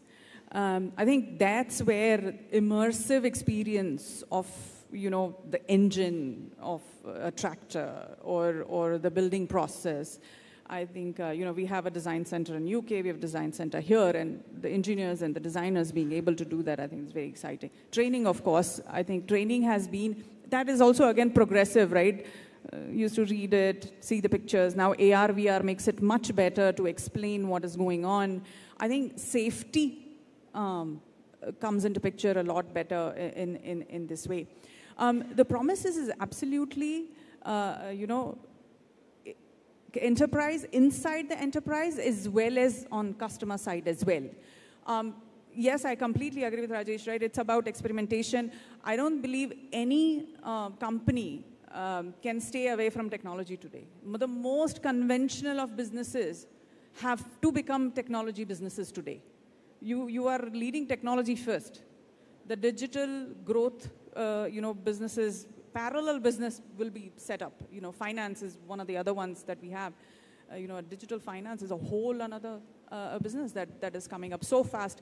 And one of the promises, I believe, is that it'll help you reach the rural part with 5G coming into picture, with better customer experiences, with better cognitive experiences that you can provide the customer. I do believe that we have to lower the entry point. This device has to become something that tags onto my phone, and it is very, very inexpensive. That is for sure. So I don't think metaverse is a technology that is moving every year or something. It is moving every day, every week, every month, And the ecosystem, the partnerships of startups and so on, right? We very actively do this. And sometimes these technology partners come up that they're not just relevant for one business, they're relevant for all of our businesses. And that's how the partnerships will move forward. I just want to talk one quick thing more about challenges, right? Inclusiveness. Lowering the bar to get into this is extremely important. And customer experience through metaverse is one thing. Pure metaverse, like somebody who's really metaverse enthusiast will say, this is not metaverse. This is Decentraland. Now that is metaverse, right? The inclusion, the safety, identity, all these issues that we see today, I think the panel just before was about that, right? These are very real and have to be solved. We have to make sure we don't carry our biases into our digital world as well. Because they are so, becoming our, self. And myself that I want to be, possibly, right? Not necessarily what I am today or what I have to put a facade, possibly, but whatever I want to be. So we really have to safeguard this environment. I think that's apart from interoperability and cost of content generation, I think this is also a very real thing. So, Vishal, I think you have your work cut out to address these challenges. I think especially on the inclusivity part of it, the interoperability and the cost of devices. I strongly feel that for the metaverse to be successful, we have to address those issues and address them now, and that's what we're doing. But if you can give us some examples of what's being done currently, because I know that you have Project Kronos, for instance, making it device independent. So then you have those kind of... Yeah, so at Lenovo, we are strongly backing the Snapdragon OpenXR ecosystem, which is based on the OpenXR standard. We support full Google applications, so anything, a device that's built for a low-tier device will actually work on these devices. So it's very important to have the right application ecosystem and that not be exclusive to the high-end phones, right? So we're trying to make sure that even at the lowest level, we can have these applications. And then the device price has to come down, right, if it has to be inclusive. And that's going to take its own arc, just like the smartphones, like an Apple iPhone was probably $1,500 when it was launched, but it's come down significantly in price, right? So we're working with partners like Qualcomm, optic vendors to bring that price point down. But I think, speaking of inclusion, to me, I think PCs help reduce the digital divide. I feel the metaverse can eliminate the digital divide, right? Because now you can have a poor kid in Africa experience the pyramids in Egypt and learn about them as well as someone in a developed country, right? So this is, to me, is a great equalizer that the metaverse can deliver. Rajan, your quick thoughts on the challenges before we wind up? Could you repeat that, please? Your quick thoughts on the challenges? Okay, so challenges, I honestly, it's the expectation that cost is down is of human nature. Irrespective of what point we talk about it, if we ask today, we'll say, okay, the phones have to be still cheaper, right? We talked about it. I think, imagine this, this potentially, the device which Vishal was having in his hand, is potentially the device which may essentially replace the smartphone. You are actually redefining an entire experience that has lived with us for 30, 40 years is going to get replaced by something which is going to be like that. Whether it is in the form of the AR glasses or some glasses, a simple form factor, that eventually is going to go there. Every technology has that curve where the price goes down. And every point of time, at any intersection you ask about the technology, it will always look to be a little bit more expensive than what a consumer wants. And that's exactly what drives us, companies like Lenovo and us together, to say how do we make it more affordable, and that's what we'll work on. So friends, clearly as you see from this conversation, the metaverse is not dying in no way. In fact, it is thriving. And especially it's not only in the consumer space, but also in the enterprise space. A lot is happening. Of course, they're also working on challenges, and there's a whole partner ecosystem being built with startups, etc.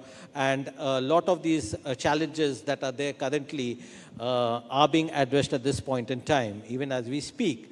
So let's please give a big hand to the panelists who have been, and to yourselves also for being a very engaging audience. Thank you. Thank you.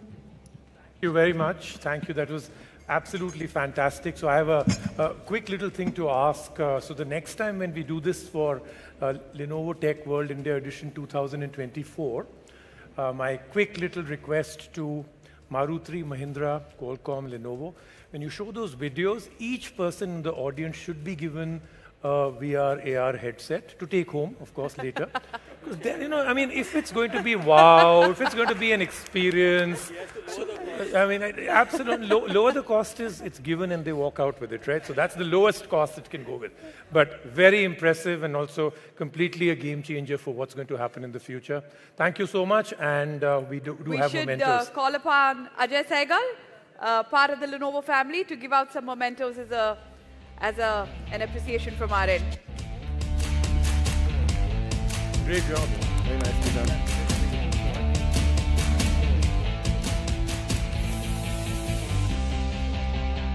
Ladies and gentlemen, can we have a round of applause, please? Koi nahi hai. They still do also.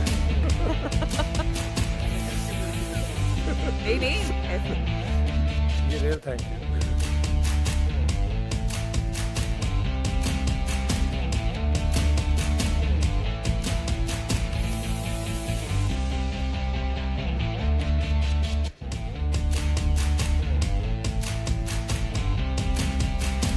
Let's give them all a big hand, please.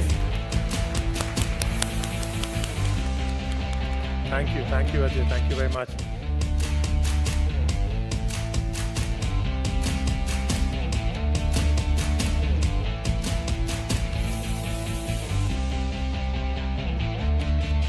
Thank you. Thank you very much. Thanks a lot. Thank you. Thank you, Raj. See you soon. Okay. Bye. Thank you. Thank you so much. Thank you, Thanks a lot. Vishal. Good to catch up with you. Thank you. Bye. Thank you so much. It was wonderful. So Rajiv, I don't know how you feel about it, but I feel like I've had a personal tour of the metaverse, 5G, AI, all the big conversations, and from the very best.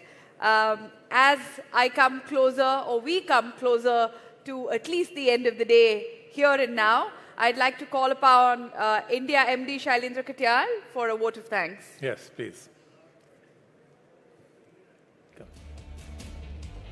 Can you get a handheld mic quickly? Oh, you can pick up any one of these. Can I have this on, please? Yeah. Wow, I don't know how you're feeling, but what a day. And this just reinforces, right? Even as part of the tech industry, with so much of solutions within Lenovo, the amount of learning that I've gone through in the last 2 to 3 years has been just outstanding. And there's so many topics, right, which are bubbling up. Sustainability, 5G, moving from devices to spaces, what's happening to cloud repatriation has become the new term. But love the dynamism. And I'm sure as part of the tech industry, being large custodians of technology yourselves, you also feel the same energy and enthusiasm about the world that kind of awaits us. I was picking up 2 large themes, right? One is the whole India story, but the bigger theme, which is what I'm getting personally a lot more inspired by, is all this theme about technology for good, inclusive growth, sustainable growth, right? And we spoke about inclusion, gender diversity. Very happy to see Rucha on stage as one of the most influential CIOs. So women are making an impact in STEM. Within my own India management team, in the leadership team, we have 5 women leading very important functions. So obviously, we are also walking the talk on that topic. I think it all ties back to what we believe in as a company, right? And if you see our vision statement, it is smarter technology for all. So obviously technology has to innovate, we have to make it smarter. But how do we make it accessible for everyone? Almost every panelist has spoken about that. Make it for all, make it affordable, make it accessible. And the second is, we saw enough examples how technology can solve for humanity's greatest challenges, right? My fellow panelists spoke a lot passionately about how do we make it more inclusive so that we are solving for genuine problems that maybe 15% of the world population is facing, but we are not even thinking about it. So a good wake-up call for all of us. So all said and done, fairly rich last 2 to 3 hours, but the evening is still young. We have a short break where this stage will now metamorphose into a concert stage. We have a 3-time Grammy winner. I have heard him perform earlier. And one of the best concerts that you can possibly attend. And we'll also be hosting you for a nice dinner after that. So hoping that you all stay back. Thank you for your patience. I know a lot of content to absorb. But thank you for all of you who've also joined us virtually. And hope to look forward to an even bigger and better tech world next year. Thank you.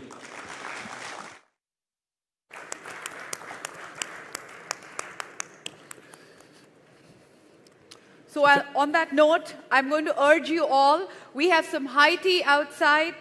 Do go and take a look at the experience zone. Like I said, we have hackers working there. We are making Ducati even faster. We have tech that you haven't heard about today. But do take a look at it, and take a look at it with some chai on the side.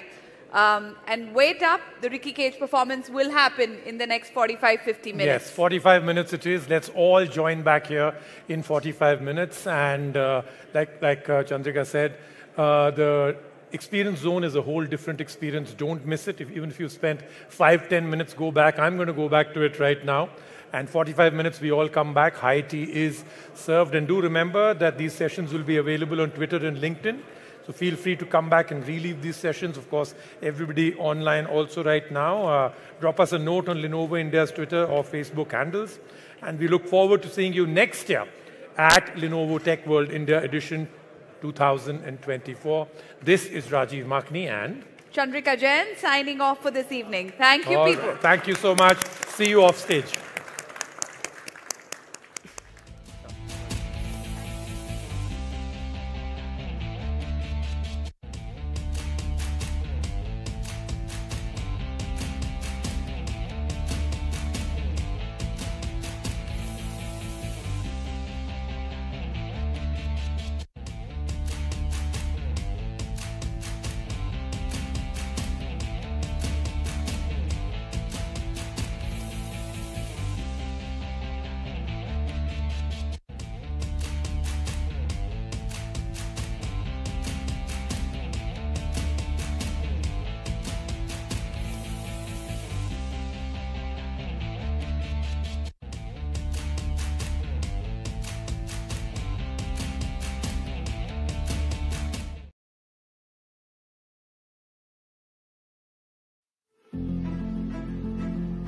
Remember thinking?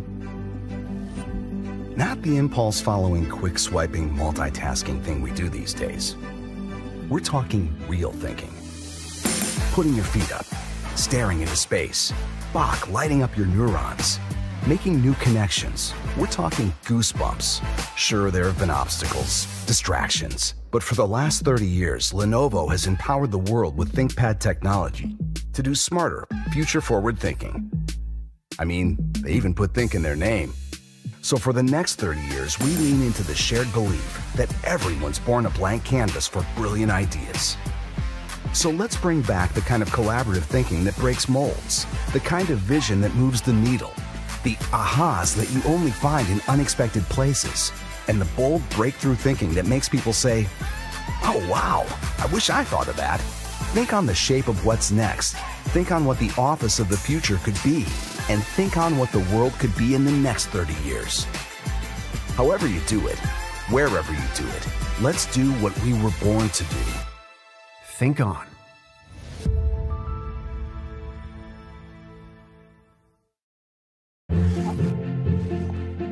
I'm a teacher, and I need technology that is adaptable and easy to use, wherever I may be. I'm an administrator, and I need innovative, affordable, safe solutions with remote IT management. I'm a student, and I need something portable and durable with a long battery life that can keep up with me. Lenovo's education solutions offer everything students, teachers, and administrators need for equitable, technology-enabled learning, from devices to remote management to systems that are easily integrated into your existing infrastructure. At Lenovo, we recognize that educators are empowering, cultivating, and inspiring the next generation of community leaders, scientists, and inventors. Our innovative, cost-effective solutions, with security built in by Intel V Pro and Windows 11, are designed to meet the ever-changing needs of the K-12 learning experience.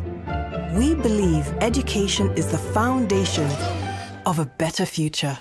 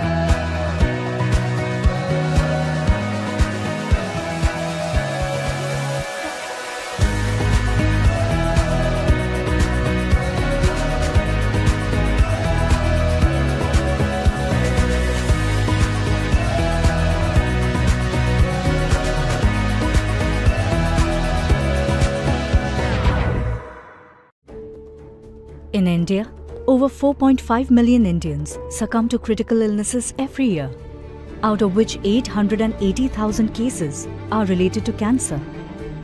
The solution: genomic data. The future of healthcare is precision health. And the reason for that is that precision health recognizes the very important fact that each of us has a different blueprint that we are born with. And you can imagine that with different blueprints, we'll respond differently to treatments. Genomic sequencing reads that blueprint, allows us to recognize the differences, and therefore, genomic sequencing is an essential way towards smarter healthcare. For a population of 1.3 billion Indians, increase in critical illnesses spelled complete disaster. Something had to be done to avert this crisis.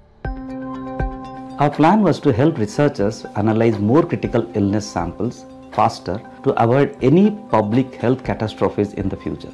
For this, we needed very high performing technology because computing speed and scale are both critical to genetic sequencing. It was time for a battle against this faceless enemy that only a true warrior could lead.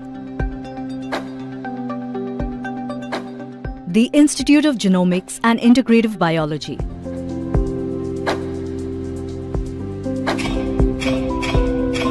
We at IGIB have set up a Center of Excellence with Lenovo on a mission to solve humanity's greatest challenges. Currently, at the COE, we are conducting cancer research. IGIB is an organization that works towards saving millions of Indian lives by preparing for an uphill battle against cancer and other critical illnesses. Speed, accuracy and scale are three important components of genomic research. Today, CSIR IGIB is using the Lenovo Ghost architecture to support a wide array of research initiatives, including several projects focused on exploring the potential genetic roots of cancer. Lenovo is solving humanity's greatest challenges by providing the much-needed arsenal of cutting-edge tech infrastructure to IGIB. Together, they are working towards the future healthcare of a nation with the world's second largest population. When you take cancer, it's not just the blueprint, one blueprint that we talked about. It is also a mutated genome, multiple blueprints. As the cancer grows, it mutates further. So a single tumor may have multiple different sequences. Unraveling all of those things together requires speed, and that is where Lenovo Ghost becomes very important. Lenovo's amongst the top supercomputer providers in the world. Over 1/3 of the top 500 supercomputers in the world are Lenovo ThinkSystems. Lenovo's faster processing helps avoid congestion during research that involves millions of data points. Safe to say, Lenovo's the secret armor shielding the future health of 1 billion lives. We saw that using the previous workflows that we were using, which are more open source, we got 6.5 times faster processing for whole genomes and exomes with Ghost. This faster analysis clears the pipeline for the next lot of data. According to estimates from the Ministry of Health and Family Welfare, cancer cases in India are likely to go up by 3 times in the future. No matter how daunting the task at hand seems, each case will be fought like a pitched battle inside the Lenovo HPC servers at IGIB. This higher computing throughput and capacity delivered by Lenovo Ghost helps accelerate the pace of research and increase our output. This helps drive scientific progress that makes a real impact on people's health and lives. Even after victory is achieved against cancer, laying down our defenses won't be an option. Team Lenovo will continue to arm IGIB with cutting-edge technology to fight every faceless enemy that poses a threat to the future of 1.3 billion Indians. Lenovo, smarter technology for all. You were made for this.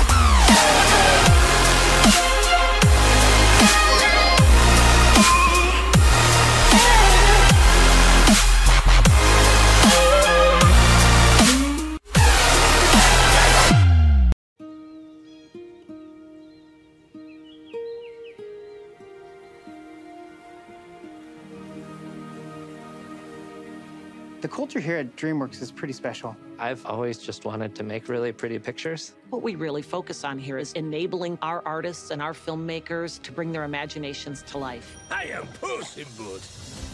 We set out to give Puss in Boots this fairy tale style, where it looks like you're being dropped into the middle of a fairy tale painting, and has this almost painterly texture on all of the characters. So this is where dignity goes to die. And we took that and then we had to basically break apart all of our tools and think about how we would achieve this look. And it really involved every single department. What's really cool is along the way, I have a specialist in every single department, and my job is just to make sure they understand what we're after for the story. It's sculpting, it's adding, it's chiseling away, and that's how we make the best story possible. The technology really has allowed us to do that. By the time we finish any one of our movies, we typically have rendered over 300 million computational hours. And of course, that's where Lenovo has been such a tremendous partner. Lenovo's servers and their workstations are some of the best technology on the planet. Their professional services teams came in and worked right alongside our engineers and our facilities team to do the entire installation of the Neptune servers with the 3rd generation Intel Xeon processors. They have given us and our filmmakers an incredible boost of computational power.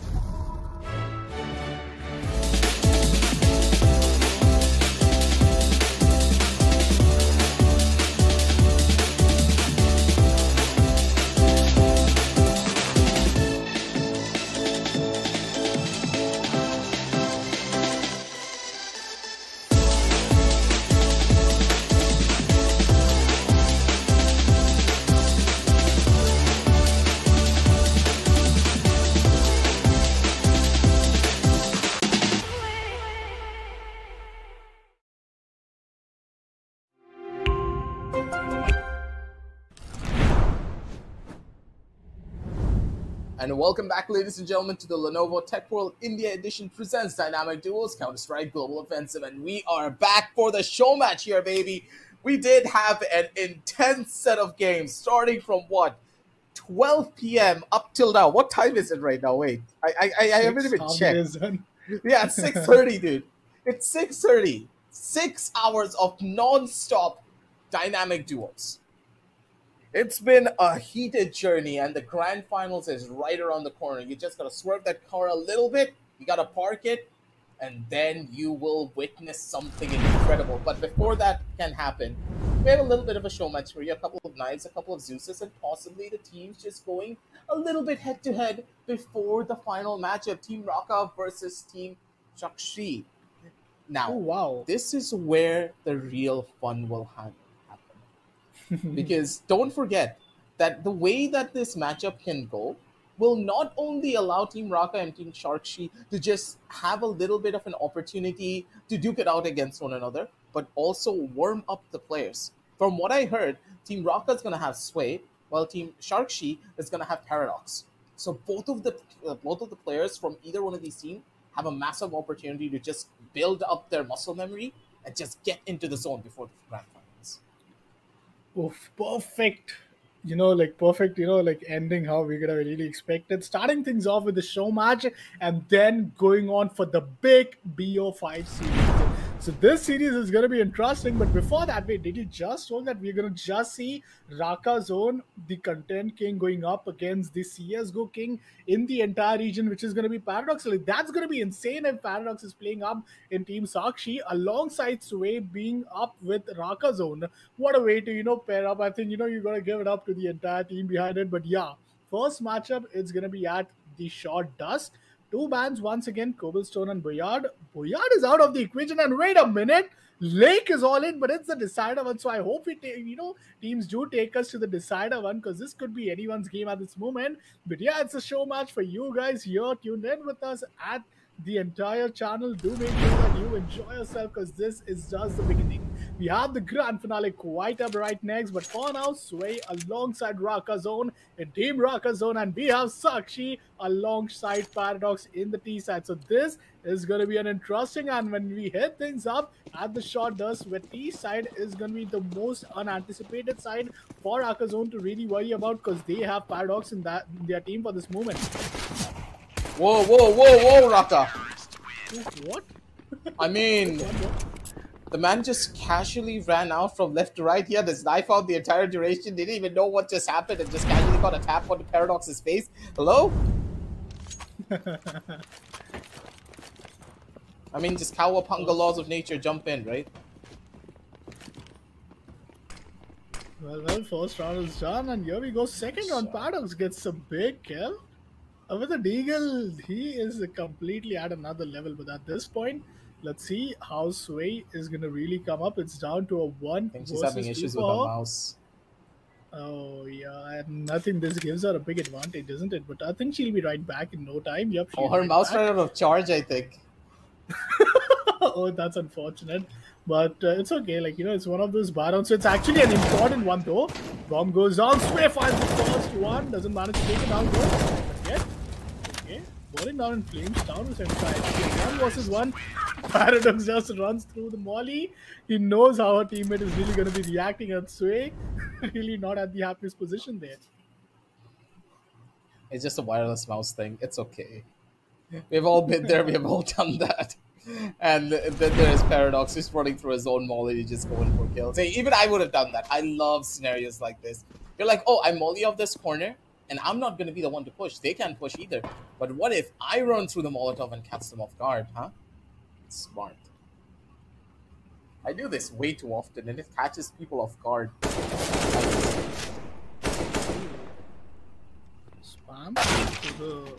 Oh, Sway with a big headshot. That's Paradox being deleted right there. And it's down to Sakshi. She has an M4A1. I think this is going to be interesting. There comes the first headshot. Wow, that was a good shot. But now it's Sway who is on the flank, comes down to the T spawn, and now they have to put the bomb down though.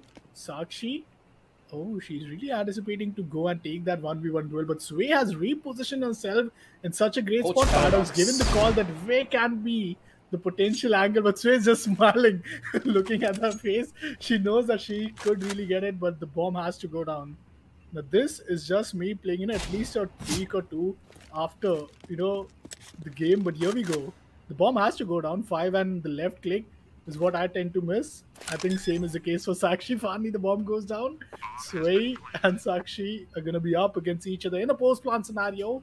Sway with the Deagle. Let's see if she could find any connection to the head. That's an AK to play around with the bare minimum. Good shot coming out from her.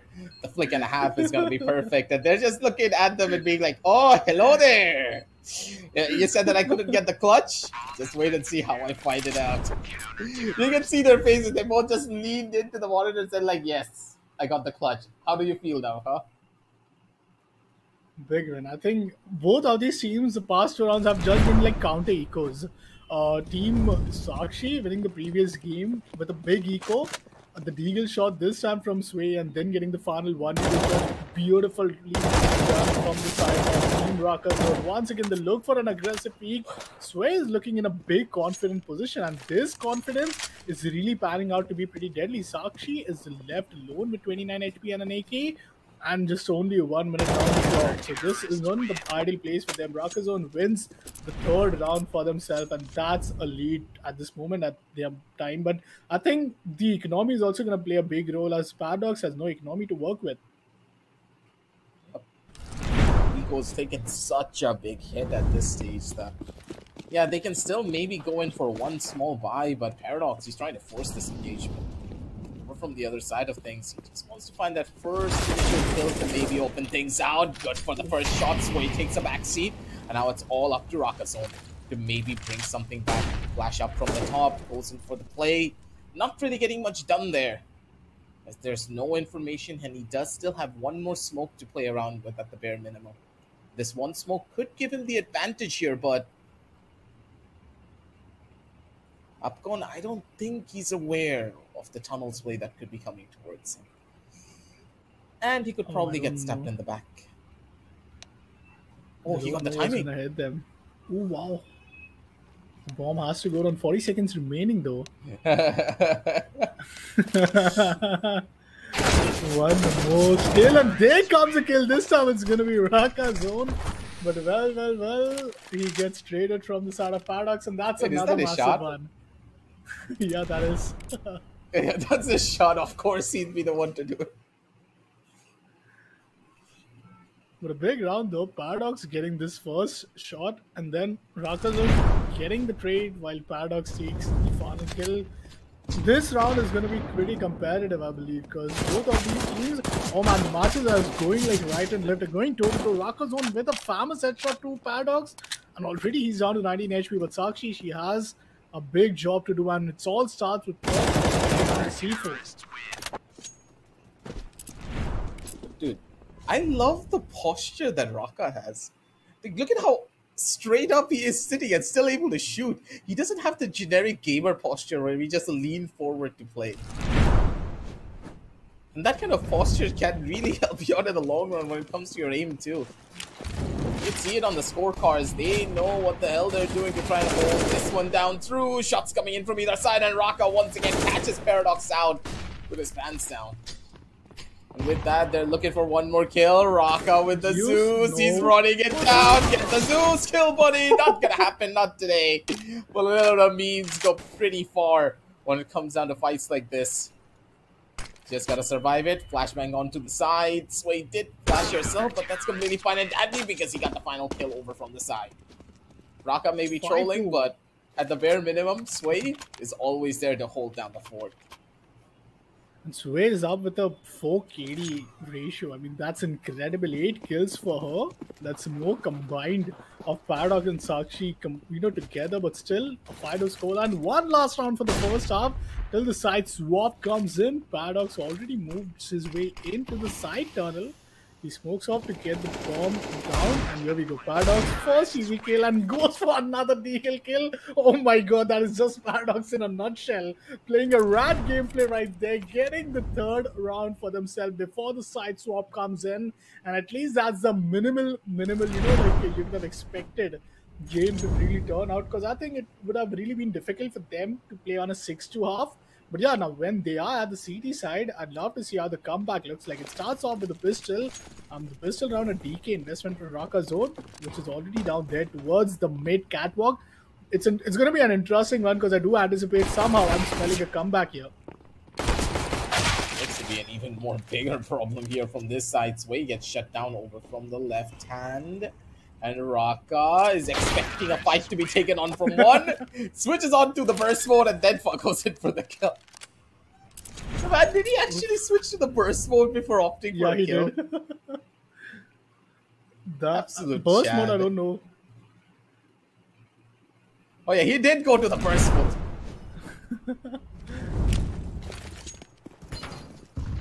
Sixth, any which ways they do get, but a Nova? Wait a minute. No way he gets a kill out of a Nova. I mean, it gives you almost a 600 kill rate, if you get a kill through that, but it's not that easy to get a kill through Nova, but okay, sorry. Raka Zone gets him for himself. Doesn't even upgrades to an MP7 there. So the investment of Nova brings them the 7th round. And just the moment we did thought that a 5-3 scoreline is all enough for Team Sakshi to give a comeback, well, doesn't seem so, because they are just 2 more rounds away from taking the first map to their own self. And now Paradox really, if you are down to Team Sakshi, really going to be counting on Paradox at this moment. But the nade really hits him quite big on his health bar. Sakshi gets the first kill. Raka Zone being denied, but with the Galil, it's going to be Sway taking down Paradox. That's down to Sakshi, on to Sway, and this is where the map point could come in if Sway wins this 1v1. Just gotta push it up slow and steady, because Sway is she's looking to be a little bit more of a nuisance. Oh no, the timing! That was big. 7-4 keeps the hopes alive. that was a close one though. Yep. Would have been easily a 1-for-1 if they were not careful there, but at the end of the day, that's completely fine, right? Not much to worry about on either end of this. We do see Raka being a little bit more of a nuisance. As from this point on, it's all about the push-ups. Paradox over in the corner. Raka none the wiser for this fight. It's Sway all the way in towards the back. Good and often for a knife, but didn't want to risk it to miss it. Sway just way faster on the trigger. Does get the final blow and the headshot on towards the face of Sharksheet. And once again, Sway with a 1v2. Yeah. Big one, I think. A match point for Raka Zone. And the economy still looks good, but Paradox this time. Oh yeah, this time it's time for a Nova. No punishment. Oh, it's a quick round though. Big punishment right there. I mean, they just had the guns already out before they even entered the side, which really slowed down their momentum. 7 MVPs. Oh my god, that's big, but nonetheless a big matchup which we have on the way in. But this show matchup was really interesting. Plus, seeing Sway in this current form, it really shows us that how interesting the entire grand finale is going to be. Let me remind you guys, Sway alongside Paradox are at Rad Syndicate, which is the grand finales. But before that, having some good little pieces of content right there, and especially that would have been a close GS. Plus, we did miss a knife kill, but yeah, the GS kill would have been really nasty, which was almost about to come in when we had Sway, going up against Raka. That could have been a big difference maker when it came down to what the highlight reels will look like. But after jumping over onto that, nothing to really worry about, right? Because this was just very unexpected. The way that Raka was playing through without any form of regard to his own personal well-being. He just knew that Sway is going to be there no matter what happens. She'll be the one to go in for these clutches. After the performances that she was having throughout the last couple of matches in her own run in dynamic duels, would you really be surprised if Sway got a bunch of clutches? No. And Sway is even more conditioned now. She's playing even better than ever. Now that she's used to the LAN environment, now that she had a chance to finally get to know her equipment and her surrounding a little bit more, she's feeling comfortable. And that comfort can go a long way. Plus, with the extra little bit of practice that they're putting in through the show match, oh yeah, they're getting closer and closer to an even bigger victory. But as this was just match number one, I do believe that Paradox was giving them a little bit of a chance. You know, he was being a gentleman. But now, he could be turned up, or he could also be bodied by Sway. We never really know. I mean, with the up next match being, Clive, I think this is not one of those matches where we have really seen Paradox pop off, like especially having 0 kills in the entire T side, which what we saw in the previous game, and it was Sway who did a big, heavy lifting in the previous game though. So I really think that Rocker's Zone team have a big advantage, especially when we move on to the next map. But yeah, like taking this map into the consideration, there were many of those there were many of these 1v2 clutch. And yeah, Paradox, not the classical Paradox which we usually get to see, especially when it comes down to the second half. But, the fight up between Brakazon and Sakshi was also somewhat really interesting to be watched out for. Meanwhile, the second matchup, it's going to be, I think it was Kalais, where we're going to just hop in quite soon. And then we have the decider one, which is going to be Lake, which I do doubt you haven't yet seen for the day. And I mean, like we have a grand finale on the way. So having these show matches is really going to give a big warm up. But let's take a look at the scoreboard right now and let's see how the stats really work on. I'd love to see what's eventually the percentage coming in from the side of Paradox and Sway though. Sway, I think, with 14 total kills, I mean 12 for Team Sakshi combining, Paradox and Sakshi herself. But yeah, I think Sway, big advantage for her, big form which she is currently in, followed by Rakazone on 7 with 100% headshot ratio. Now that is something you want to talk about. Yeah, Raka was just doming people all around. He has the aim for it, so are you really surprised now? He's the content king for a reason when it comes to our region, and he is doing numbers on everyone. Outside of the server and also inside of the server, seemingly. And with this first initial show match going in their favor, Team Raka, they're going to be feeling a little bit more confident now, aren't they? And as we head on to Chalice, oh boy, I do believe that we're going to be going for the long haul, right? Because on Chalice, there's a lot more opportunities to go in for Zeus kills. And you know that Sway and Raka, they're going to opt to go in for the entire thing.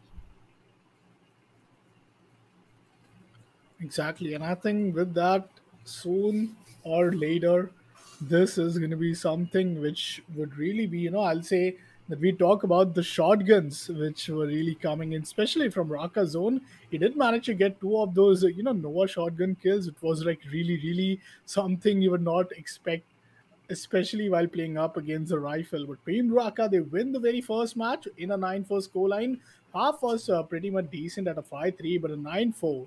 Just one round from Team Sakshi that they won, but now it comes down to the second game, and the second game is right around the clock, guys, as we'll be heading in quite soon. I'd love to see if they do take us to the decider one, but don't you think, like, as you mentioned, that the players have been playing since the mid-noon, and since the noon, seeing, the side of Sway, Paradox alongside Fired Up and SK, wow, they really have a big matchup tonight. So, having that energy being consistent all throughout the game is something which is going to be very important at this moment. But yeah, taking a look at the map, we took Cobblestone and Bouillard for the first time. Bouillard, not the first or the second game, but rather at the place where it's going to be banned up. The second pick is going to be from Raka Zone, who already have the lead in the series at this moment.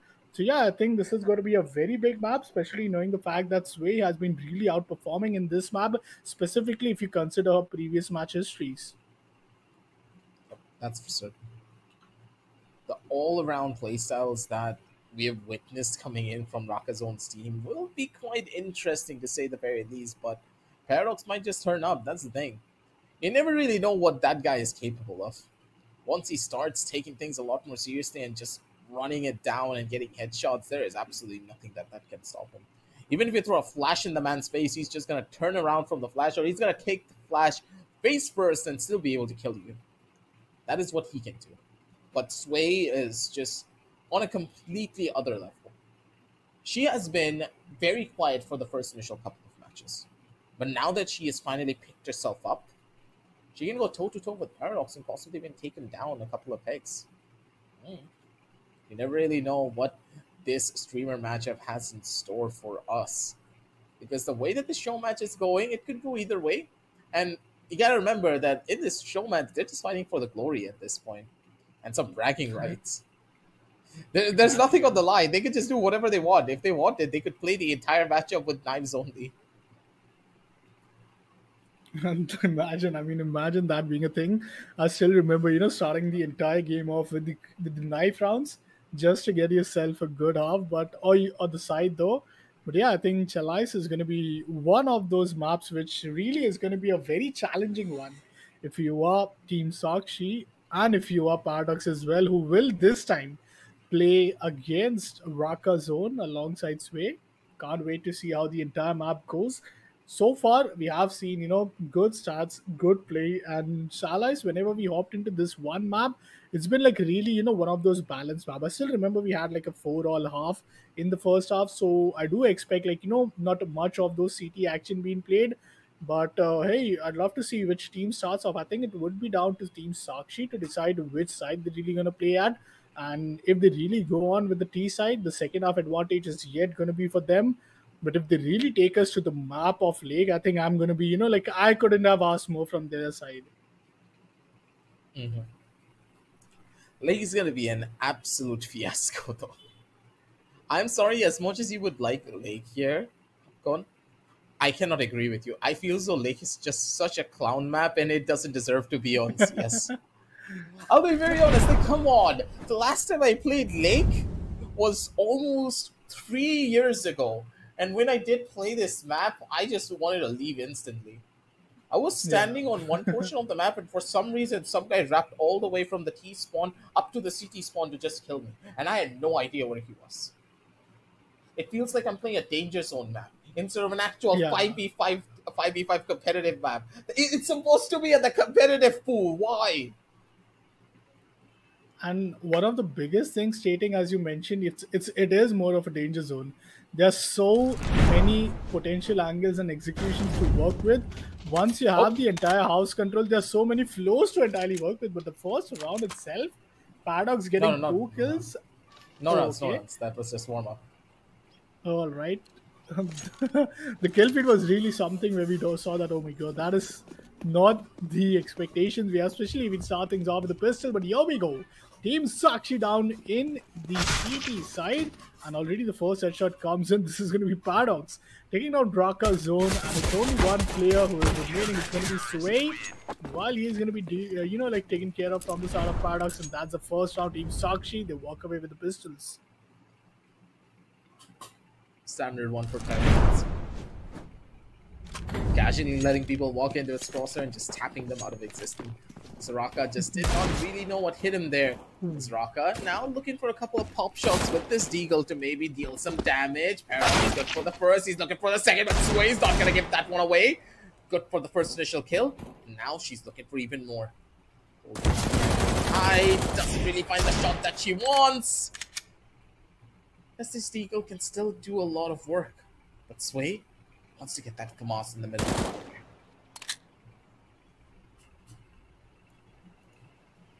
One versus one, Sakshi down to just 65 HP, but she has the weapon advantage. Now Sway gets in towards the side, no headshot being landed from a Deagle, and Sakshi, she saves herself from getting echoed right there. She saves the team, and that was a big, clutch moment for Sway at the same time.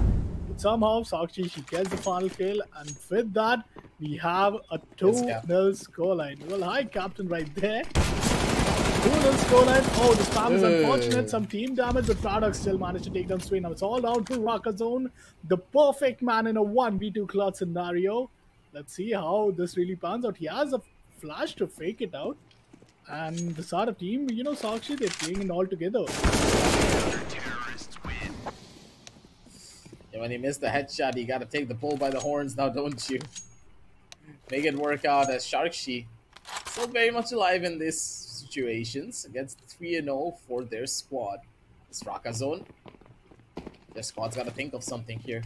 Their rundowns are just not working out the way that they wanted. As Paradox, he just has a better read on the map, it seems. He's woken up, and he's ready to take everyone down with him. Paradox, that was a big chance for Sway. Oh, even if there was a trigger position, he wouldn't anticipate it. But Raka saw the smoke criminal. Trigger discipline was right there, but Paradox manages to take him down, and that's the 4th round.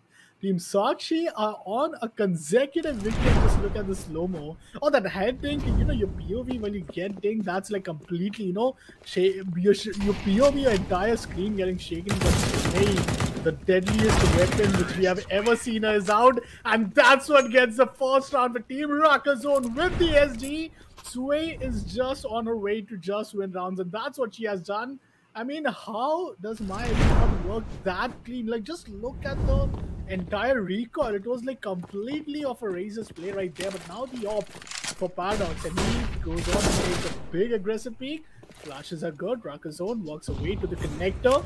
Let's see if he could really walk away with the kill. Paradox still finds Sway, so it's a 1 versus 2 where Raka Zone finds himself. He does not have a COs yet, and it's for a moment thought it was the case. Sakshi with Nova. Oh, the first damage being done. Now he's down for 53 HP. This is going to be a very doable game for Raka Zone though. Unless Sakshi walks away with the shotgun kill and retrieves an AK.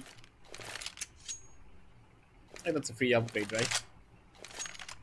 Gotta be taking those points as often as you can. 5-1 on the scorecard, ladies and gentlemen, as things are looking to be a little bit more on the how do we put it, dicier side, with Paradox getting so many frags. But alright, Sway just swing up from 2 sides. Just casually picks everything up and cleans them up as well. Raka Zone, this squad's gonna be able to find another pretty good round for themselves, as Sway just got 2 very unexpected kills. She's just so quick, and she just reads Paradox like a book day, if you ask me. First, her 2k from SG. Now the 2k from AWP. But oh, the AWP sound is going to be heard. And Raka Zone walks through the smokes. Oh my god, what's happening here in these smokes? A no scope. But Paradox trades him. 1 versus 1. It's going to be Sway up against Paradox in the AWP fight. And there we go. Both the teammates missing shots and now being the rivals. The no scope water coming from this out of Paradox. But Sway just takes him down. And she's really happy about it. Paradox knew for a fact that he would have really gotten a chance if he could have scoped in. But man, what a big half it was. The half going all the way in with the 5-3 scoreline, and with this 5-3 scoreline, it's totally a replica of what we saw the previous shot does. But now it's the CT side for Raka Zone, so we can expect some a comeback here. It's gonna be a rush out over from one side. Paradox, he's looking for a lot here, but Sway's not gonna give that one away. A good 1 tap straight to the face to close things out of there. Then from the side, as Raka Zone just gets the secondary. Good shots coming in from Raka to open things up with the shebang. And with this, a 5-4 scoreline. So Raka is gonna be happy about the frag that he got, but at the same time, Sharkshi, maybe taking things a little bit slower would be better, but when you're on Paradox's team, imagine taking things slow, right? Exactly. They win the pistol, which might potentially, be a very big silver lining for the comeback right here. Paradox with the deagle. Sakshi, she has a shotgun, but they are really not able to get any control towards the side. So he has to play this long game anyhow. Yes, that's what she's been doing, but Paradox, he is down to 12 HP yet. Finds the head of Sway. Now his position is revealed. Raka Zone with a good trigger patience finds the first one, but it's just good for 1. Oh, that's not even a flash. That's a DK. Oh, that's big brain play coming in from the side of Raka Zone, and he gets a 1v2 clutch to equalize things in the scoreline. And man, that was a big play from him, especially if he didn't have the defusal kit though. Still takes down the 1v2, takes himself the 5th round, and now it's all down in an equalizer.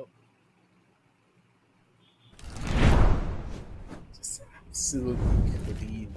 The way that they do this is just incredible. Trigger discipline coming into play. Positionally, they're absolutely beautiful as well when it comes down to these fights. Paradox good for the flick over on 1, but a 1G moment just came in from the other side. Sharkshi wasn't even aware of the volley, but that's completely fine and dandy. Like, come on.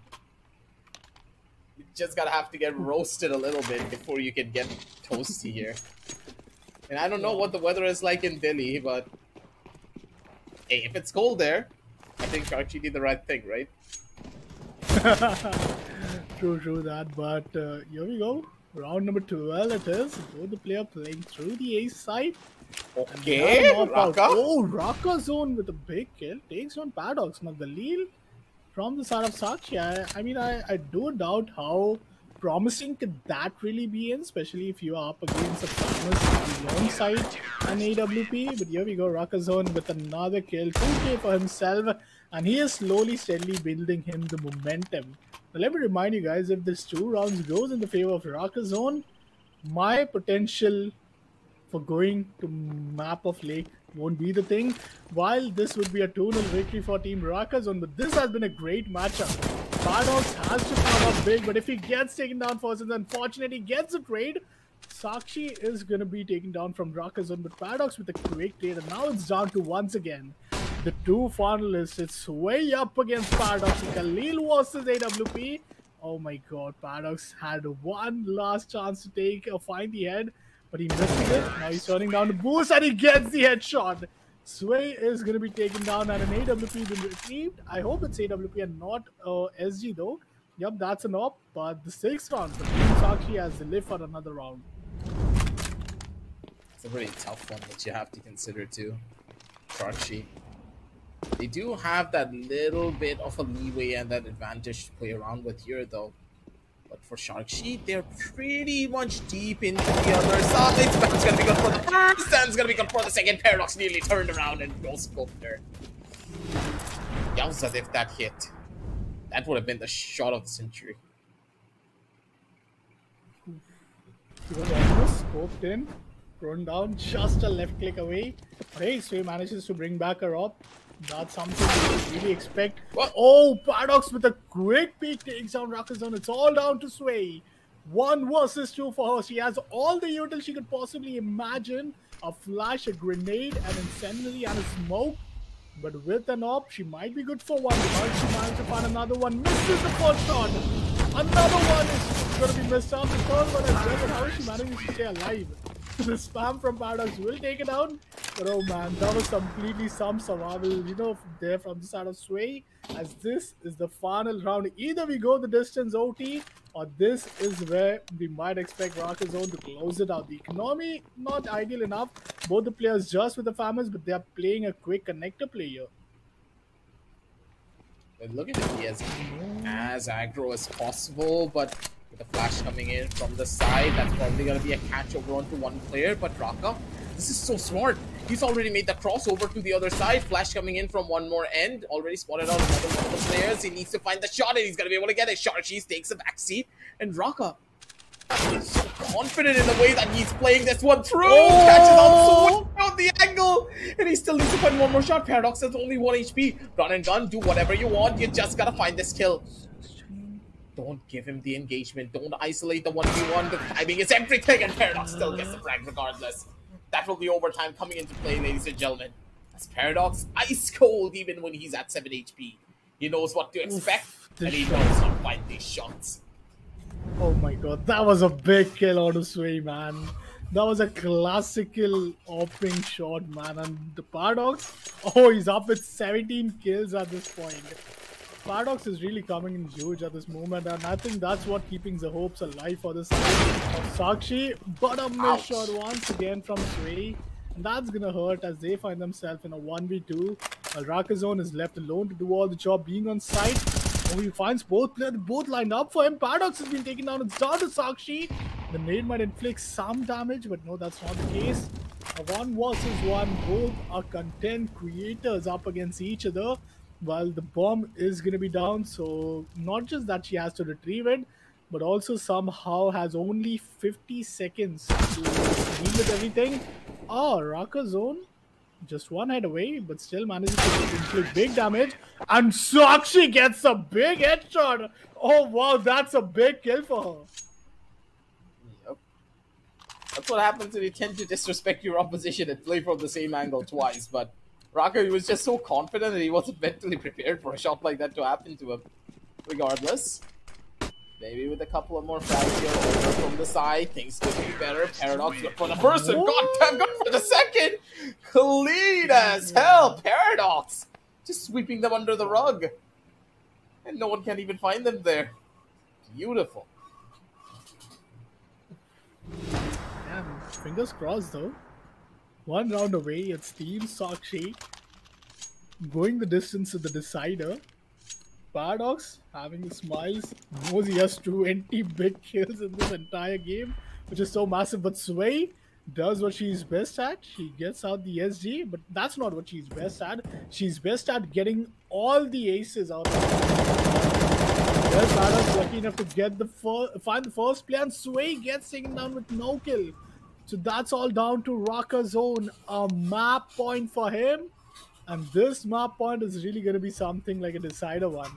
A 1 versus 2 for Team Rocker Zone to make sure that they move on for another round. But Paradox taking the outside pit control, and he gets the final kill. That's going to be Team Sakshi winning this map of Shorelights. And we go in the distance to the decider one, which is the lake for the first time, ladies and gentlemen. It is one of those scenarios that you just cannot quantify. Think about it like this. We saw such a dominant lead coming in from Rakazone's team. And we were like, okay, nothing's going to happen. We are going to be taking this one away. 2-0 victory over towards Rakazone. Woohoo. Now we're sitting at Lake. And I don't know how I feel about this. This map just has a lot of PTSD that has built up over the years, and I really don't like this map because of how massive it is. It doesn't feel like a CS map. It doesn't play like a CS map. And people, for some reason, still like to pick this map quite often whenever you go into a wingman match. I don't know why, but they still do it. And somehow I think, as a viewer, I think it's going to be the best, treat for us to watch these all of our players playing these maps, because map of Lake is just incredibly broken, if you ask me.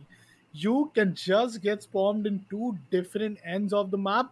You can just go half swimming up there towards the water, find some kill. You could just go all the way towards guard and find a kill to garage. You can just walk up to the apps and find a kill, and the round's over. There's not even an objective needed for you to go play on a post plan. And if by mistake, if you do find yourself in a post plan, oh man, I can't just really consider the number of factors where T side have so many advantages. They could go all the way towards the bedroom, towards the wardrobe, towards the entire top floor, where you have so many off angles to work with. And if that's not enough, Lake have at least 4 windows in the mid house. Out of any window your player could peek in through the kitchens or maybe through the side window. There's a big door itself. So I mean, these are the only reasons why I'm so excited for Lake, because Lake is going to be so annoying for these players that it's really going to show up, especially if you are in the decider game. But hey, for us, it's been a great show match so far, isn't it, Progressive? I completely agree with you there. Both of these teams, they're just at each other's throats the way that they've been playing. They know the play styles, they know how to open things up, but this play, man, this play from Paradox, if he did not clutch this round, this was over. You know for a fact, if Sway just casually gave that up after getting that first sting, this could have been a completely different story. But she allowed Paradox to walk scotch-free. And Raka was just not mentally prepared to take that shot against his buddy Paradox. Tough decisions to take from either side, as now, with the decider coming into play, this could go either way.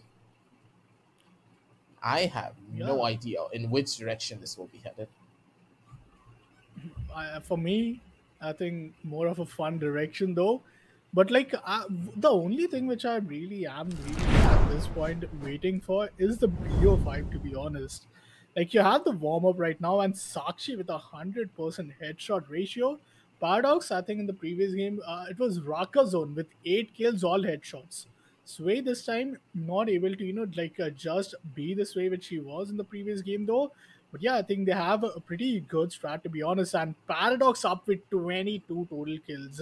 Like, he has literally just one more kill if you combine Raka Zone and Sway, which are up with 21 kills.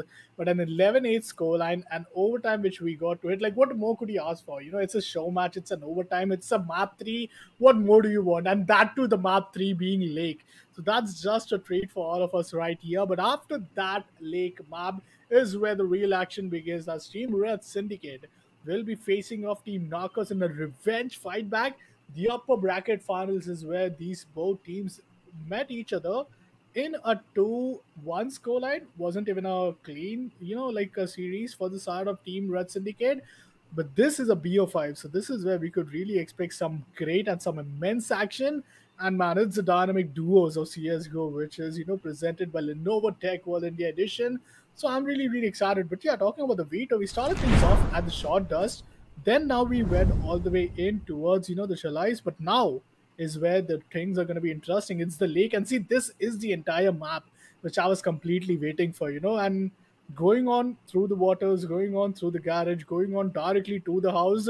No matter how you go, it's just going to be complete chaos unless you have any intel. It's just going to be an interesting map to cast. Considering how many different strategies Lake has, you can't really put a finger on what could be happening next. And just as you stated, there's a lot of chaotic angles that you have to deal with.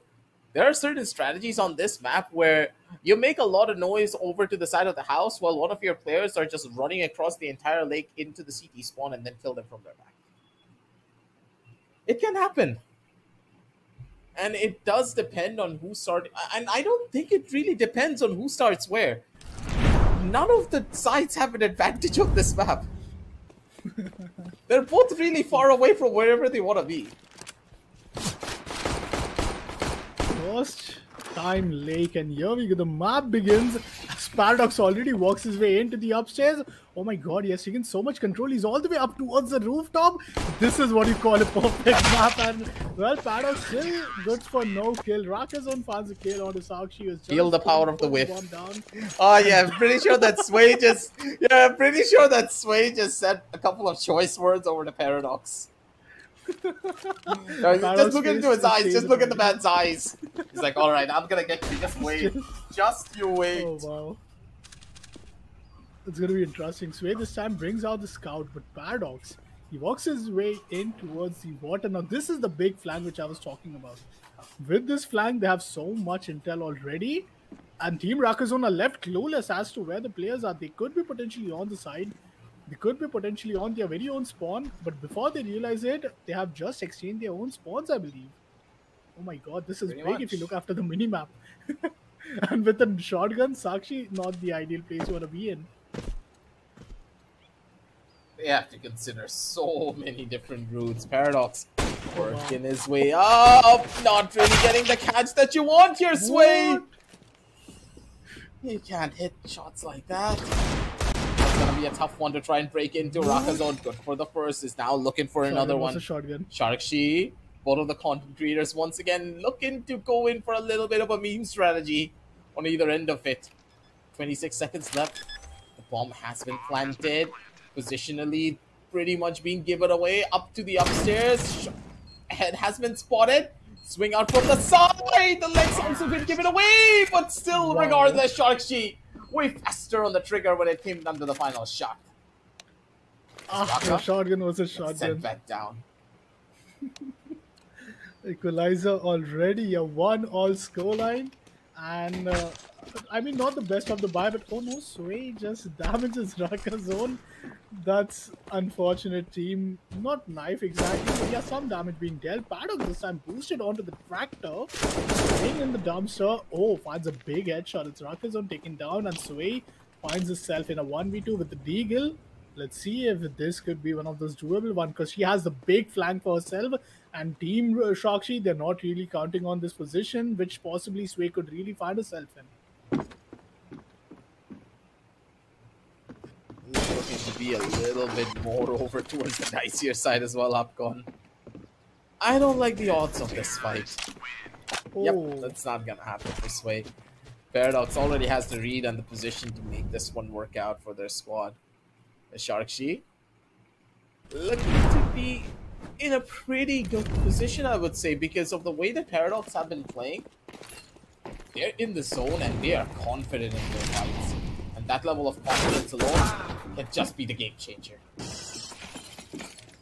Big kill for Rakazon, takes down Paradox, and Sakshi finds Sway. And that's once again a content creators up against each other. It's Rakazon versus Sakshi. But Rakazon is just in such an ideal spot. How did he not manage to find the kill? He's going on for the flank, but this timing is huge. He may not really anticipate, but she finds him. Oh, down to 13 HP. He gets the kill and saves himself another round. That's a 2-all scoreline. Man, it's going toe-to-toe at this moment for either side of the team. But what's the most ideal weapon which you would want at this moment? We did saw a scout which turned out so good, but an AWP in Lake is, I think it's a pretty big gamble if you ask me. $4,750. Paradox have given away so much intel as he is just running down the water, and I'm pretty sure that the player on top, who is going to be Sway, might realize him. But unfortunate as Rakazon gets taken down, Sway looking at the right direction. 1 versus 2 for her, and the bomb still yet has to go down. The bomb finally being planted. It's all up to Sway to maybe go in for something big here. Line's gonna come in, Sway over from the side, trying to maybe find a catch here. Timing is key for this, but Paradox already got the read. Sway could have just ran straight into his face to maybe find something there, but she didn't want to take that risk. Seems like both of them are just going to have a conversation in the server. You can tell, we can hear the message pigs. They're just having a friendly banter, you know. Battling it out on the server while taking fights against one another, while still typing to each other as well. You know, you got to make sure the competition is on both ends, right? The bomb is going to be planted. Oh, Paradox, he had a big chance to take down Sway. But now Sway in a very doable clutch scenario is breaking on all the windows to just get some clear vision. But wait a minute, just right up, it's going to be Sakshi is holding on to this big position. And see, this is the post-plan advantage which I was talking about. There's no way Sakshi loses it, isn't it? But Sway, she needs the timing at this moment. She's walking up the stairs, and she does. The damage is still being inflicted in. No defusal kill, so the round might already have been won from the side of Team Sakshi though. And she does manage to get away with the kill, but does she has enough time? I do doubt it. That was really, really close though. But great damage done to the economy though from the side of Sway. And now once again, Team Sakshi, let's see if we could potentially see an AWP coming out or no.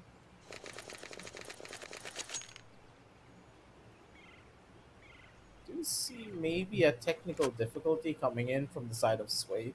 They're trying to fix everything out on the meantime, but regardless, 2 and 4 on the scorecards as Team Sharkshi, with Paradox leading the charge, is just completely rolling down everyone. 6 and 1 and 4 for him. Sway trying to keep up with the 3-1 and 4, while Rakazon does have 3 kills to his name as well. Nova in his hand, while Sway buys an M4. Things look to be a little bit more different for each side of things here. And this could just get really interesting really quickly here, Upcon. Because now that Paradox has pretty much exhausted his strat book, it's time for something new. And if Sway's the one who jumps onto the roof this time around, that's a high ground that could just turn the tides of this round. Potentially. I think the first round was a big treat, if you especially ask me. That first round went all the way in through these close fights, and you know, Paradox still coming out on top. But yeah, I think a 2-4 scoreline. We still have 2 more rounds remaining for the first half to get us done, and then I think would be the side swap, and that then I think is where the real side and the final half of the entire show match begins, only to be followed with the BO5, a big BO5 which we have on the way in between Team Red Syndicate and Team Narcos. It's fired up alongside SK. Wow, 2 of the most, you know, I'll say a skillful player in the scenario for now, and they have really proven themselves in so many times, especially, you know, if you have been tuning in the CSGO actions lately, and they'll be playing up with the skills, which is going to be Paradox alongside Sway. So this is going to be interesting, BO5, but yep, I think the pauses are all going to be sorted out. The technical difficulties are all sorted out, and we will get the game started quite soon. Meanwhile, any one of you guys new to this entire stream, this is a big chance for each and all of these players, as 50,000 prize pool is on the line in this tournament between Red Syndicate and Narcos. Meanwhile, it is the Lenovo TechWorld Indian Edition presenting the dynamic duo CSGO. And, before the action in the grand finals, it's definitely the show match, which is now at the decider map, which I was personally being, really anticipated for the map of Lake. But here we go, round number 7 it is. And this round 7 has to be a Raka Zone round, or else the lead would just be too good. But Sway already is up all the way towards the rooftop. Oh, this is my favorite angle to hold off. Yeah, remember what I said about Sway now taking the roof control? I might for it, but Paradox way better on the engagement. Just casually goes in for the flick up and a tap to the face. He can't survive on that one. Paradox just has that aim to make things work, and now he's looking for another one tap to go down in style. The man is now one thing down, Raka, one tap coming in, and Paradox is just absolutely. When he is prepped, ready, and he will take you out, he has that phone number, and he's gonna make sure to call you. 3-5. One final round for the first half to end. And Paradox with a great molly to deny any sort of, house control being given away. While Sway is again playing with smart route. There's a thing, and this is Sakshi who gets the thing. Rocket Zone is down to very low HP and Sakshi denies him. But Sway already has the flank by her side. She must potentially take down the bomb planter, but doesn't manage to do so. Yet, it's a pretty doable retake. Because Sakshi is down to only one hit. Paradox is up with a big flank. But Sway hasn't yet revealed a position. So, both of these players, they have multiple angles to worry about. Let's look after Sway's how she manages to get any kill. Well, Sakshi just takes her away. That's a 6-2 score. And that's a big lead for Team Sakshi. Let me remind you guys, Team Raka Zone won the first map at Short Dusk. And after that, it just seems to be a big reverse sweep just coming in as Sakshi. They came up with the previous game win. And now in the decider one, they already have a 6-2 lead. It's a tough one. Especially with Paradox hitting shots like that, man. You cannot quantify this into any of your strategies. But Paradox is looking for something a little bit more. Sharkshi following her body pretty much everywhere for this type of fights. So it looked to be a little bit more further forward in these engagements, while Paradox spotted out the first initial player, already knowing that, hey, both of them could just be playing inside. As Sharkshi acting as the shark bait. He's a little bit too far in, and our buddy's not even that close. Rockazone gets the first initial frag. Paradox, beautiful one tap over towards the face of Sway. The man is ruthless. Give him a chance. Give them something to play with here. Not really a lot of time. He needs to stick this one through, possibly. Needs to get DP. Find the fight. The fakes don't work. Not against Rockazone. And the pros don't fake. Does not work on him. Rockazone, they are able to lift this one through, but goddamn Paradox, what was this? Shot. A flick of the wrist, man. And just one bullet. Didn't even waste any. And then finds himself up in a 1v1, but a great one for Paradox. A force buy? But a shotgun, wait a minute. Sakshi with a shotgun. Paradox finds one. It's a buy round for Team Rockazone. 1 versus 1, it's Sway versus Sakshi, and Sakshi already up with Nova. She could just hold on the bomb at this moment. The C4 is just right next to her, and that's where, just right on her crosshair, Sway might potentially be heading on. That is so bad, she gets the first hit, she's down to 5 HP, and Sway takes on the first buy for herself. It's Rockazone winning the 4th round, and man, this game is now getting started to be fun, as the first buy for the start of Team Sakshi didn't work quite well enough, but yet they force on for another round. Highly questionable when it came down to the utility usage, but that's completely fine. Paradox, I'm pretty sure you heard all the footsteps, right? You should know that one of the players are already in towards the building. Things are not looking that good for that Sharkshi. Trying to make even more noise over the side to allow Paradox to pretty much get away with everything there. Sway, good for the shots as Sharkshi. Just had no idea what to expect there. Paradox still very much alive in towards the side. Wants to go in for that aggressive play. He is the mind games. What Sway is just way faster on the trigger and better when it comes down to the snaps in the face. 5-6 is Team Rockazone. They're slowly but surely making that climb back onto the driver's seat. I mean, somehow in this entire game, you'd expect a big comeback. I mean, that's the last thing which I could have expected. It's a 6-2 scoreline, and that 6-2 comes in all the way up to a 5-6, almost an equalizer. We now see Sakshi in an eco. The headshot has to be pretty much it. I think Paradox, he misses most of his shots, just one body shot landed, and Rocket Zone down to 38 HP. Yet they have the entire side control, and this is smartly being played. They are playing the objective game right here. They know for a fact that no matter how they stay alive, eventually Team Rocket Zone have to come in and either kill both of the CTs to win the round, or at least get the bomb planted and detonated. And here comes the smoke, so that's a big victory. Oh, the spam is beautiful, but doesn't stop the bomb planter. But Sway has lost almost most of her health bar right there, and being down to 19 and 38 HP, it's going to be so much undoable.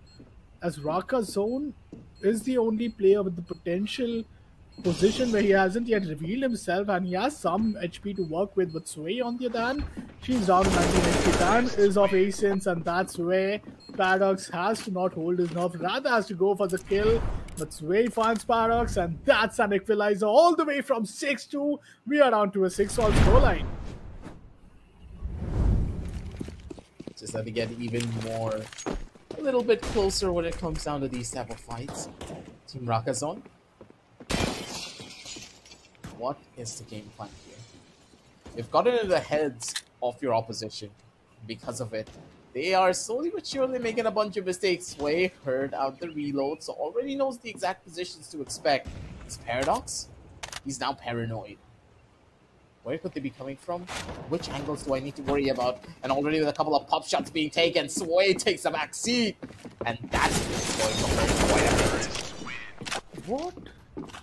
Oh, how lucky you would be there just to get yourself behind the sledge. And yet, I mean, this was an incredible one if you ask me. I think there were like two players who were shooting Sakshi at the same time. That's what got, her in that position, but she was just, caught at the very wrong position though. But a big lead now as Rocket Zone 1 point away from being at the CT point. Let's see how this goes. Both the CT once again opting to go for the upstep position just to make sure that if the post plant comes in, they have an advantage. But Paradox with 2 good headshots. That's how you do it. And Paradox manages to put himself up with the numbers advantage. Sakshi still has a famous, and Rocket Zone has to put the bomb down at 58 seconds. But that damage has put Paradox down to 7 HP. Oh, big kill onto Sakshi. It's all doable at this moment. A smoke and a potential fake, but Paradox gets him out of nowhere, and that's an equalizer. The first round victory coming in from the side of Team Sakshi, as we had already 5 rounds being done in the second half. He just jumped out of the window from the other side and casually got that kill. An absolute Chad when it comes down to his movement. Paradox knows what he needs to do to get fights like this done, as Paradox is now hungry for even more. A couple of pop shots being taken from either side of things. It's Paradox. He's waiting this one through. Where are these duels and how do you want to take them? Sway. Oh no. First over to the side. Good for the first initial shot. Paradox has been taken down. And finally, it's the 2 ladies going up against each other. The final tango, one could call it. As the smoke does cover her ascent. But the thing is, what about the information? They need to try and find something here. Oh, she gives away the Sway sound. already gave away a lot of the sound. That should give them the edge that they need. The plan's gonna go through. 25 seconds left, and she comes in for the spray. Sharchi. Patience is key, and the patience that she had really paid off. Oof, that's a big one. I think that's a big kill. And with that, the series point is right up for the side of Team Sakshi as they are 1 more round away. But hey, it's not the first time we had a 7-hit score, and we have went to an overtime. We are in the decider map. Each and every potential thing you can imagine has been already done with yet. Just one thing that we did not yet see the op action. Oh no, he's playing these angles from so long, eventually knowing that there is an AK. So 1 headshot is all they need, but Rocker Zone is down to 20 HP at this moment. The bomb is down, so they have 35 more seconds to work some retake up, but Sakshi just goes down. Oh, she passes on Paradox, but he takes him down. It's down to one single player who is going to be Sway. What? And she finds the kill, takes us to an overtime. That's a 1 versus 2 clutch coming in from the side of Sway, and that is how you expect a show match to just go never ending. The distance has also been there, but still, we haven't yet found which team are going to be winning over other in this map of Lake as well. Never really know what to expect when it comes down to teams like this. Could go either way, and it's been a long day for each and every one of these players. Today's just gonna get even longer. If this is what the show match is gonna do to you, it's gonna be a little bit of a problem. It's gonna be Paradox and Sway once more, the dynamic duo when it comes down to the actual tournament. Still going strong on either side. Because of the way that they're playing. Slowly but surely into amazing. Sway just catches the timing over onto Paradox over from one side, and Paradox just can't believe it. The way that this thing works out, man. It's always the timing. And because Sway knows Paradox inside and out, she knows how to catch him off guard. She knows the timings that you can never expect. And Paradox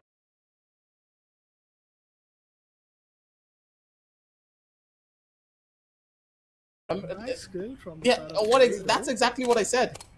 Being read like an open book. Sway just knows what Paradox would be thinking. That's Sakshi down in a 1v2, and I think this is a pretty good one if you ask me, but not when Rakazone comes in with such a good spot. Oh my god, Team Rakazone are on the series point at this moment. Rakazone just too early. There's one more round remaining for you. No, that's what you call a winning movement, isn't it? But now with 2 more victories, I think Sakshi really needs to get herself up. Team Sakshi, let's see if they could really claw their way back in, as they are now at the T side, and this T side could be really promising. And I do count us to go all the way towards the Terran. Oh man, this is going on to be the long competitive map though. She just walks in as if there's nothing to worry about, and she's all the way up to the upstairs. I think this is really going to be anticipated, but Team Rakazone, if they really want to win here, they let them, they let them go on a post plan and then potentially win it. But Paradox already finds Rakazone. That is the entry they wanted, but you still have to worry about Sway. And if Paradox here has been taken down, Sway, she is going to be so much in a great spot. But Paradox chooses to back out, and now Sway in a 1v2. Sway stuck in close to an impossible situation of what really happened to her, and Paradox just gets the opening read and instantly catches her out. Absolute demon, Paradox. And the thing is, Paradox is one of those players that as soon as he finds a single sound cue, he's not afraid. He's gonna swing out and he will go out running to take that fight. And there are very few players who can do that with confidence, and Paradox is exactly one of them. The RNG in a final round of the half, which is potentially an overtime. It's down to a 1v1.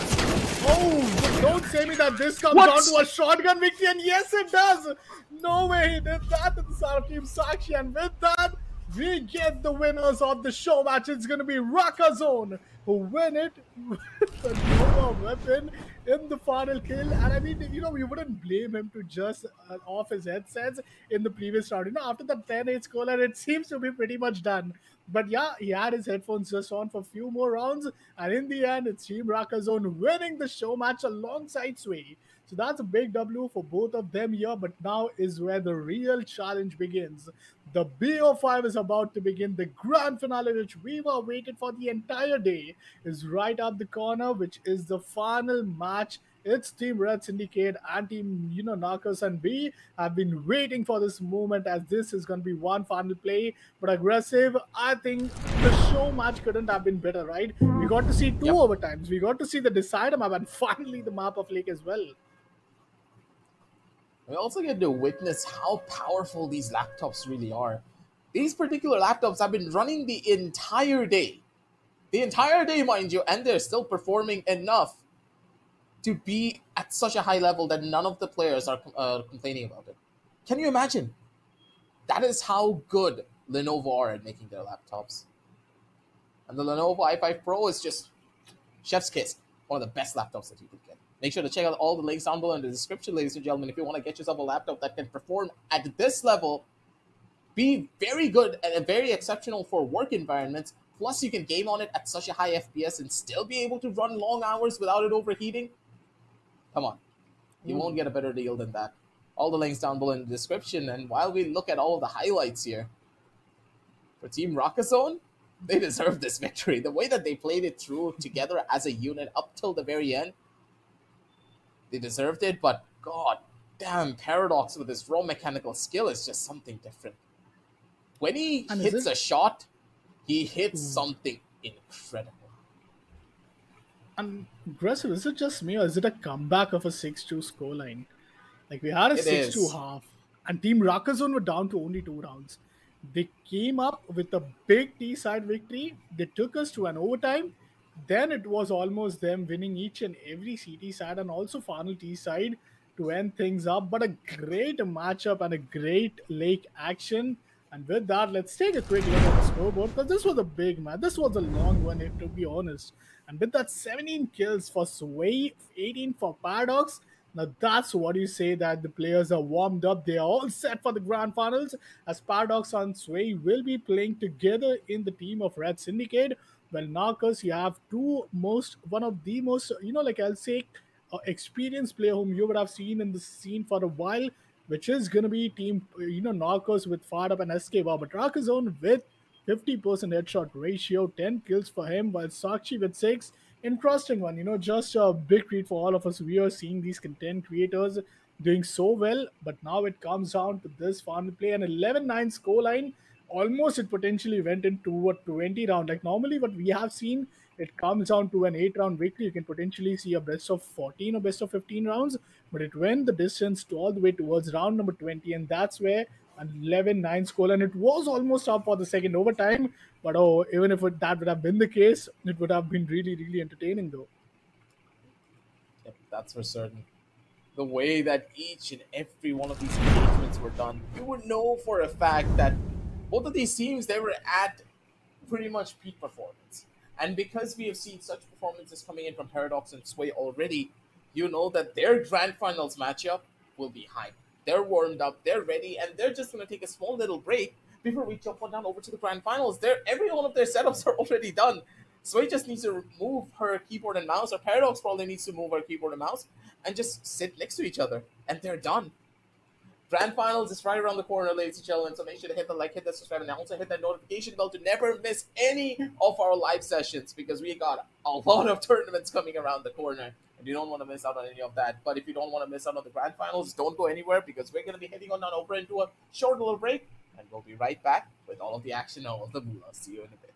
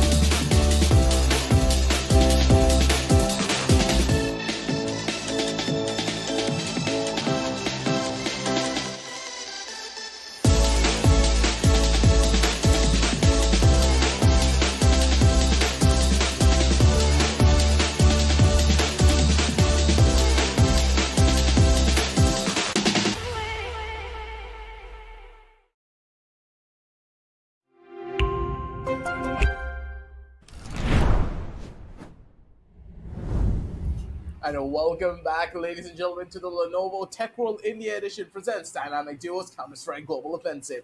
We are now back once more in the hot seat after an intense show match. Like, goddamn, I was not expecting a show match to go to 3 maps and also go into overtime to right up till the very end, where Rakazone came in strong with a clutch up against Paradox. But now back towards the main show, because here is what you've all been waiting for. Grand Finals matchup with Rat Syndicate going up against Team Narcos. Both of these teams had a journey to reach this spot. And for Team Narcos, this is a revenge story for them. Best of 5s, no maps will be excluded. You gotta play through it all. And whoever gets to 3 first are gonna be the ones to win. And Upcon, I really want to ask you, who do you think has the mettle to take it? Because for Narcos, they played a bunch of games. But for Rat Syndicate, they have tasted victory. Oh, yeah, they have. And I think Team Narcos, they have played 3. Red Syndicate have played 4. Just the matter that the 4th one was all the way in with 2 different teams for Sway and Paradox, though. First matchup, it's going to be Cobblestone, which we'll be heading forward for. The first time of the day. We'll see it. So that's epic. Then we have none other than Shalais. Then we have Short Dust. Then we have Lake. And to end things up with the decider, it's going to be Boyard. Narcos picks the first map of Cobblestone. So Narcos, it was their pick. They really made it count, and they really want to make sure that they get the head start in the series, because it's not just a series at this moment. It's going to be more of a marathon these players have been playing on since the noon, and man, it's been so long hours for these players, yet they are able to put up such a great performance just the way the Lenovo laptops have been doing all day long. Oh man, aggressive. I'm in love with this laptop at the same time as I'm in love with this game and all of the teams as well. You're loving the laptop a lot more. Don't lie to the audience here. Because when you have a laptop this good, why wouldn't you have been? Right? You gotta consider all the links down below in the description, ladies and gentlemen. Get the Legion 5i right here and right now. You don't want to miss out on any of the offers that Lenovo have for you. I'm pretty sure these offers won't even be here after this tournament has expired. Links down below in the description. Check it all out. You need to get this laptop, because imagine these players have been playing on 4 laptops for the entire day and they're still able to give this good performance. So that is saying something. Laptops that I used to use can never give this level of performance and have this good of food. So moving on down from that, ladies and gentlemen, Rat Syndicate versus Team Narcos. Game number 1 is now underway with Cobblestone being played for the first time. And which team will be able to take it? We're going to be able to find that out soon enough. Oh, it's the first pistol round of the grand finale. It's Team Red Syndicate on the CT, and a good one tap to start things off. Takes down Escape and takes down Fired Up. Oh my god, don't say me, Assassin, that there was only 2 bullets shot in that entire round. And that's it, the round is over. That's 2K, 1 bullet right here. 11 bullets in his magazine, and that's the second bullet Oh my god, that is the biggest, nastiest stuff I've ever seen. That too coming in from Paradox, who is now up with a goodbye Sway on the scout, while we have Paradox with the farmers. But towards the LT, towards Knockers have already worked their way in, but Sway not good for any damage. It's down to Paradox in a 1v2. Paradox dealing a good chunk of damage there, but still, regardless, he's not able to find a confirming kill. These Mach 10s can be such a nuisance to deal with, even on these longer range fights, because of the magazine capacity that they have. And for Paradox, he is a rock in a hard place. Position is already given away. He knows exactly where one of the players are, but trying to find a frag onto either one of them, it's not even close to impossible. Low versus low. Both players down to 7 HP. This is going to be so difficult at this moment. He knows he's just one shot away, but does he have enough time? He has a kid though. Oh, he jumps at the wrong moment. He might go for the defusal. Goes off with the flash. The spam is good, but the flash is better. That's a ninja defuse. Paradox wins the second round. Wait, yourself cannot believe it. Oh my god, that's a really movement at this moment. Oh my god, I might have really, missed myself there. But Paradox was as confident as ever with 7 HP and a 1v2 clutch for him. An absolute godsend when it comes down to plays like this. Paradox is just that good, and Sway looking for the closing blow here. Fired Up, gets away with it with his own life. So regardless, he's got to worry about Paradox over from the top side. Gets the read and gets the catch. Paradox's shotgun does not find the closing blow there. They do lose the round, but it's not really the end of the world, because they still have enough to maybe go in for some form of a buy. But nope, I was wrong. Economy-wise, they need to opt for that save. That last round was crucial for them when it came down to the economy. I mean, they went and investing all the way in towards the last even, $100. Like, they invested each and every one of them. And XM is one of the most powerful shotgun in CSGO. And nothing beats it. It's one of the most expensive and the most reliable, if you ask me. Especially if you are away with 15 meters of distance. Fired up manages to get the first one, but a teaser is being out in the hands of Paradox. Oh my god. Still the bomb goes down. It actually does, because Paradox is just trying to be a big barrier right there, but not a problem for Team Narcos, as they win back-to-back 2 rounds and equalize in the starting 4 rounds itself. 4 more rounds remaining for the first half to end, and the CT side, they finally have a bye yet again. Gonna make this one work a little bit better for your side. Fast rush now coming in, possibly spotted out Paradox as well over to the bottom side. Paradox working his way up towards the top end. Sway's gonna be good for the first, and Paradox is gonna be able to get that backstab on the second. Nicely done. All around good fight coming in from the members of the Rat Syndicate, as they're able to equalize and stabilize themselves just a little bit here, but not by a large margin, not just yet. They need one more round to finalize everything and put that nail on that coffin and stabilize in such a way that they'll be able to buy for the following, at the bare minimum, 3 rounds before they need another refill. This is a good util, I think. The use of util from Team Narcos have really been, you gotta appraise it to them, as this hit towards the B side has to come through. 1 minute remaining, and already the LT is being such a strong way. Oh, she gets one with the blink right on her face, and Fired Up managed to take it down at the same time. Now it's down to Paradox once again. He has the defusal kit though, but they are walking in behind him. So this is what really is the concerning part, as Paradox has to worry about 2 different angles. While the bomb hasn't been up yet towards the side, Paradox is already wanting to clear the first side. But this is so well played from Fired Up, as he is not giving any movement at this point. And Paradox, oh man, this is a difficult one. SK Wow is just behind him at the right moment. Paradox is just standing by a good hole, gets the first kill, anticipates the second to come on from the backside itself, but that's what gives SK Wow a big competitive edge, and that gives himself the 3rd round, a 3-all scoreline. And this entire game so far in the grand finals has went all the way toe-to-toe with a 2-0, then a 2-1, 2-all, 3-2, and a 3-all at this moment. But 2 more rounds remaining for the first half, and oh, this game really close. But I mean, that was a kind of, a big advantage for Fired Up to put the early control. But this time Sway gets taken down. The Flash, the Team Flash, not the ideal one, but now it's again Paradox in a 1v2. Could be that game changer for the team, but it's just not working. The way that Narcos are playing is just on a level where members of the Rat Syndicate are still not able to adapt to. They need a better game plan and a better strategy, maybe possibly an off angle to play around with, because of the amount of space that they're giving away. I don't like how this is going through. Paradox looking for a very hyper-aggressive play over from the side with this eagle, maybe going for one kill, not really gonna happen here. That's Fired Up, just goes in for that spray and completely changes everything. 3-5. And at the end of the day, Rat Syndicate, they're gonna be decently happy with the choices that they have made, but maybe a couple of more rounds on the CT side will make them feel a little bit better.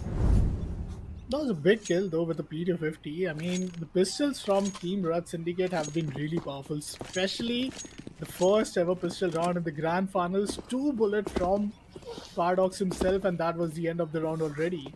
Now, with that being said, I'd love to see how Team Rat Syndicate are going to prep things up. They will be up, but still Paradox managed to get away. First blood for him. Of course, going on with some denial. Fired Up gets a kill. The close range lock, it's really promising. Fired Up in a 1v1 is up against the side of Paradox. Paradox really playing the juggle peek here, but jiggle peek doesn't work always. They're all playing around the entire ground, and Fired Up gets a 1v2. Ah, the pre-fire was beautiful, and Paradox cannot believe it that they just walk away with the 6 round, the Fired Up clutch. Oh, this was so much needed, but all of a sudden now, Team Red Syndicate are in the toughest possible position, and the force buy is their only last hope for survival. Just gotta hit those shots in a way that you really expected. Here comes one from the side. Paradox! So good with the UMP. Has the angle, has the timing, and has the positioning to make that one work. Beautifully done. Now is where the game really begins, you know. The force buy doesn't stop Team Narcos from losing and yet not buying it. Sways up with the UMP while you know, Paradox comes up with an AK. Even if they lose this round, they have a pretty good, you know, backup for them. So 1900 loss bonus, not a big problem, as they will still have those AK, but some damage being inflicted. And thank God the SMG, the Mac, you know, MP9 still helps them. But here comes the false blood. Paradox takes him out. Fired Up takes an instant trade. It's down to Sway. The UMP for her, and let's see if that will work the magic. The spam is good, but Sway gets the final kill, and that's the 5th round. Team Red Syndicate, they keeps their hopes alive in the cobblestone, and now it is down to the final 5 rounds remaining. Team Narcos just needs to win 3, while Team Red Syndicate needs to consecutively win at least 4 of them to make sure that they be the first team to get towards the 9 point. Gotta look for a little bit more. SKY with this Deagle. It's an absolute legend when it comes down to fights like this, but still these fights are very difficult to take as well from time to time. Paradox is gonna get shut down, and his weapon is now fodder for the enemies. Fired Up, good for the play. Sway doesn't really have enough of an angle or enough of a timing to maybe find something here. And the fact that they spread themselves out this thin, don't really understand what could have been the game plan coming in from the Rat Syndicate, knowing that Sway just has an op in hand. They needed to play this one together instead.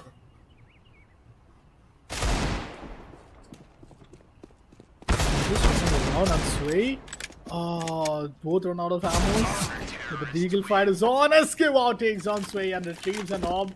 One of the most expensive rounds for Team Red Syndicate, and one of the best positions for Team Narcos to be in, as they were down to only these pistols, and they win the eco round. That's the big way to start things off, as now Team Narcos are just 1 point away from being at the map point, and Fired Up knows where the position is off at the right moment, but just the moment they walk through the connectors, it's SKY who comes down to do some damage, yet Paradox trades him. He retrieves an AK. It's an AWP versus AK. It's Fired Up versus Paradox in this round 13, and only one team could get this win. Which team is it going to be? Fired Up with these availabilities of all the util would be a big advantage, but mind you, Paradox do have a nade. There comes the first peek. He misses the shot, goes for it, and that's a leg shot.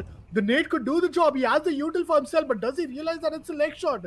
This is where things go tricky. A wide swing has to come through from the side of Paradox, but the timing is so good. Oh my god, Team Narcos do not expect this. They're moving in the right direction, and what? Paradox still gets the kill, and that's Team Red Syndicate, who denies the map point, and they live for another round just to make sure that the map point is not yet being given away, because the economical situation for Team Narcos are really going to hamper if they lose another round, as they did add an eco in the previous one. So that's something which will back them up the buy of this round, but after this it's kind of tight. Fired up. Good for the first kill already. Sway not really being able to find an engagement that she would have wanted there. Not again. Oh, it's good for one, but he's not going to be good for the secondary. Map point already being given away, and that was a little bit too much of an over-aggressive play coming in from Sway. They need to slow things down there before taking that first initial engagement, and Team Narcos, they're able to walk away with it. Tough spot to be in when it comes down to situations like this. And on a 6 and 8, you really don't want to take these fights anymore. And with that first kill over onto the face of Paradox, and Sway with only a scout in her hand, I think she's done for here. Upcon. It'll be a miracle if she's able to pull this one off. Oh, mind you, that would really be so good, but not with the nade. It's down to 47 HP. Still manages to survive.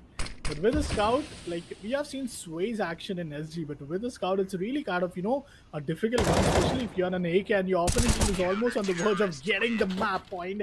And here we go. The 9th round is secure. Team Narcos, they get a head start in this entire, I'll say BO5 series. And, here's the thing. We were talking about Cobblestone being the first time we are seeing Cobblestone at this moment, and Team Narcos, they choose to play it in the very first map. Let me remind you that this was a pick from Narcos, and they were so set for it. They looked all ready for this entire map. Their strats were so good.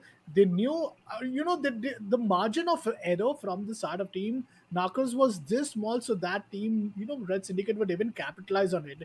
There was not even any mistake, if I really point out. Like, they even won some of those 2 pistol round, which was like, not just the pistol round. I mean, it's one of those eco round where they capitalized on an AK and an AWP, and that's where the entire situation for Team Red Syndicate, it just, blew away. But with that, Cobblestone is up from the side of Narcos, and they be victorious in it with a big scoreline. Now it comes down to the remaining 4 maps, as now if Team Red Syndicate really want to make some, I'll say a statement right here, they have to win the very next map, and this isn't going to be that easy, because Team Narcos, they are all set and their strat really looks so beautiful at this moment.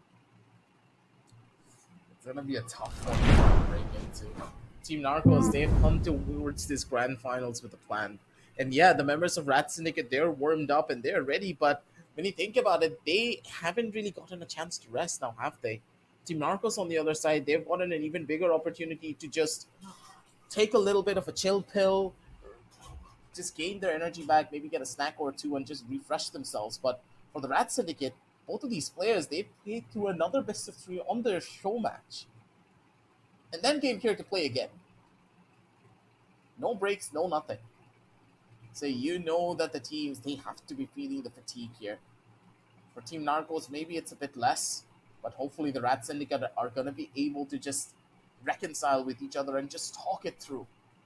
They need to have that team spirit up and running if they want to win this one. Because for Team Narcos, victory, it's right around the corner. And they're within sniffing distance. I think, that's where that eco really turned them so bad. And with that, they, after that eco round, they only managed to win one of those rounds, which was once again Paradox, with the UMP, and that was a big win. And 9-6, not the worst, but yeah, Fired Up with 15 total kills, Paradox with 12, Sway with 4, and SK Wow with 8. The headshot percentage almost down to 0 for Sway though, but this was just the first round, the first map of the entire series.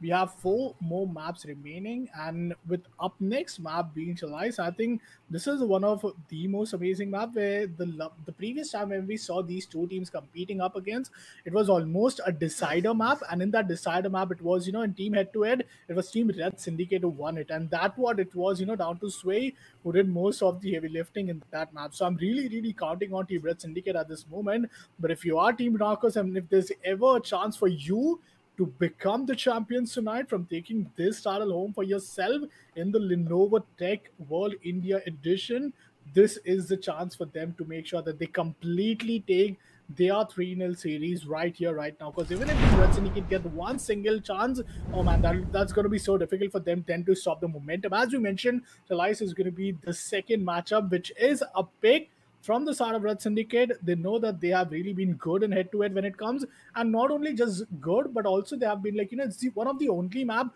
where we saw very competitive, equal side. It's a kind of a balanced map, if you ask me. Either side you start things off, it does come down to your performance in the second half and what scoreline really leaves you behind with the score series. But with that, dust, short dust is also going to be something where we could really head on if it's a 2-0. Yes, it do be as such. The way that Chalice is now playing out, I really want to know what could be the game plan for them here. You just stated it as well. Sway needs to just step up. There's no other way to put it. Whenever Sway is performing, you know that the members of Rat Syndicate are going to have a good time. It doesn't matter what Paradox does. If Sway is able to go in and just shut down her opposition, there is nothing that can stop this team. And at the end of the day, this is how it's going to pan out. Team Narcos, what do you have in store for us for this map? You did lose here before, and that loss needs to fuel something inside of you if you want to hold this one down. Maybe good for the first initial kill. That's a wrap for them. And they need to find the skill quickly. That's going to be one. That's going to be the second. Fired up with the dual Berettas. Just absolutely blast them down over into the ground. And Paradox can't believe it either. They're able to go in for this hold. And poor Paradox, he just doesn't know. What can he do? Not much. I mean, it's a good round though from either side, but because the bomb plant did went down, they can now afford for the force ban. That's what they're going with. They're going in with these force ban. The double nades of this time at least have done some damage. That's Ray with the first kill. It's down to a 1v1 and well, a team kill. Paradox just chased down Sway, so that's a P90 being taken away from her hands. But yeah, he needs to give his own drop right there, and that's a good round for Team Red Syndicate. Did miss the pistol, but never miss, the post-plant scenario, and then get away with the second force by round.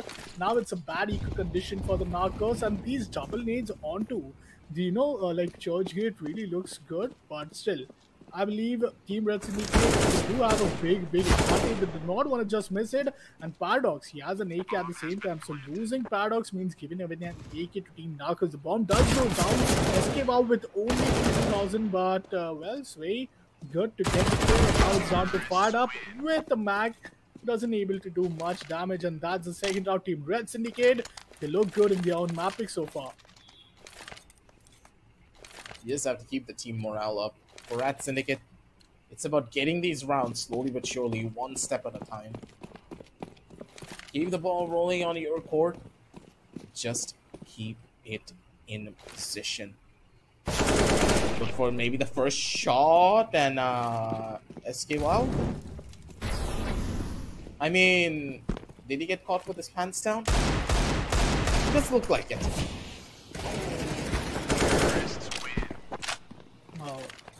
Good round, a quick to be honest, and I mean, yeah, we got to look at the replay because I really thought at a moment he did had, his util was in his hand while he was using it to maybe flash off or maybe go on with the smoke towards the under LA, but that did not really work out. Nonetheless, it was an eco. Now it's the bar round, so now we are talking for Team Narcos as they are up with an M4 AS, A1 and an A4, so this could be the potential round, but look at Paradox.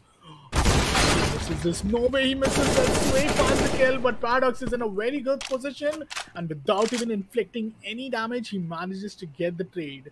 Now it's down to SK. Wow, he's already walked up the under tunnel position. And oh no, this is such a bad spot for the side of Paradox. Team Narcos, they win their first bar round, and this is which was much needed. 2-3 scoreline. Team Red Syndicate, being at the T side, you don't have to amp up much at the economy. But yeah, learning from that round, I do believe Team Red Syndicate, they won't go on to boost themselves again. And they this time would really consider the pit push, which they are really looking forward for. They're looking to be even quicker on this execute. It's Paradox. Worker from his side with Sway trying to slowly but surely pass on behind him. But maybe a flash. Something needs to be present on this engagement before they can go anywhere. First initial Molly being thrown at a very powerful angle, but Paradox! It's the Molly, and that's going to be a costly one. Fired Up took that engagement for free. And now poor old Sway, stuck in an almost impossible situation to try and clutch this one out. Timing is everything. And Fired Up, casually just sprays her down. 3-3. It's Team Narcos. They get another one to equalize, but that's as far as you can go. Good round so far it's been for Team Narcos. With the CT side, a 3-all. 2 more rounds remaining for the first half to get done. This indeed is the second map. Narcos has already walked away with the first map victory. Now it's down to these final 2 rounds. The Paradox with the stairs. Oh, this is beautifully played by him, but just not evenly able to get any value out of it. That would have been really big, if you ask me. But the Paradox! What? Paradox with the wrist flanking flick, and no man, no, he's no way feeling it. Because if he starts to feel it, Team Narcos not in the army. The post way with the lurk, gets a kill with an MP5. That's the last gun which I could actually use. The suppressed SMG hasn't been that delightful for me, but man, Sway really gets the final kill, gets the AK off the hands of Narcos, and now it's them again back with a 1-round lead. It's just a constant back and forth between both of these teams. The way that they play is just absolutely phenomenal. Up in the hands of Fired Up again, though. He is looking to be a little bit of a nuisance towards the opposition. First contact already given, and Sway is taking a back seat. Now, they gotta look for one more kill, but I like this play coming in from Narcos. They just ran all the way back. They're like, nope, we're not peeking anymore. I'm gonna let you plant the spike. I will play for a post one. I do not care. And that discipline is what could get Narcos over the finish. Good nade, but this time no damage being inflicted. It's fired up with, an op. So I think taking the bomb all the way towards the side, it's going to be a big challenge, especially when Paradox is all by himself. And Fired Up getting the first kill really gives Paradox a big hint as where the oppo mid position himself. But the timing is so good. Oh, Paradox. He really have to worry about 2 different angles. But this op is what is really bothering him at this moment. Smoke's good. No spam kill. The bomb would potentially go on, giving them an extra edge. Oh, but the spam is beautiful. And SK, wow, he takes the final kill. That's a 4-all half, just the way it was earlier. But in the previous time, we had Team Red Syndicate at the CT. And this time, it's going to be the second half where we have Team Red Syndicate in the CT side. So this is interesting. And as we can see, players like Fired Up and SK are really having a conversation that they did manage to pull it out after being worse to bad. But now as it's down to the final half, they really need to make a round with some quick pushes. But Paradox already gets first kill. Him with the USP, it's just so smooth. Some smooth headshots coming in from his side. 1 versus 4, Fired Up. Not the first time he's been in this scenario. Was similar the case in the previous Global Storms. They did come up with the clutch, but this time Sway denies him. It's the 5th round, the second pistol for Team Red Syndicate. Absolutely perfect. Rat Syndicate are just one of those teams that when it comes to the pistols, they do not skip a beat. How many times have we seen them just one-tap people out of existence when it comes up to pistol round? They do it all the time. And they do it in such a way that it's going out of style. Back 10's in hand, and that's the spray. Catches out Sway. And that's a free upgrade. That's an M4 in hand. Good for the first. Paradox could be good for the second. The shots are clean. And now he just has to hold and wait. Oh my god, that 1v2 from Scout. Paradox is at another level today, man. He is feeling it at this point. Look at this clutch. He gets the first one, wait for a dink, and then the second one was so well timed. Oh man, this was, I mean, it was so beautiful from him. And Paradox, man, he's really doing it for his team at this moment. Paradox gets another one. This is what happens, you know, once you give the momentum to this guy, he's just unstoppable. A monster is not ready to die at this moment, and Farah finds himself again in a 1v2 while Paradox goes just back to the very next moment. And here we go, gets the headshot, gets the 7th round, and that is just 1 point which is Team Red Syndicate away from getting themselves in the map point. It's a lot. 47 here already, the members of the Rat Syndicate just being an absolute unit when it comes to holding down the lines. But for Team Narcos, what's the answer? What's the game plan? What's the strategy? Because you are losing players like Arasio, and they have lost so many rounds that you now are stuck at match point. How do you bring this one back? It's 4-8 already here, Upcon. How? And the economy, still something which could really help them make sure that they play up against these AK and an AWP. But Sway, just trying to look at the two different directions. A missed shot would really give up so much advantage and so much space. And here we go, the missed shot is right there. Sway, this time, oh, the timing is good.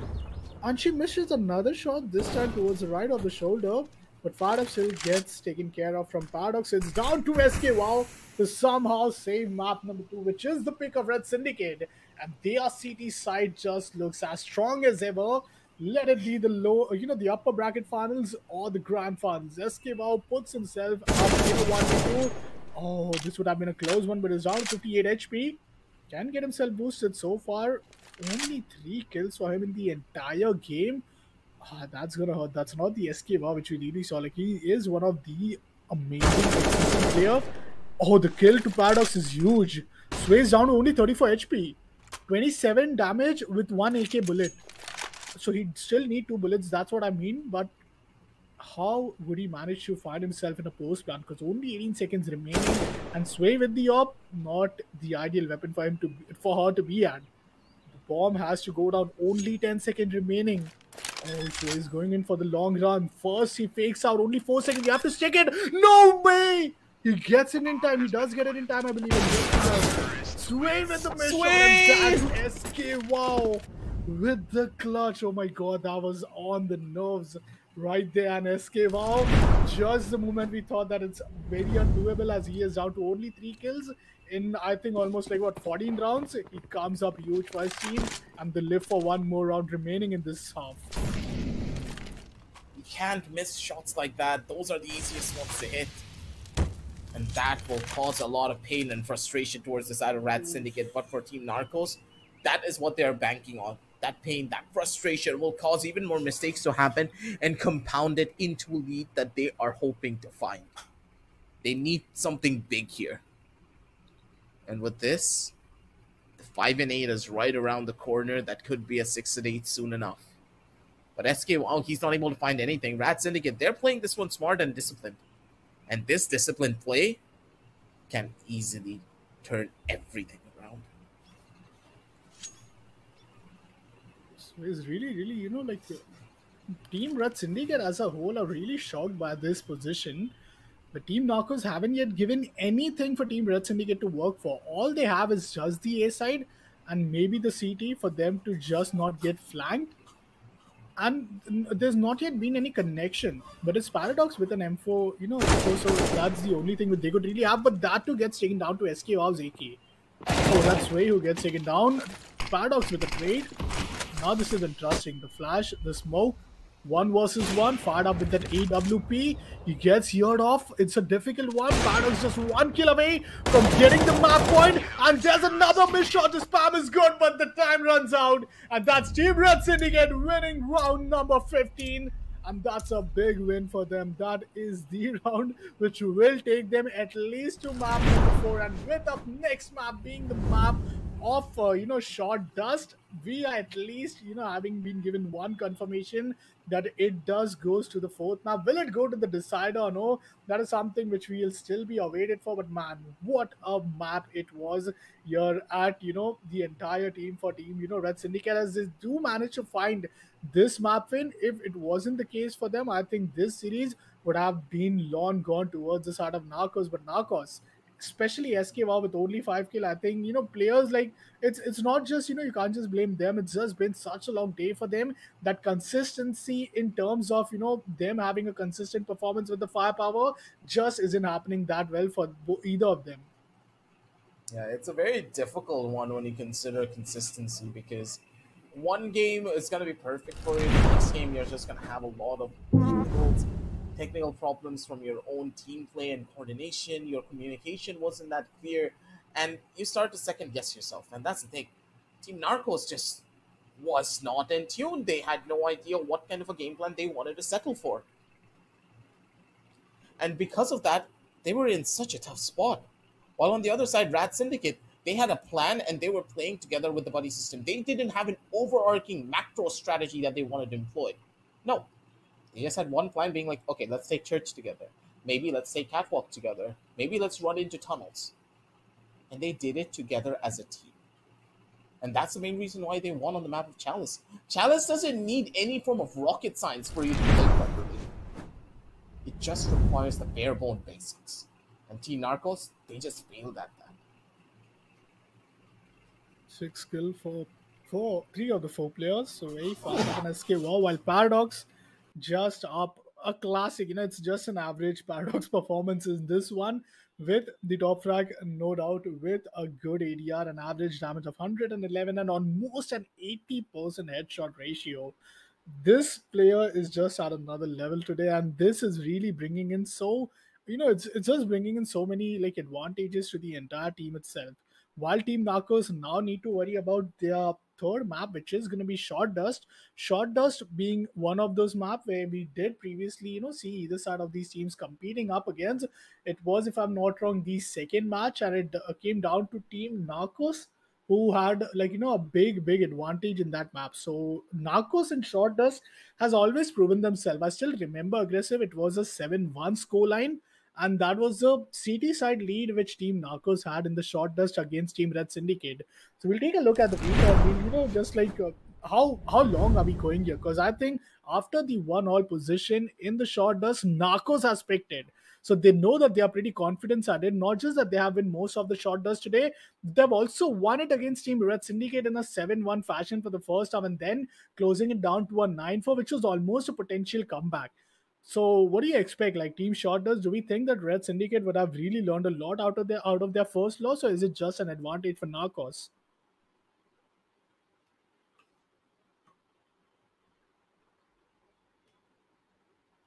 Okay, exactly. for me personally, Yep. Sorry, I had my mic muted for a second. I was sneezing a little bit too much. But moving on back from that, when you asked me that question about Short Dust, I personally believe that Team Narcos would have a massive advantage here. They have a form of a chemistry on this map. They've written down an equation, and they know all the solutions for it before it even pops up in front of their screen. And that's the thing. When you have a certain strategy and a certain play in mind on this map, you can utilize it pretty much everywhere. Sway far away from any likes of a trade. Does get caught out, and Paradox giving away his position, looking for that first initial frag. Swing out from the side, good for the first, and goddamn Paradox. You gotta chill there, buddy. Good for the first, and now he's looking for even more.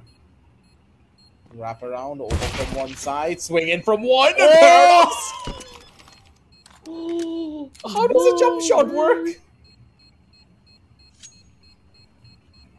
How does it left us? How would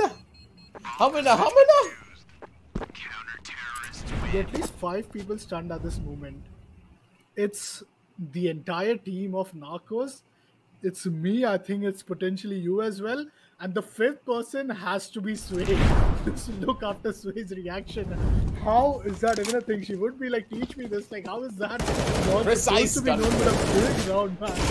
Precision level was at another level. He was down to an entire HP with the Kevlar vest, and yet gets Eskimo this time takes Paradox. It's down to Sway, who has been taken care of. Team Narcos, they win the force by. Explain to me, have you ever seen Precise gunplay like that? Never when you're in air though, or in aerial. My god. Team Narcos, they're able to retaliate with the buys that they got because of the bomb plant going in, but that round is still etched into my brain, man. That is one thing you can never forget. But now, with time dwindling out slowly but surely, there's even more to worry about.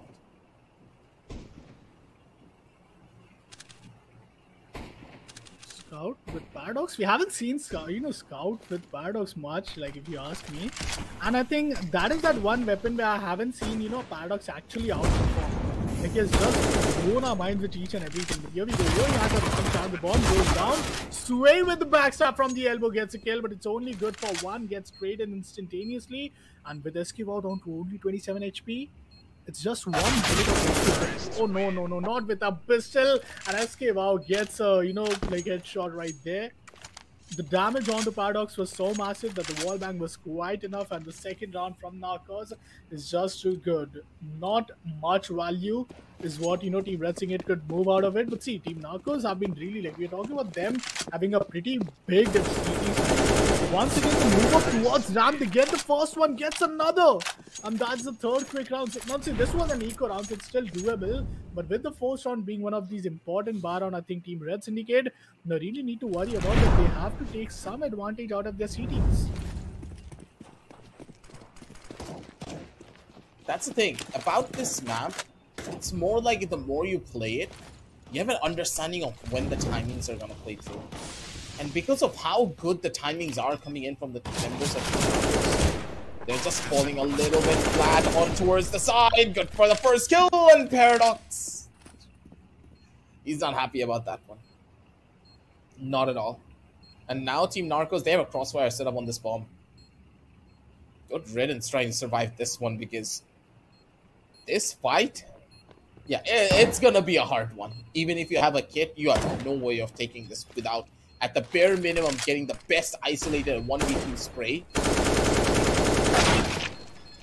Oh, nice shot.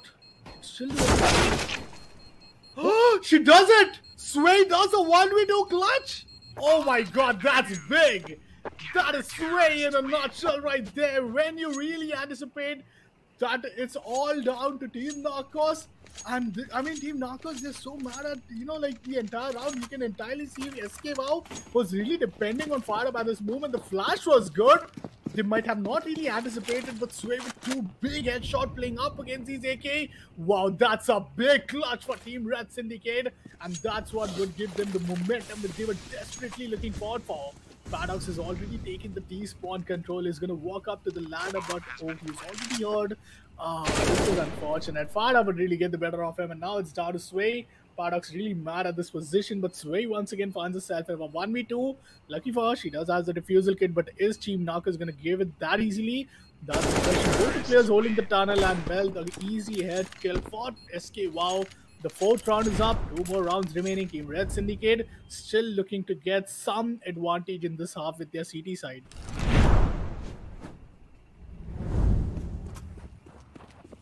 Looking to get as many advantages as they possibly can here. These advantages come at a price. Narcos, once more with their very aggressive push over from the bottom side. Sway, good for the first. Now looking for the secondary. Isolated angles all around. Sway needs to find one more kill here, but the movement is just substantially better.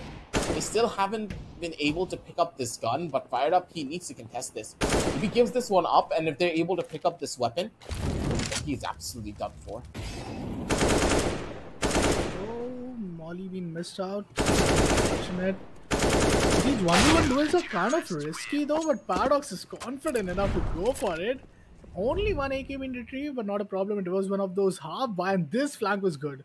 This was a pretty good catwalk play coming in from Sway, and she did manage to farm the first one and put them in a very difficult position. Paradox still with the calls. We got this 3-4 scoreline. Worst case is still, you know, a 5-3, but that's still doable. But once again, they move on through the Rams, and it's an AWP play from Sway. So, Paradox finds the first one, but doesn't manage to take him down quite yet. Now, this is a risky peak if he chooses to go again, because there are two players just line up to him. He might as well. Got the kill with SK Wow having smoke in his hand, but no first bloods yet from either side. It's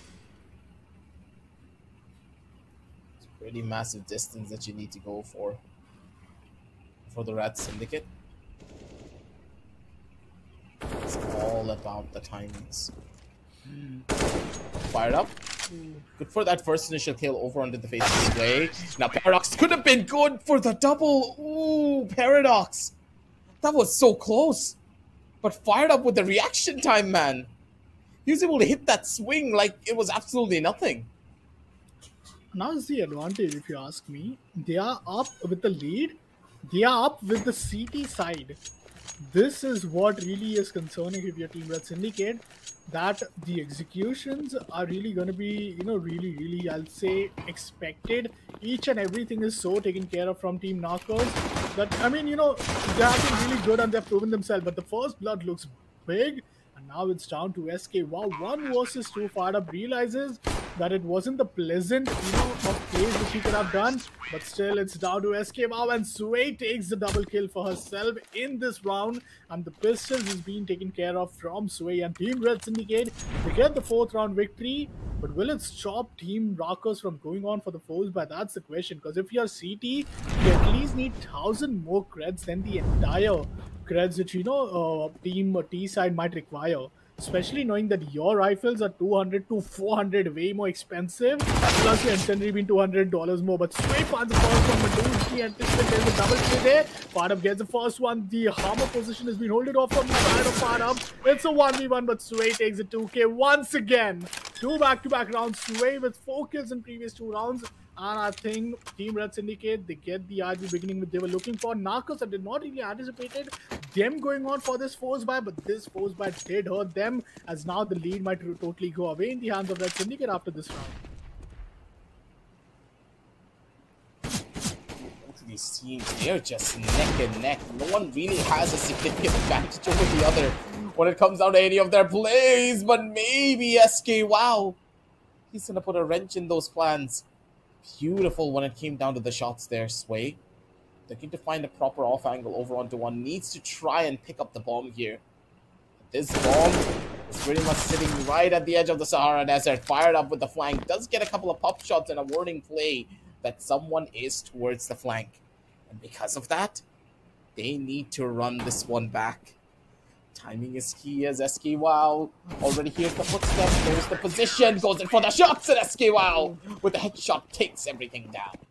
5-6 as Team Narcos. They are putting up a very good fight. But for Rat Syndicate, they're answering back in tone. And I think Paradox is down with 3 kills.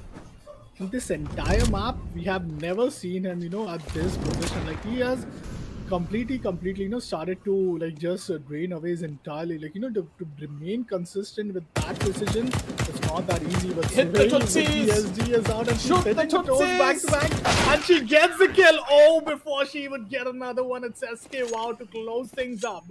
And man, that was big, man. That was such a big play. That was such a sneaky play at the same time. Hitting the toes back to back, getting the spams and getting the kill itself.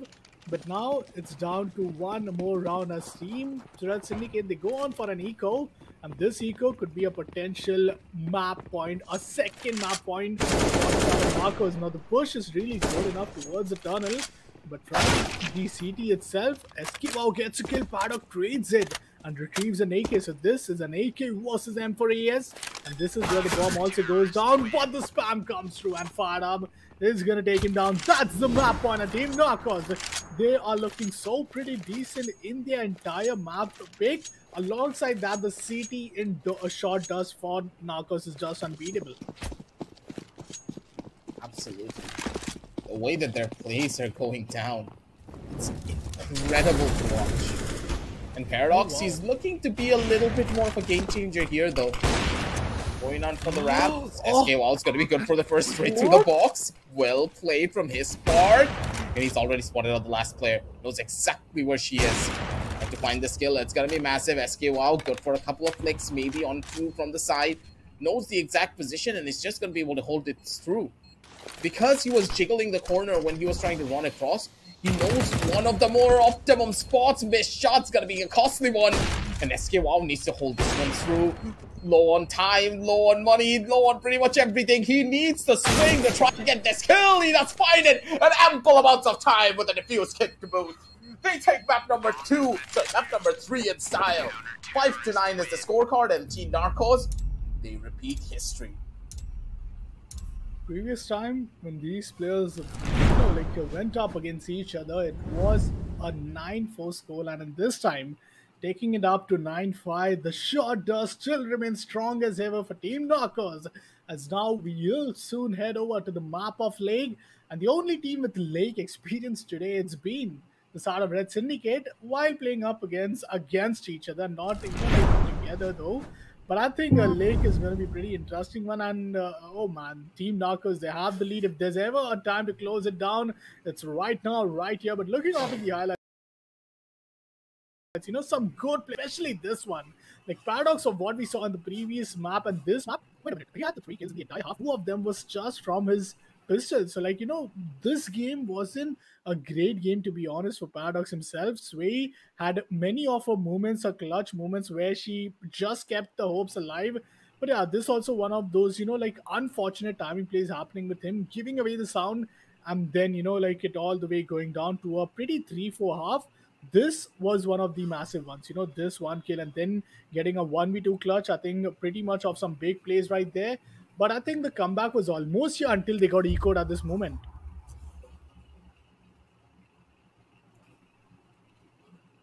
It's just insanity when you think about it, right?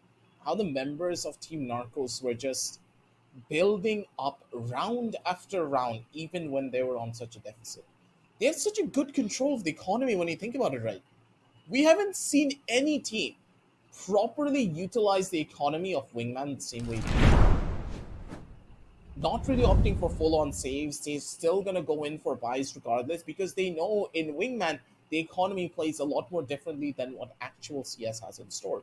And if you're able to win that round by going in for a couple of force buys on the SMGs, you're still going to have enough to go in for a rifle buy through that 4th round. So you're completely fine with it. The way they control the economy, the way they control the positioning, it is phenomenal to watch. And as you can see from the scorecards here already, ladies and gentlemen, 14-6 going in the favor of SK, while 7-8 for Fired Up. Sway and Paradox, they were trying their hardest, but it just was not working. This map is not theirs to control, and Team Narcos, they have full monopoly over Short Dust. I think that's a big scoreline and that's a big lead. But with that, now we have Lake being the map pick. So far, the story is as such that whichever team had their respective map picks, they have been really great at it. And that what, puts me in the position that is it going to go all the way into the decider map. Let's take a look here at the map veto. Cobblestone being the map pick of Narcos, they took the lead. Now we just witnessed Short Dust, which was again the map pick of Narcos, and they took it for themselves. The Red Syndicate only managed to pull off one map, which was their own map pick, but now heading over to Lake, the first time where we did saw them competing up against each other aggressive, these two teams, it was the map of Boyard, and in Boyard we did see how good the entire team of Red Syndicate were. Yet having Boyard an option, they went on for Lake. So I'd really love to know your thoughts on this, because Boyard has been some I'll say map that they have been really good at, but maybe they would have thought that it's one of the most common pick, and Narcos have been really played so much that they could entirely bring so many strategies. So why not bring a Lake which they have really played and now they're familiar with it? I do believe that Lake is a much more of a comfort pick for the members of Rat Syndicate, because they have certain strategies on the map of Lake, and because they have played this map so often, they know that Narcos don't like it. This is not one of their best maps for a reason, because Team Narcos, they prefer the much more generic playstyle of maps. I'm expecting the members of the Rat Syndicate to win. And the 5th map could be a big possibility here upward. Indeed, and I think with that, we are in for the pistols as now. Team Narcos is up. At the CT side, the bomb goes down instantly. Just 15 seconds in the round.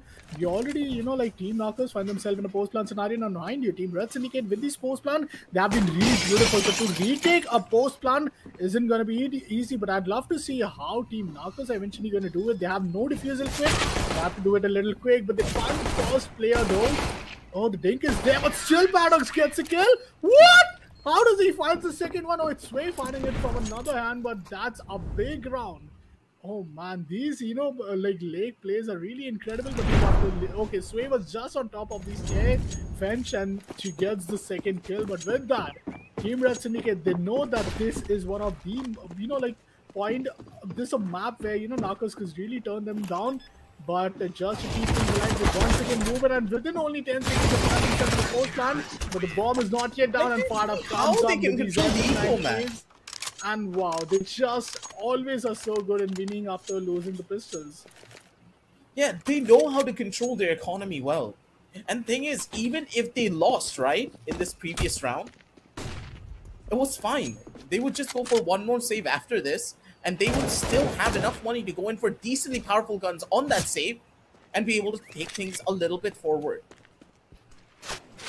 It's insanity how good they are at controlling the economy. And fired up. Good for the shots with the Galil, man. Long-range Galil shots are not easy to hit. And this guy is making something big out of it. Big round once again. I think, Team Narcos, I think the CT side, they have really got one thing to know, and that's the flank won't really work on for them. As Team Red Syndicate, they are just heading over to the side and playing in a post plan, and that's what the objective is really happening. Now this time they play a bit slow. Oh, there's a bomb drop from Paradox, which leaves Sway alone with the SG. And let's hope that these long range could really be some advantage of, but Fired just doesn't accept any, damage incoming. Takes Sway down as well. Third round for Team Narcos, and now Team Red Syndicate has to go on a desperate eco. Gotta go big, or you gotta go home here, Rat Syndicate. You need to get yourself on top of the board right here and right now. The rounds are slipping away in between your fingers, and a couple of missed bullets here is gonna cause even more damage. Over from the side, the Galil still doing so much work out here, and fired up. He's taking everything inside. Woo. Okay. Good for one though, but I mean, see, here's what I was saying. Like Paradox since 2 past entire map has just been able to get 6 total kills. 1 at this moment, 5 in the previous one. And this is what, starts to really worry if you're at Syndicate. Like, he has been someone who has been a big X factor to this entire team. But now the op action, and he misses that one headshot, which he really had when the beam flashed out. But this kill is huge from Paradox. Now there's another player who's pretty close. It's down to these 1v1 rotations, which are going to come through. But the disadvantage for Fired Up is that he needs to scope on and hit, while Paradox will be just one left click away. Let's see if this goes well, because the disadvantage for Paradox at the same time is that the bomb has to go down. Imagine this to be a kill. No way Paradox gets the kill. Indeed, and that was a crispy headshot. Paradox saves the day for Team Red Syndicate, as if they would have lost another round, it would have been another one of those economical crises for them and their team. That was an absolutely gorgeous play coming out from the side of Paradox. The man just knows how to get those type of clutches under control, and no matter what happens, he's got to be able to get through that. They have it down to a system, but the system needs to be a little bit more perfect. A couple of pop shots on from the side. It's fired up. Good for the first. Spotted out exactly where Paradox is. A couple of missed shots, a couple of bad sprays, but regardless of it, they're able to live through this one. 5-2. And I don't know about you here, Upcon. They're getting closer and closer towards map point and series point. this map pick is really not going that delightful. I think, especially in the pistols, and after going on for these objective plays, it just turns on so bad. But Esquiva this time chooses to go and play Waters, and that gives the entire space for Team Red Syndicate to move on to the side. But the flank is something that will be unexpected, though. Bomb hasn't yet got down. They'll be pushing in from the backside, but oh, the timing is perfect, and they get Paradox down. The flank was beautiful, and he himself can't believe it that Sway finds herself in a 1v2. The lead in her hands, and she could just reverse back them at this moment. But the bomb hasn't yet gone down, so this is where the problem really occurs. And with that, the first half down in a 6-2 scoreline, and with that, rotation's been called off, but that's of no use as Narcos are up with a 6-2 scoreline, just the pistol away. And if they win the pistol, I think that should be most of a sudden a big disaster for the Red Syndicate, as they could not really have much, rounds for them to be, like as a safety margin. The margin of error for them is really down to almost zero. They can't afford any errors at this point. While Paradox gets spotted, gets the first kill, looking for another, but getting down to 27, but doesn't stop him from getting the peaks. Sways up on the upstep position. A 1 versus 2 part of is all of a sudden down. And well, that headshot is what he needed. And a big kill. Paradox is going to be denied. The bomb is still down, and Sway playing the time here. Sway is such a good position as well to play around with here. Thompson gotten picked up, and because of the position that she is playing, she pretty much covered every single corner of this map.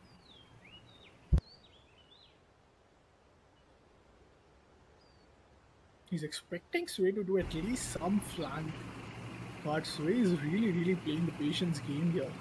But yeah, there's the one concerning point. If just beneath her, there's a rotation coming in, but I think that's a very the biggest brain play Farab could ever do, and actually he's going for that play. I think this is big, but another situation goes on for the peak. He finds Sway. No, this is a difficult position. The door is the only cover, the medium of cover for her. Yet she goes in, she goes down. Oh, the door opens at the right moment. Just one more damage away, and she finally gets it. Oh my god, that was as close as ever. And Sway still keeps the hopes alive for Team Red Syndicate to give any sort of comeback. Let me remind you, this is the CD side. This could be a potential advantage for them. And the previous show match as well, it was one of the greatest comeback we saw them when she alongside Raka Zone came in towards the CD side. So, it was more of, a Sway's map right there alongside Raka Zone. So you could really count in and not be surprised. And here we go, Sway again, proving herself, getting 2 massive kill in the CD side. And Team Red Syndicate, they are just 2 more rounds down to bring it to an equalizer and then potentially take their run in to take this map victory. They just require the smallest details to just try and turn things around. The kill is all that they need to turn out the tides of this battle. But a couple of missed shots from that M4, yeah, that's going to hurt quite a bit. The Rat Syndicate now down 1 man already. And Paradox is up against the world to try and get this clutch for his team. To keep them alive in this tournament, he needs to come out big. And if the members of Team Narcos lose this round, that's almost a guarantee over towards Rat Syndicate that they will be able to take 1 more away to equalize. And that equalization will be key for their victory. Not really the strongest weapon in the hands of Paradox, but this is something that he can make work. They're both in the 1-tap range according to the weapons damage. He finds that first frag. He's going to be more than happy about it. Position's already getting good for the first, but he's not good for the second. Fired up. How? How do you hit that shot? Oh my god. It's so bad. Through the floor. Sad. Fired up, hit him through the floor. Ooh. And a wallbang headshot. Paradox, it's so hard for him to overcome the previous round, but now they have the decent bat. It was more of a bonus for them, and this time it's 2 AK playing up against a P90.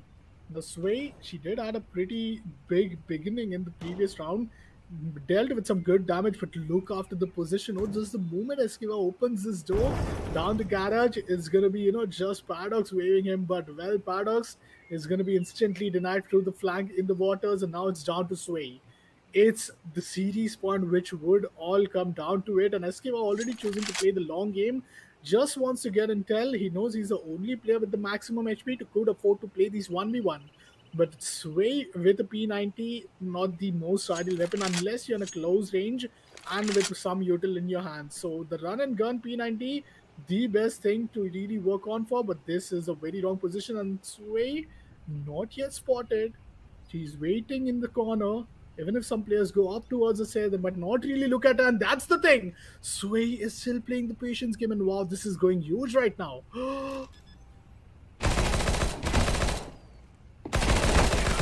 Finds the first, finds another, and that's a Sway clutch! For the third time, a 2K Sway clutch in this entire round. They waited all along this way, and finally Sway with this anonymous position.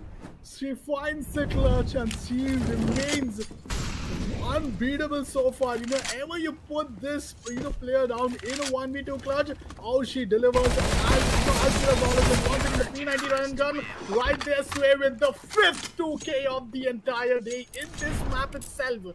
I think Sway is just keeping the hopes alive for Team Red Syndicate, as once again is back to a 7-6 scoreline. And man, I think we are going the distance here. We are at least going to an overtime, or potentially maybe a heartbreaking 9-7 scoreline. Supposed to be boosted on these one taps. Could be really disastrous for him if he gets an headshot. But somehow Sway once again is holding on to that P90, even though she could afford a rifle. This is just not looking that good for them whatsoever. Paradox also playing with fire over from the other side of the map. Good for the first kill. That's going to be a 1-for-1 trade from either side. And now fired up. Easily low on the HP. Doesn't have the timing for it. And Paradox just has the better movement and more angles to play for. 7-7. And it just... the requirement to get to this scoreline was just a clutch from Sway. The P90 just doing so much work, and even at the longest of ranges, Sway acted as a distraction so that Paradox could have gotten an isolated 1v1. She's playing for the team, she's getting the clutches, she's doing everything for the squad. But now, it's Paradox's turn to step up to the table. He's gonna be good for the headshot first. Kill. Galil versus AK though. SK wow. Down to 80 HP, and Paradox is choosing to go on for a rotation here. This is going to put SK wow in a very tough spot. And not just that, Paradox can now wait for SK wow to go on a post-plant scenario, but could even move in anyway to this entire house side. He could also climb up the rock and go in from the kitchen area, while SK wow is really looking after all the 4 windows. But the timing is going to be so big. And that's going to be against SK wow if you ask me. Because Paradox is just going to be looking at one angle, but unless SK wow chooses to flank the flanker, oh, this is huge. Now this is very attacking. And he's going to take down SK. Wow, Paradox just gets outplayed right there. And what a big brain play coming in from SK wow. Either one of these two teams winning this round meant that it was almost a big victory. But Paradox, that was the least expected thing which you could have really anticipated. And SK wow, the call was so beautiful from him. He gets himself in the series point, in the grand finale point. There's just one more round when they get the first blood. But Paradox is being taken care of. It's down to Sway. The savior for Red Syndicate has to come up big for one more time. But now she has a big advantage. She doesn't have to worry about any bomb. She just has to take down the planter, who's already down to 51 HP, and there's no flank happening through her into water position. But what? No! Down, did you just... and they get the kill. What? Not like this. Dude, that was a 180 headshot. You what? I think it was a jump down from Sway. She was almost up. No. She jumped down, right? She jumped down. She landed. Fired Up was looking in the opposite direction. He was looking in front of him. He just 180 and one tapped her instantly. You don't account for this. Sway made the right play. You just cannot make this up. Narcos having the perfect moment for them to get themselves the grand finale victory, and 3-1 scoreline it is. That's the two possibility which we are talking about. Aggressive, either an overtime or a hard breaking 9-7 scoreline. And well, indeed, if you're Team Narcos, it was such a big play, a 6-2 comeback potentially being written, and it was all down to Sway. These 1v2 was just so beautiful, which, Fired Up and Sway were really bringing up to. But I mean, SK Wow really stepped up when his team needed the most. Like that 1v1 win against Paradox, that was a big win. But all of a sudden, Team Narcos, they are the one who get the revenge match in their own side, and they win the entire grand finals in a 3-1 scoreline. What a big delight it is to watch these players still keeping this entire, CS culture alive, and especially when it's a completely LAN environment for them. But man, it was a great day, to be honest. And this headshot from Farab, oh, this was completely a denial. And this is where Sway really started to build up a 6-2, and then it was all down to her in each and every round. This was also one of the most heartbreaking, plays, and especially this 2K. Man, I believe, there were so many moments right here. 2K in the previous, 2K in another, and after this, I'm very sure there was another one of these, instincts. So Paradox came in with the 2K. But this is what brought themselves to a 7-all. But after that, it was just Team Red Syndicate who decided to end things into their own matter. And SK, wow, this was a big round for them. Yep. The way that the game sense kicked in, it was like, okay, what would I do in Paradox's situation? If I'm not inside of the building, if I'm not on that second floor, I will go outside. He just walked into him. He went to the exact same route, the exact same positions, and played it like Paradox. He expected this fight to come in. And there is a reason why they deserve this victory. Team Narcos, they put themselves into the positions of Red Syndicate and played them like a fiddle. Reading your opposition is just as important as out-aiming them. And the way that Fired Up and SKY played here was phenomenal. Fired Up right up till the very end, used his mechanical skill to just absolutely demolish his opposition. And Sway just didn't have an answer. What could she do? She got 180 headshot, and there was a chance that she could have clutched that round and sent us over onto an overtime. But you can never quantify a player's mechanical skill. And Fired Up made sure that we can never quantify it. The wait, I think, for the Lake map aggressive was in the end actually worth it. Either side, the show match of Lake went to a double OT. I think so. And not double OT, but at least a single OT. When we saw this, going in for almost the fourth map, it came down to Team Red Syndicate actually taking the win in this very own map. Like, this was a very difficult map. And just the way you mentioned, it just has so many sides to worry about. It has so many of these, disadvantages if you are, just playing this entire game. Being at the T side is completely just you end up putting you in a paranoid position. And once you have the post plan, it's that paranoia to your CT's team. CT team just have to worry about so many angles, and that's one of the reasons where after first 2 rounds, Team Narcos was so against putting Team Narcos on a post plan. They never give them any chance. Even if they just ran in going on for a quick 15 seconds post plan scenario, just in the start of the round, they were totally being denied from Team, Narcos. They were not letting themselves, or at least putting themselves in a post plan, because that would have been the worst case scenario, especially if you're at the CT side. You're going to afford that $400 more for your defusal kit. And there was even a chance where they did got that defusal kit eventually bought up to be the savior. But there were so many rounds, so many things to talk about. But in the end, SK Wow and Fired Up, these experienced players, this commitment from these two players, we have not just seen it in other tournaments, but even in this tournament. Like, that commitment of them just keep themselves grounded and just, showing the presence here.